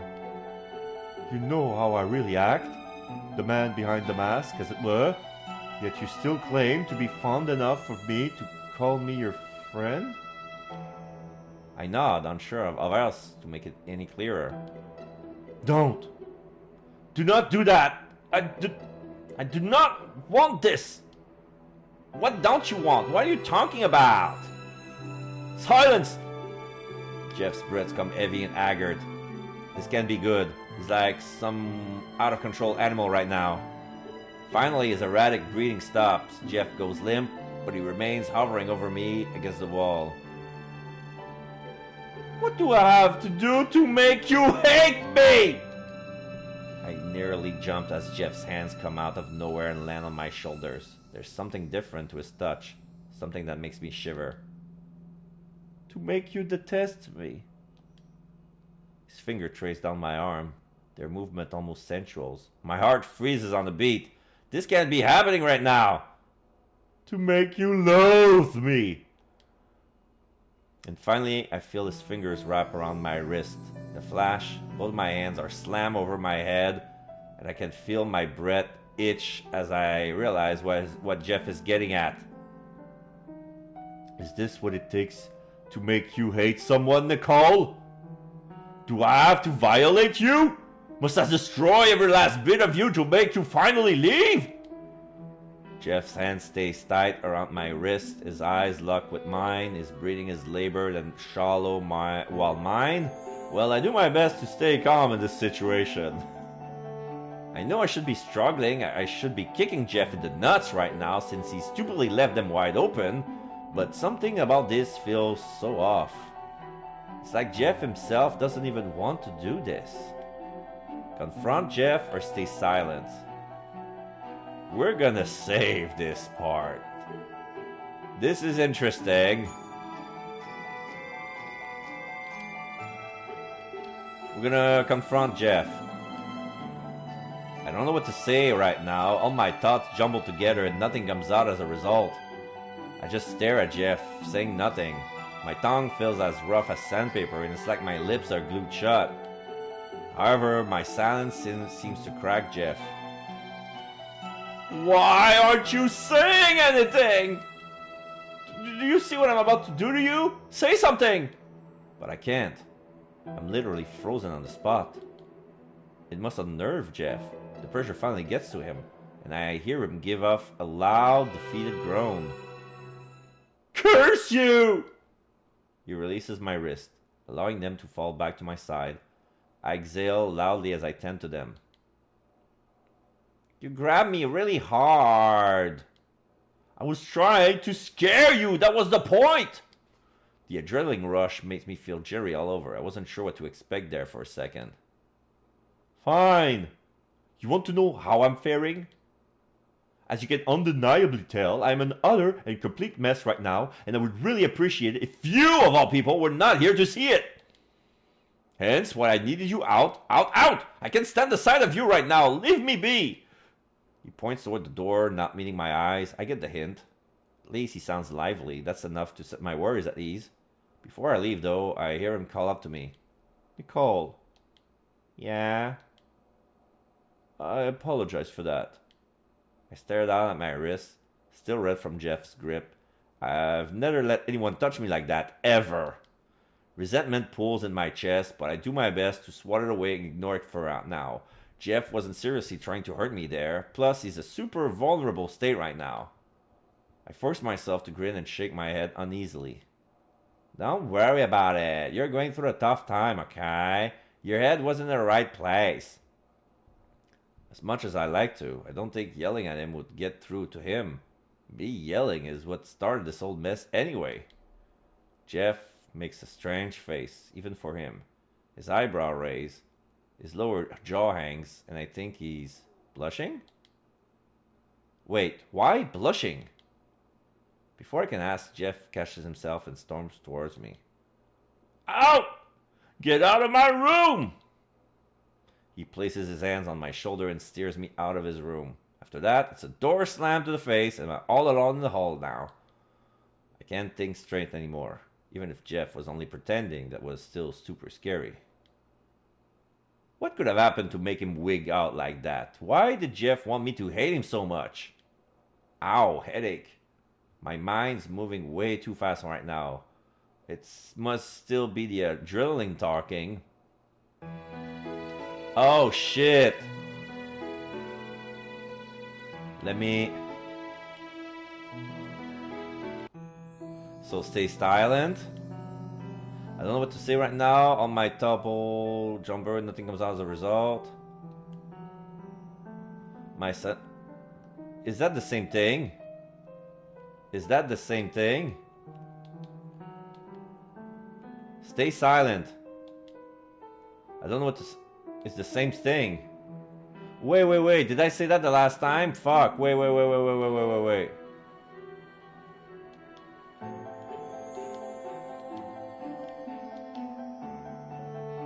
Oh, the last time I wanted to say confront Jeff, but I choose silent instead. It's after stuttering his eyes that I finally realized why. You really are good at pretending. If I was the least bit scared, I'm not anymore. This isn't you, Jeff. What you really want, I can tell. You don't look like you're into this one bit. I have you pinned to the wall, and that is all you come up with to say? No desperation? No bargaining? Oh, I'm not going to beg for you to stop. I'm gonna make you put your money where your mouth is. There is no way he would decide to call his bluff right here and now. I tighten my jaw so he knows I'm not fooling around. I won't fight you. Go ahead, do what you want, Jeff. I stare intently at him, but a small part of me is terrified he might actually go through with it now that I invited him to. There's no chance of that happening though, I'm positive. This Jeff isn't the Jeff I've gotten to know. Sure, he's had some rough spot, that he's not a monster like he's trying to convince me he is. Okay, yeah, 1%, 100%. Okay, we got him. We got him. Faced with my challenge, Jeff starts to crack, his lips tremble. I see his pupils darts around the room as he tries to come up with a response. Finally, he gives up a defeated groan. Curse you! You release my wrists, allowing them to fall back to my side. I exhale loudly as I tend to them. You grabbed me really hard. Was trying to scare you, that was the point. The rest we already seen. Alright, we unlock Jeff. Great. I'm out of it. I definitely have to be out of it. I must be. Otherwise, why am I having such a hard time concentrating? I close my bio textbook and stare out of the library window, resting my chin on the propped up hand. I've been trying to study for half an hour now, but I can't seem to focus anything related to cells, life forms, and God forbid, chemicals.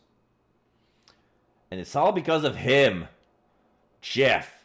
Even taking the name right now gets me worked up. I'm still worried. It's not like my last visit did anything to put me at ease.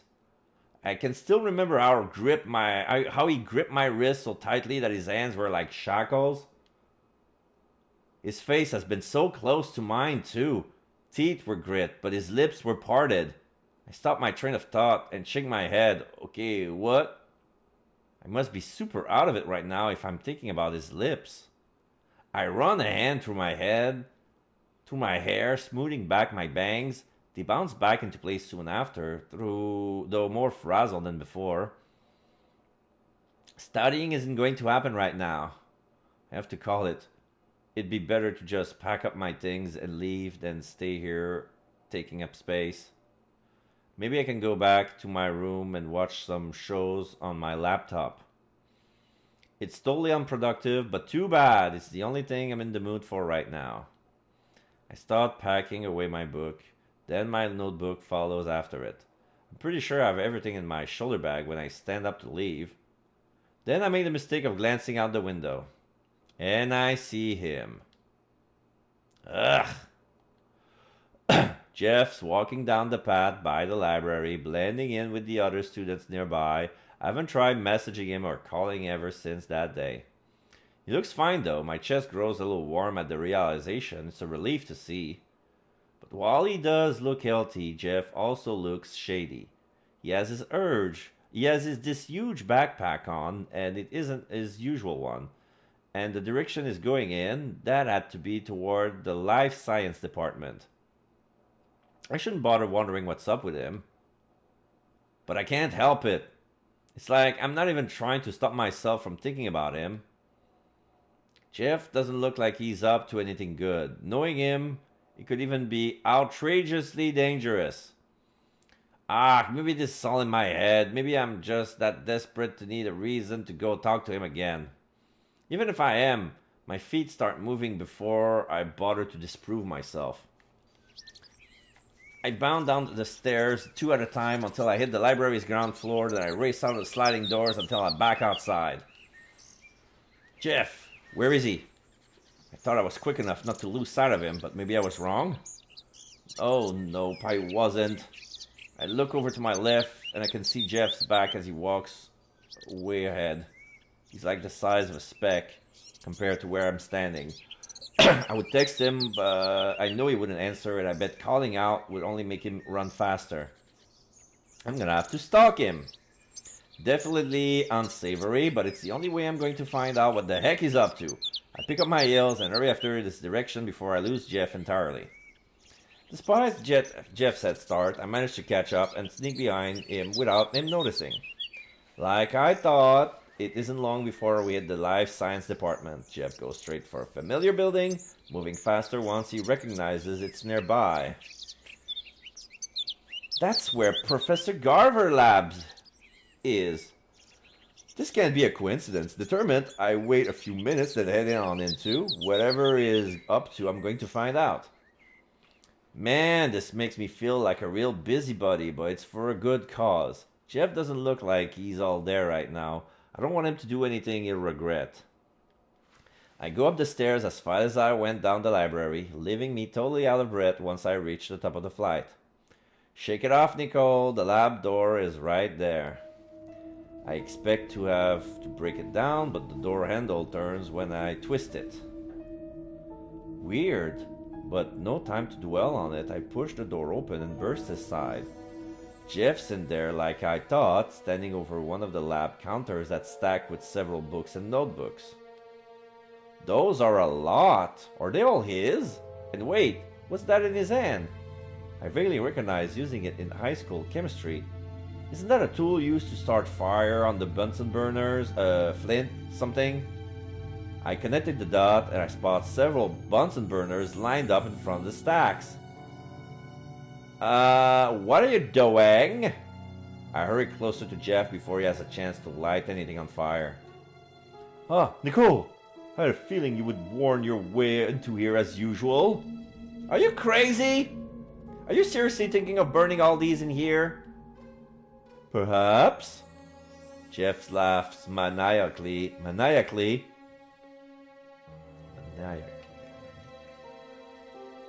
As he squeezes the tool in his hands a few times, tiny sparks flies off for dramatic effect. It's not as though I have any use for these anymore. What are these books anyway? I don't wait for Jeff's permission before I pick up a book on top of the stack. It's hardcover, and the cover has an illustration of what you expect to see in some fantasy world. Is this a book about alchemy? They all are, and the notebooks are filled with various notes I have accumulated. I pick up one of the notebooks now and bend the cover behind to start reading. The lined pages are filled with Jeff's handwriting, pages and pages full of detailed notes. I recognize some of these things. Aloe, ginseng, chocolate. How did you find out about all of this? Hours and hours of experimentation. And now all that effort will be burned into ashes, and they should be. Jeff takes a huge breath as if to start laughing again, but I go over and punch his shoulder before he has a chance to. Ow! Put that thing down and step away from the Bunsen burners. You know you can start fire in here anyway. I know at least that much about working in a laboratory. While rubbing his arm, Jeff concedes with a nod of his head. It was supposed to be more of a symbolic gesture, really. Whatever it is, it needs to stop. What are you even thinking? This is stupid. I told you I'm no longer an alchemist. I no longer need these notes or these books. It'd be better to simply erase that part of myself. But isn't this really important to you? It used to be. There's no way I'm going to believe him if he says it like that. But after the potion failed, the potion I had dedicated so much time and... Okay, I thought it was the narration, but... But after the potion failed, the potion I had dedicated so much time and effort into, I began to wonder if it was right to dedicate so much of myself to alchemy. This secret part of me, the part I cannot show others. I can't have any more trace of it. I need to get rid of it and live as I used to. You mean with a fake personality? That's exactly what I'm saying. I get rid of all this nonsense. Stick to how I was before and everything will go fine. I can focus on other things. The only reason I needed to pretend was because alchemy was such a huge part of my life in the first place. Without it, the me I pretend to be will be the real me, you see? No, I don't see it. I feel my arms shaking from how pissed off Jeff is making me. I've been doing my best to stay quiet and listen as Jeff spoke, but I can't take this anymore. Oh, will you get over yourself for once in your life? Jeff reels back like I've punched him again, but it has to be done. What's he saying is so ridiculous. Does he really think it's that easy to change who he is? Getting rid of anything related to alchemy won't solve your problem. You'll just find some other reason to pretend. Well, that's unavoidable, isn't it? Jeff scoffs and rubs the back of his neck furiously. People are accepting as they seem. The world is a cold place, full of judgment, and if you don't fall within the acceptable parameters, you're shunned. I've avoided that my entire life because of who I pretended to be. And you cannot say there is never a need to pretend. I'm pretty sure you pretend on occasion. I take a deep breath. He has a point there. You're right. There are times where you have to pretend, like when you don't want to hurt someone's feelings. But that doesn't mean you should compromise who you are. You shouldn't let anything compromise who you are. Be who you are, and as long as you aren't hurting anyone, I make sure to emphasize that part especially well, considering it's Jeff. Then screw whoever has a problem with you. I mean, alright, let's be real. You're a little crazy, way too excited at times, and sometimes I have to repeat what you have to say myself because I don't understand.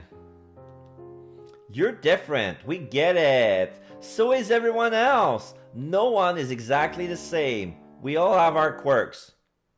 So stop being such a scaredy cat and think that you have to please everyone by pretending to be someone you're not. Just be yourself. The world isn't as cold as you think it is, I promise. I pause and take a breath, then look to Jeff in hopes that I reached him somehow. Stop! Well, guess not. Jeff musses up his hair and grinds his teeth like he's reached his limit. I can't stand talking to you anymore. This is all your fault. I placed both my hand to my chest. My fault? How is this my fault? I didn't do anything. Yes, you did! Jeff runs off to the corner of the room like a trapped animal. You! With your kind words and your smile and the way your eyes wrinkle at the corners when you laugh. Blech! I can't stop thinking about you. My head feels lightheaded whenever I'm near you. I experience strange sensations in my chest at the near side of you. Jeff braces himself against the wall melodramatically and points at me like he's about to curse my firstborn son. I have no idea what you did to me, but you must have done something. I would not be like this otherwise. It's official. Jeff's dropped to the deep end. But wait, all those symptoms he listed off, aren't those signs of... Yeah, what a drama queen. The guy's a real nutcase. My heart starts beating faster as I consider the connotation. You really can't stop thinking about me? You're like a curse no priest can exorcise. Ouch, a simple yes or no would have been fine, thank you very much.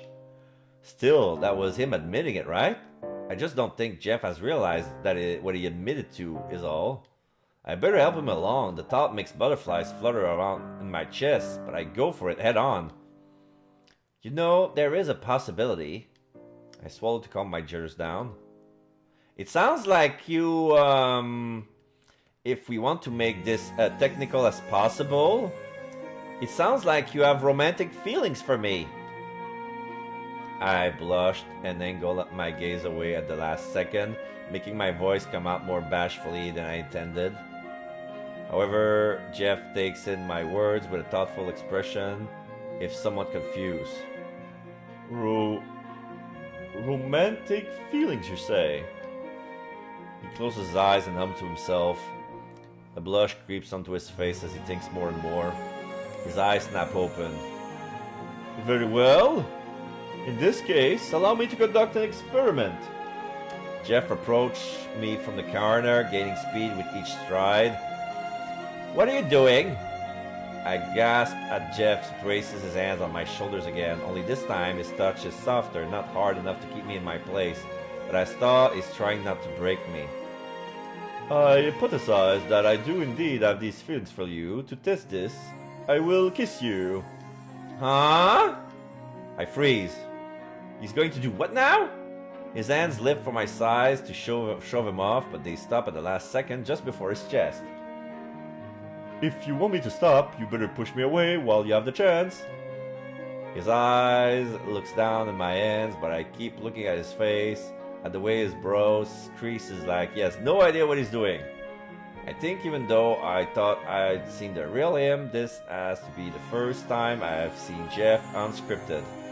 My body goes funny at the sight of his face, and it's coming closer. Something soft brushes against my lips, and Jeff has finally done the deed.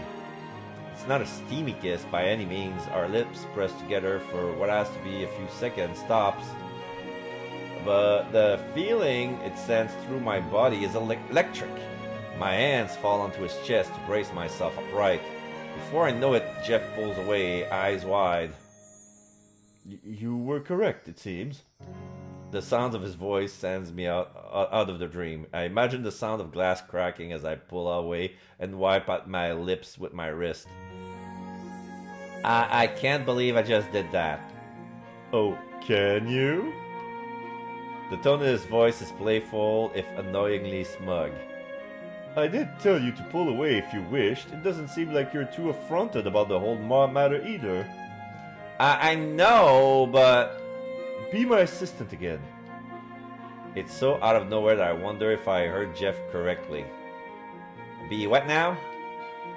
My assistant again. Well, no, not my assistant. What's the correct word? You mean partner! My girlfriend? Would you be helping me? So I suppose assistant is still accurate. You're wait. You're seriously asking me out? Yes, I am. To put it in a way that cannot be misconstrued, I am asking you, Nicole, if you would like to be my girlfriend and engage in the many romantic gesture that couples are known to do, like intercourse, like holding hand, and like this is the most sterile proposition to be my girlfriend. All right, this was very textbook, non-textbook. Anyway, I understand what.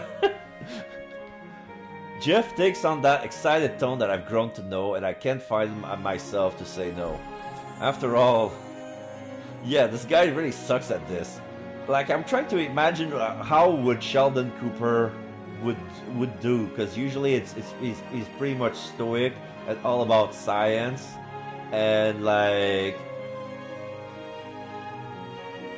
after all, when I think about it, aren't I the same as Jeff? Always thinking about him, getting all flustered by how close he was kissing me. I like spending time with him. I was super bummed when I couldn't see him. Call it what you want, but I'm pretty sure I like him too. I wouldn't feel like I was floating on air if I wasn't crazy about him. To put it the most technical way possible, you betcha. Jeff beams as he hears my answer, and that has to be the most genuine and happy that I've seen him since the day we've met. He pushes me into his chest, gives me a tight squeeze, but just as I'm about to relax into him, he shoves me off. Hey! Oh, no, I nearly forgot. Garver told me he was going to be using this lab around 5:30 today. What time is it now? He looks down at his wristwatch, grimaces, then shows me the clock face. 5:15? I look over at the mess of books and Bunsen burners lined up on one of the lab stations. You are so lucky we are dating right now, or I would leave. Normally I would try to disagree, but please help me so I don't lose my internship. The whole cleaning session is a blurred mess of trying to stuff things back in Jeff's backpack without breaking anything. It takes forever, and at first I don't think we're gonna make it. But just as the door to the lab opens, Jeff and I standing pretty in the middle of a clean lab. Ignore the overstuffed backpack. Jeff hides behind his legs. Mr. Ryan? Nicole? Professor Garver, what a coincidence! As Professor Garver enters, Jeff gives me a look as if trying to get me to play along. Shooting one back, like he really needs to remind me at this point. I remember that you would be in need of this lab, so I graciously decided to clean it for you. You can thank me later, perchance in the form of your appreciation. Why, thank you, Jeff. It looks great. You did a fine job. Are you feeling okay, though? You sound different. That's right, Jeff's not using his overly polite voice anymore. Oh, no, not at all. I happen to be feeling the most myself in ages. Don't worry. Of course, I didn't happen to do this all by myself. I yelp as I feel Jeff tuck his hand under my leg and place his hand on my back. Without warning, he lifts me off the ground, carrying me like a princess. What? What are you doing all of a sudden? With a smirk, Jeff leans in to whisper into my ear. Didn't you say to be myself? I have no intention of hiding who I pledge my devotions to. But I didn't mean to do this. This is seriously embarrassing, and in front of my professor, no less. Professor Garver looks slightly bemused by the whole display. And there are worse things, I suppose, plus I actually kinda like this. I might make Jeff carrying me around like this more often. With a laugh, I turn to my professor and shrug, blushing. You know what they say, what are assistants for? And we have the Jeff special ending. I'm free. Oh, I got Platinum Nicole because this is all the ending. This is the 10th ending, so this is my third or fourth Platinum to life. I stopped counting. I'm not sure which would be my other Platinum games, but yeah. I just Platinum Nicole at February 7th at 5:45 p.m. Eastern. Damien Mascador, Platinum. Nicole. Mark this down. Alright. We platinum this game. Alright, let's continue. First, not my test that hard. Dumb grades, California, relax, school. Thank you very much. Thank you very much. That was an excellent performance, but now it's still not over. We have to see the ending of the Jeff with mystery on. I wonder to see how that mechanic is going to be. I wonder what's up with them. Shouldn't get too comfortable.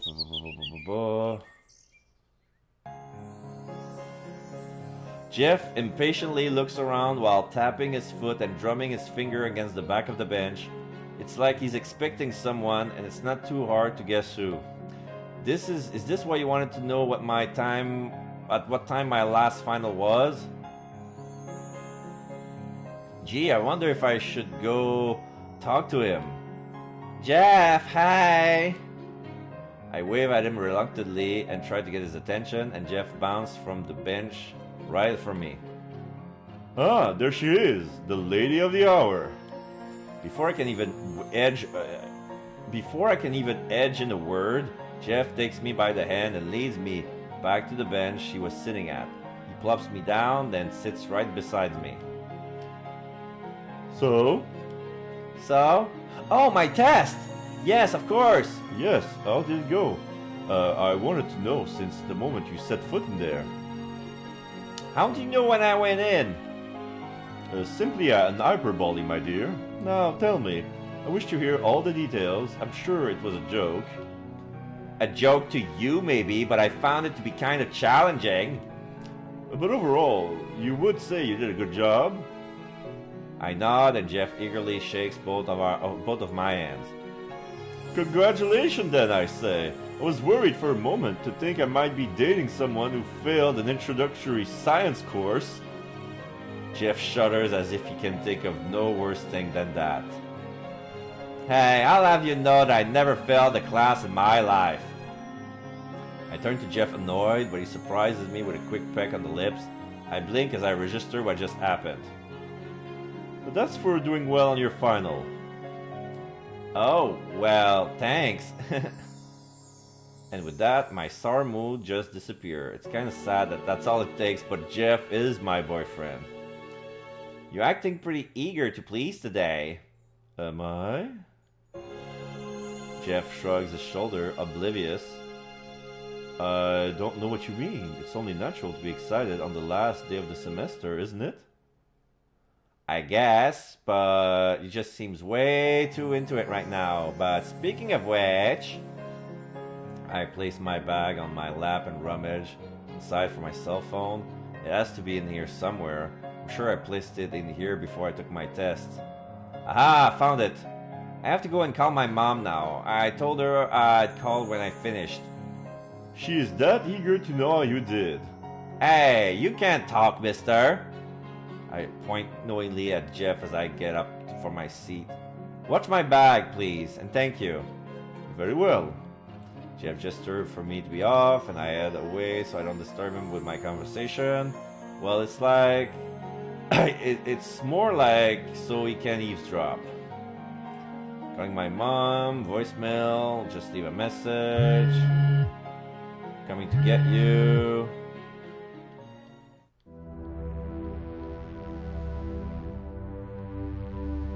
Oh, this is a new text. The day has come. One last chance. Mind your own matters and keep out of places you shouldn't be in. The day has come. I take back everything I said about not being too scared. I nearly dropped my phone from how bad my hands are shaking. One last chance? What are they talking about? I never got any chances before. I look down at my phone, rereading desperately.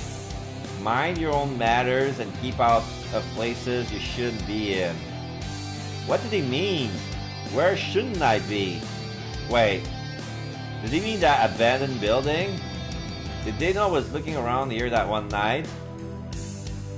Mind my own matters?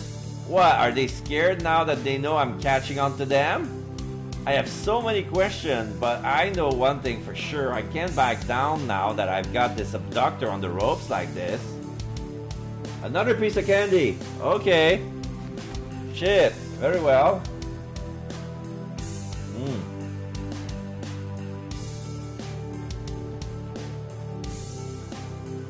Okay.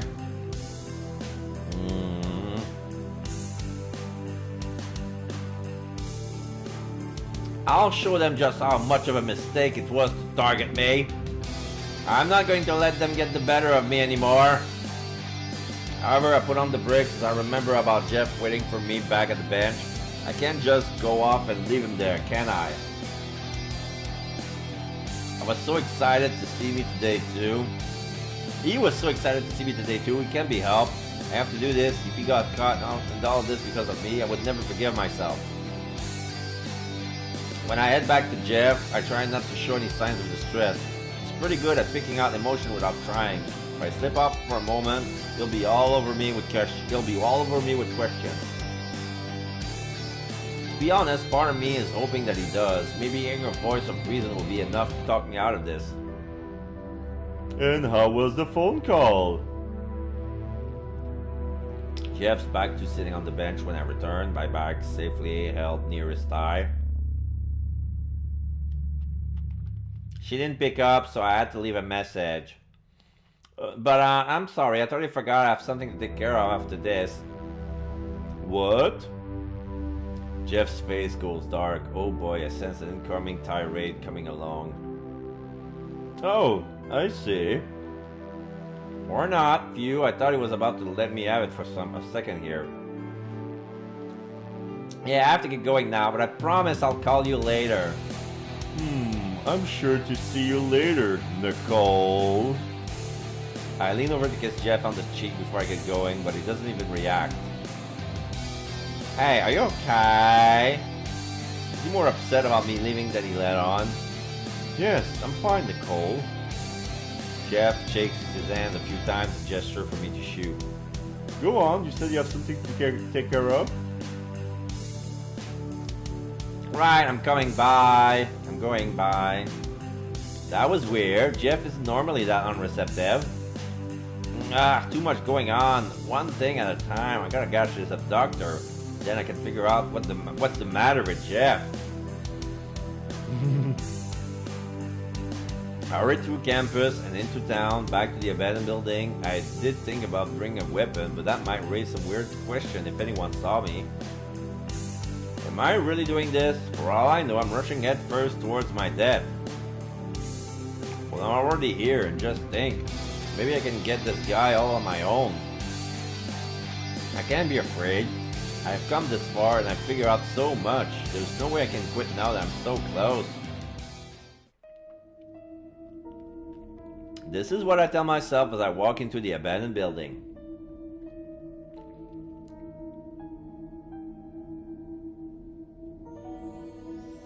It's as quiet as it always is, with no signs of anyone nearby. Even so, I stay on my guard and walk slowly. Anything can pop up when you least expect it. Especially with how dark it is in there. It's still afternoon, but it doesn't look like much light gets in it at all. Wait, I can hear something. I turn to look down at a nearby hall and something moved past the corner and into the shadows. I take off as an adrenaline rush comes over me, flooding out the fear that should have taken this place. That has to be the abductor. I can hear the noise more clearly now. It's like footsteps, but of someone running? I bet they didn't realize they're leading me right to them. I keep chase, zipping past corridors until I hear something else. They're girl screams. Oh my god, did he manage to abduct someone else instead? I don't waste any time. I race toward the door I hear the scream from, pull over the door wide open. Stop!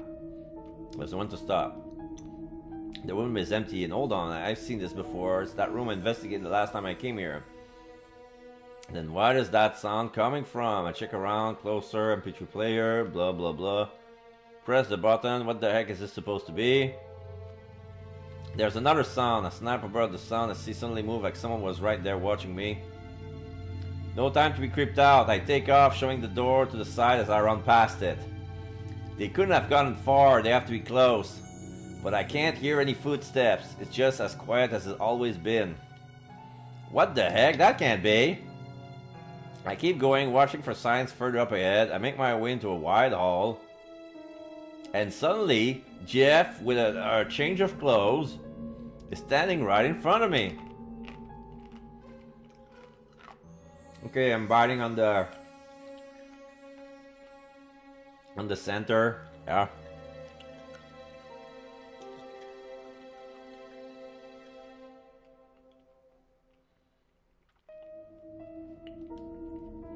I squeal and nearly jump in place. Oh my god, Jeff, you scared me for a moment. What are you doing here? How did you find this place? Worried, I take a few steps closer to try to check on him, but he responds by taking a few steps back. Huh? Jeff? It's obvious to see, once I'm closer, something's different about Jeff. He's not smiling and his eyes are clouded and dark like the night of a storm. I knew you would come here. The data spoke for itself. There's no way you wouldn't have come here. Jeff, what are you talking about? I'm talking about how you go and do what you believe is the best course of action, regardless of whether you may be wrong or whatever you may think. Like now. I tried so hard to scare you away from all of this. But no matter what I did, you persisted. Kept going and going and going until now. The climax of all your efforts. Jeff forces himself to smile and he holds his arm out wide. You did it, Nicole. Here you are. The way he says it doesn't make it sound like he's congratulating me at all. It sounds tired, but he can't be. Is he really saying what I think he is? Jeff, you can't be serious. But what? Being the mastermind behind all of this? He laughs and swings himself around one of the decaying beams in the room. But it's true! I can prove it, even! Test me! Ask me about the messages I sent you on that blog site, about the blogs I created for that very reason. Jeff knows way too much just to be kidding around. It's like I can feel everything I know cracking around me. There's a sound of shattering glass ringing in my ear. Then it really was you? You're the one who's been threatening me all this time? As well as abducted the girls before you, don't forget that! He laughs about this like it's some sort of a joke, but it's not funny. Stop it! My shouting is enough to silence him. Why would you do something like that? I thought we liked each other, and then Oh, I didn't always like you. Before, when I ran into you that one night alone on campus... Oh, wait. Before, when I ran into you that one night alone on campus, I found your phone. I saw the application you were on and thought it would be interesting to play a prank on you. I wrote that message and waited near the lost and found for you to discover it. The next time I saw you, I was in one of the class building. You were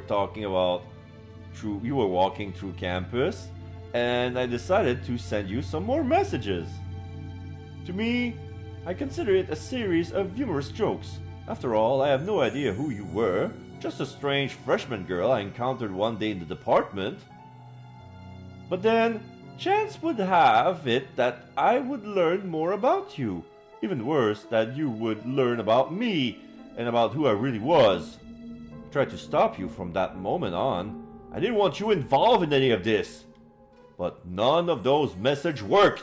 They only seemed to quench your drive for investigation. In hindsight, I suppose that was one of the reasons I fell for you. However, Jeff stopped his clinical way of talking to point right at me. You have that bad habit of doing whatever you please with no consideration for others. I thought this last and final message would be enough to stop you, but I should have known better. How dare you lecture me right now? You don't have any idea how badly you scared me, you jerk off. You did that yourself. Jeff's voice goes low and serious. You're the one who decided not to tell anyone. You're the one who decided to take this task all on your own. I never made you isolate your efforts. That was all your conscious decision. So what? Did you want me to go crying to my mom or my dad? Or better yet, you? Would that have given you some kind of kick? At the very least, it would have convinced me to stop. Jeff holds his hands in front of him like he can't recognize them. I never intended for it to come to this point. The more time I spent with you, the harder it became to just say it, and then it all became too late. I was wrong, foolishly wrong. I had thought that you would turn out the same as the others, and you did. But I never realized there was nothing wrong with them to begin with. And that is where I erred. His voice makes it sound so delicate. I nearly forget that everything has all been because of him, but there's something about this that all seems so off. Why did you kidnap the other girls in the first place? What did they have to come to this? Because I was wrong, and because my potion. Jeff whispers the last part in embarrassment. My potion was supposed to make it easier to form connection with other people. Thus, my hypothesis was as follows. If my potion worked, then these girls will still feel close to me, regardless of whether I held them against their will or not.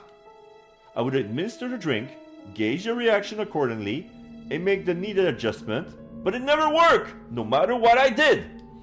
So I would catch and release depending on whether I found a suitable candidate or not. Candidate? We're talking about people here, Jeff. They're not just test subject. These girls were living, breathing people. You think I don't know that? Jeff screams right back at me. I didn't care before. I hadn't known any better. I would abduct them without any remorse, and that's because I didn't see them as anything but less than human. So I would keep them in that room you managed to find for 3 days. 72 hours is the amount of time that needed to pass for someone to be declared missing. Just before that mark hit, I would feed them a substance that would leave them unable to remember anything. Then I sedated them so I could return them. I knew there was something wrong with what I was doing, but I decided it was fine if I continued. My opinions of other people were abysmal. But you were wrong. Jeff nods solemnly. It is frustrating that I never would have realized this if it wasn't for you. It made me furious that this is all because of you. You see, for that multiplies the guilt I feel over 10 times. A man can only handle so much before it all becomes overwhelming. Jeff slowly makes something out of his pocket, and I looked to see it's a small ball with a short string poking out of the side. Wait, what are you going to do? I will destroy this entire building, and I will take you along with me! Jeff raises his hands along his head and as if ready to throw down the ball in his hand. Is what you might be expecting from a mad scientist, correct? Jeff chuckles ruefully and throws the ball a few times in his hands. No, I am leaving this town, and perhaps this world entirely. I'm not sure yet. Depends on how much farther I chose to sink into this already deep abyss. This is to ensure you don't follow me, Nicole. It wouldn't do to wrap you up any further in a madman's ploy. However, before I go... Jeff takes out a lighter and stares fondly at the flame, almost nostalgically. This will be the last time we will ever see each other again. So please, if you could, remember the tale of the great alchemist, Jeff Ryan? He wears a sad smile and he brings the lighter to the fuse, and I know it's too late to stop him by then. And despite this story state of affairs, remember that he cared for you to the bitter end, my dear.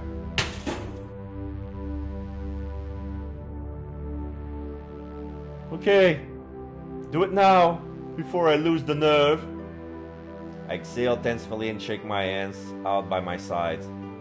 I rear my right hand back, right past my shoulders, and look down at Jeff's defenseless face. I'm really sorry about this, Jeff. I let my hand fly right for him. The police come 20 minutes after I call them, filling the streets with red and blue blinking lights. I'm asked questions, so many questions that I can only answer them half-heartedly as I watch Mr. Starr cuff Jeff and take him away. How did you apprehend him? How did you find him? I tell them I was targeted, reciting the script that Jeff would have wanted me to. I know it was to be this way. Jeff is usually right about these sorts of things. I just never expected that it turned out like this, or that Jeff would be the one behind everything. But I did make a promise to him. While I'm still uncertain of what'll come to be, I know for sure that this is the beginning of the end. I managed to solve the mystery of the abductions. I only wish it wasn't so bittersweet. It's been a while since everything happened. Fresh into the new year and the start of spring semester is just around the corner. I've been waiting a long time for this day. The guard tips his head as I show him my visitor's pass along with my driver's license. Everything's in check, so he opens the door to the visiting office and lets me through. There are small table sets everywhere, already occupied by people. Prisoners seems to sit on the north side of the table while visitors are right across. Maybe it's for the sake of the guards. There are also a few vending machines near the side of the room, behind this fence gate. Am I feeling thirsty or am I just nervous? Also, why am I suddenly paying so much attention to this place? I should be looking for him. I stepped out from behind the gate, and it doesn't take me long to spot Jeff sitting at one of the tables. It feels like it's been way too long since I've seen his face. I would run up and hug him if I was allowed. Jeff! I call his name excitedly, doing my best to keep my voice under. Jeff looks up from his hands on the table and rises to his feet. Wordlessly, he holds his arms out, and I rush into him. I feel like I'm melting as I nestle in his arms. However, an officer's voice from the back quickly snaps us out of it. Right, no excessive physical contact. I've read the rules. I can do this. With a sheepish smile, I take the seat opposite Jeff while he takes his. I almost don't know what to say. This is kind of awkward. So I just say the first thing that happens to pop into my head. How are you? Jeff hesitates to speak for a moment. Forgive me. I'm still in the middle of basking in your presence. I still cannot believe you came all the way here to visit me. Please, my dad's place is like 20 minutes away. It's not out of my way. It was a real hassle trying to convince him to let me come here, though. What did he say? You probably don't want to know. Make that double for my mom, but I convinced them somehow. They probably think I'll grow out of it, but that's totally not happening. I mean, come on. Who else can say their boyfriend is a convicted felon? Jeff stares blankly at me, and all I can do is chuckle awkwardly. That was supposed to be a joke. Not funny in the very least. I graded a 3 out of 10. Mind you, that was me being generous. I frowned at him but hey, at least he still had that weird sense of humor, and that's a good sign. You never answered my question, remember? Oh, right. About my state of affairs. I am growing accustomed to it. Life in prison is less scary than the television has made it seem. I do have to keep on my toes, but it's manageable. As long as you don't end up as someone's wife, I'm happy. Don't kiss anyone. Don't kiss anyone either. Jeff makes a face that is as utterly disturbed by the notion. You don't have to worry when it comes to that. You are the only one I have any affections for. In his usual tone of voice returned with that proclamation, and I smile as I see the life return to him. What's that for? What? That smile, it's different than what I remember. It does feel a bit different now that he brings it up. I think it's just... I don't really know how to explain it. I guess I haven't been this happy in a long time. I laugh in embarrassment. I can't believe I actually said that. Geez, what will he think now? But Jeff doesn't look disgusted or annoyed. His glances from side to side as if checking on the guards. Then his hands slowly slide across the tabletop towards me. Jeff, is that allowed? As long as we keep our hands in sight, I'm sure it's acceptable. He eyes me in a way that I can tell he's totally lying, but this is an opportunity I'm about to pass up. Just as surreptitiously as he did, I slide my hands over until they're resting on top of his and curl my fingers. Jeff grabs back and looks down at our conjoined hands with a soft smile. I missed this. I missed you. It's the same for me. I laugh a little as I feel tears beat up at the corner of my eyes. No, crying is so lame. Don't do it, not now. Though through sheer willpower I managed to hold back my tears, not doing much to cover the one that I had already escaped. Hopefully Jeff won't notice if I just play it cool. Unfortunately that doesn't work. Jeff's face falls at ease. He noticed my state and he grips my hands even harder to try to reassure me. The only thing that keeps me going is the thought of you. So please, do try and remain strong for my sake. I promise, I'll make it up to you in 3 years. Don't worry, I'm fine. Totally fine. I noticed the guards giving us a funny look, so I let go of Jeff's hands to wipe my eyes. It just got the better of me for a moment is all. I'm going to be holding you to that. I'll be in law school by then, so I'm going to need the support. Jeff groans and leans back in his seat. Please don't remind me. I'm still getting accustomed to the idea that you'll be further ahead of me academic-wise. Serves you right. I waggle my eyebrows at him and cross my arms in my seat. Don't worry, I'm sure I have some need for an assistant when you're out. Jeff eyes me incredulously, but his expression soon softens out into a warm, receiving smile. Save me the spot, or you may regret it. Well, it's like you said, there's nothing to worry about when it comes to that. I look him right in the eyes and I start speaking unabashedly. After all, you're the only one I love. And that's it. That's the end of Jeff's story.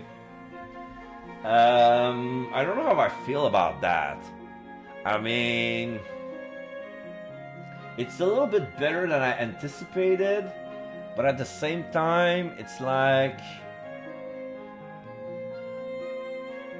she changed him during the relation, but the way she was confronted at the abandoned factory, like, that could possibly, like, I don't understand why he gave us, he gave them a final warning.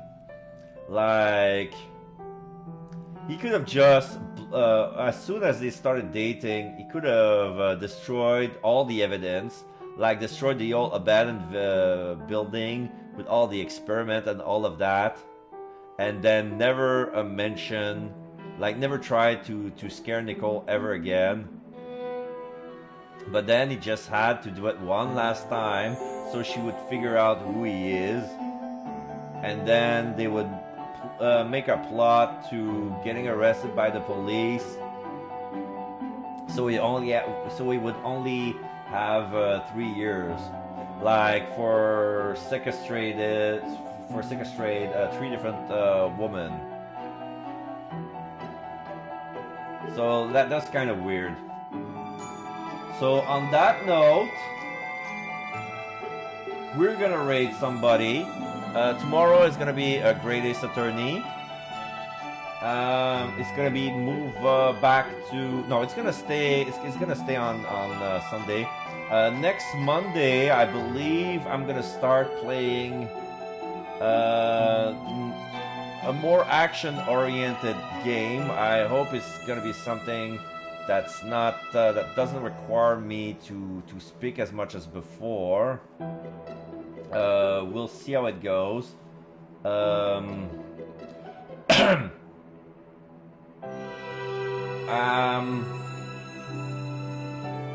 It's probably gonna be a One Piece Pirate Warriors 4. I said I wanted to start that game for a long time, and I guess it's gonna be next week. But if I have to, if I start working more next month, I guess One Piece, we're probably gonna be bumped a bit. It's gonna be Yakuza Like a Dragon and Great Ace Attorney until one of them is finished. And then whoever remains is gonna be replaced by One Piece. And it's gonna be like this. So right now, who are we gonna raid?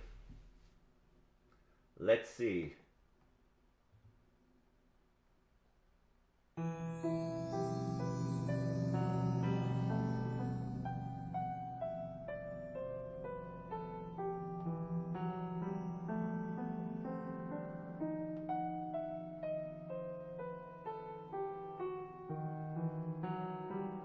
There's Marcella, who's playing Zelda. There's Ready Player Gabe, who's playing Final Fantasy VII Remake.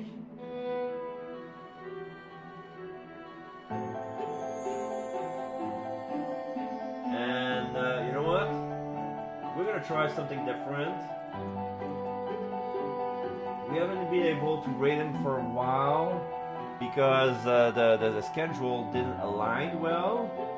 But I guess that we'll see how it goes.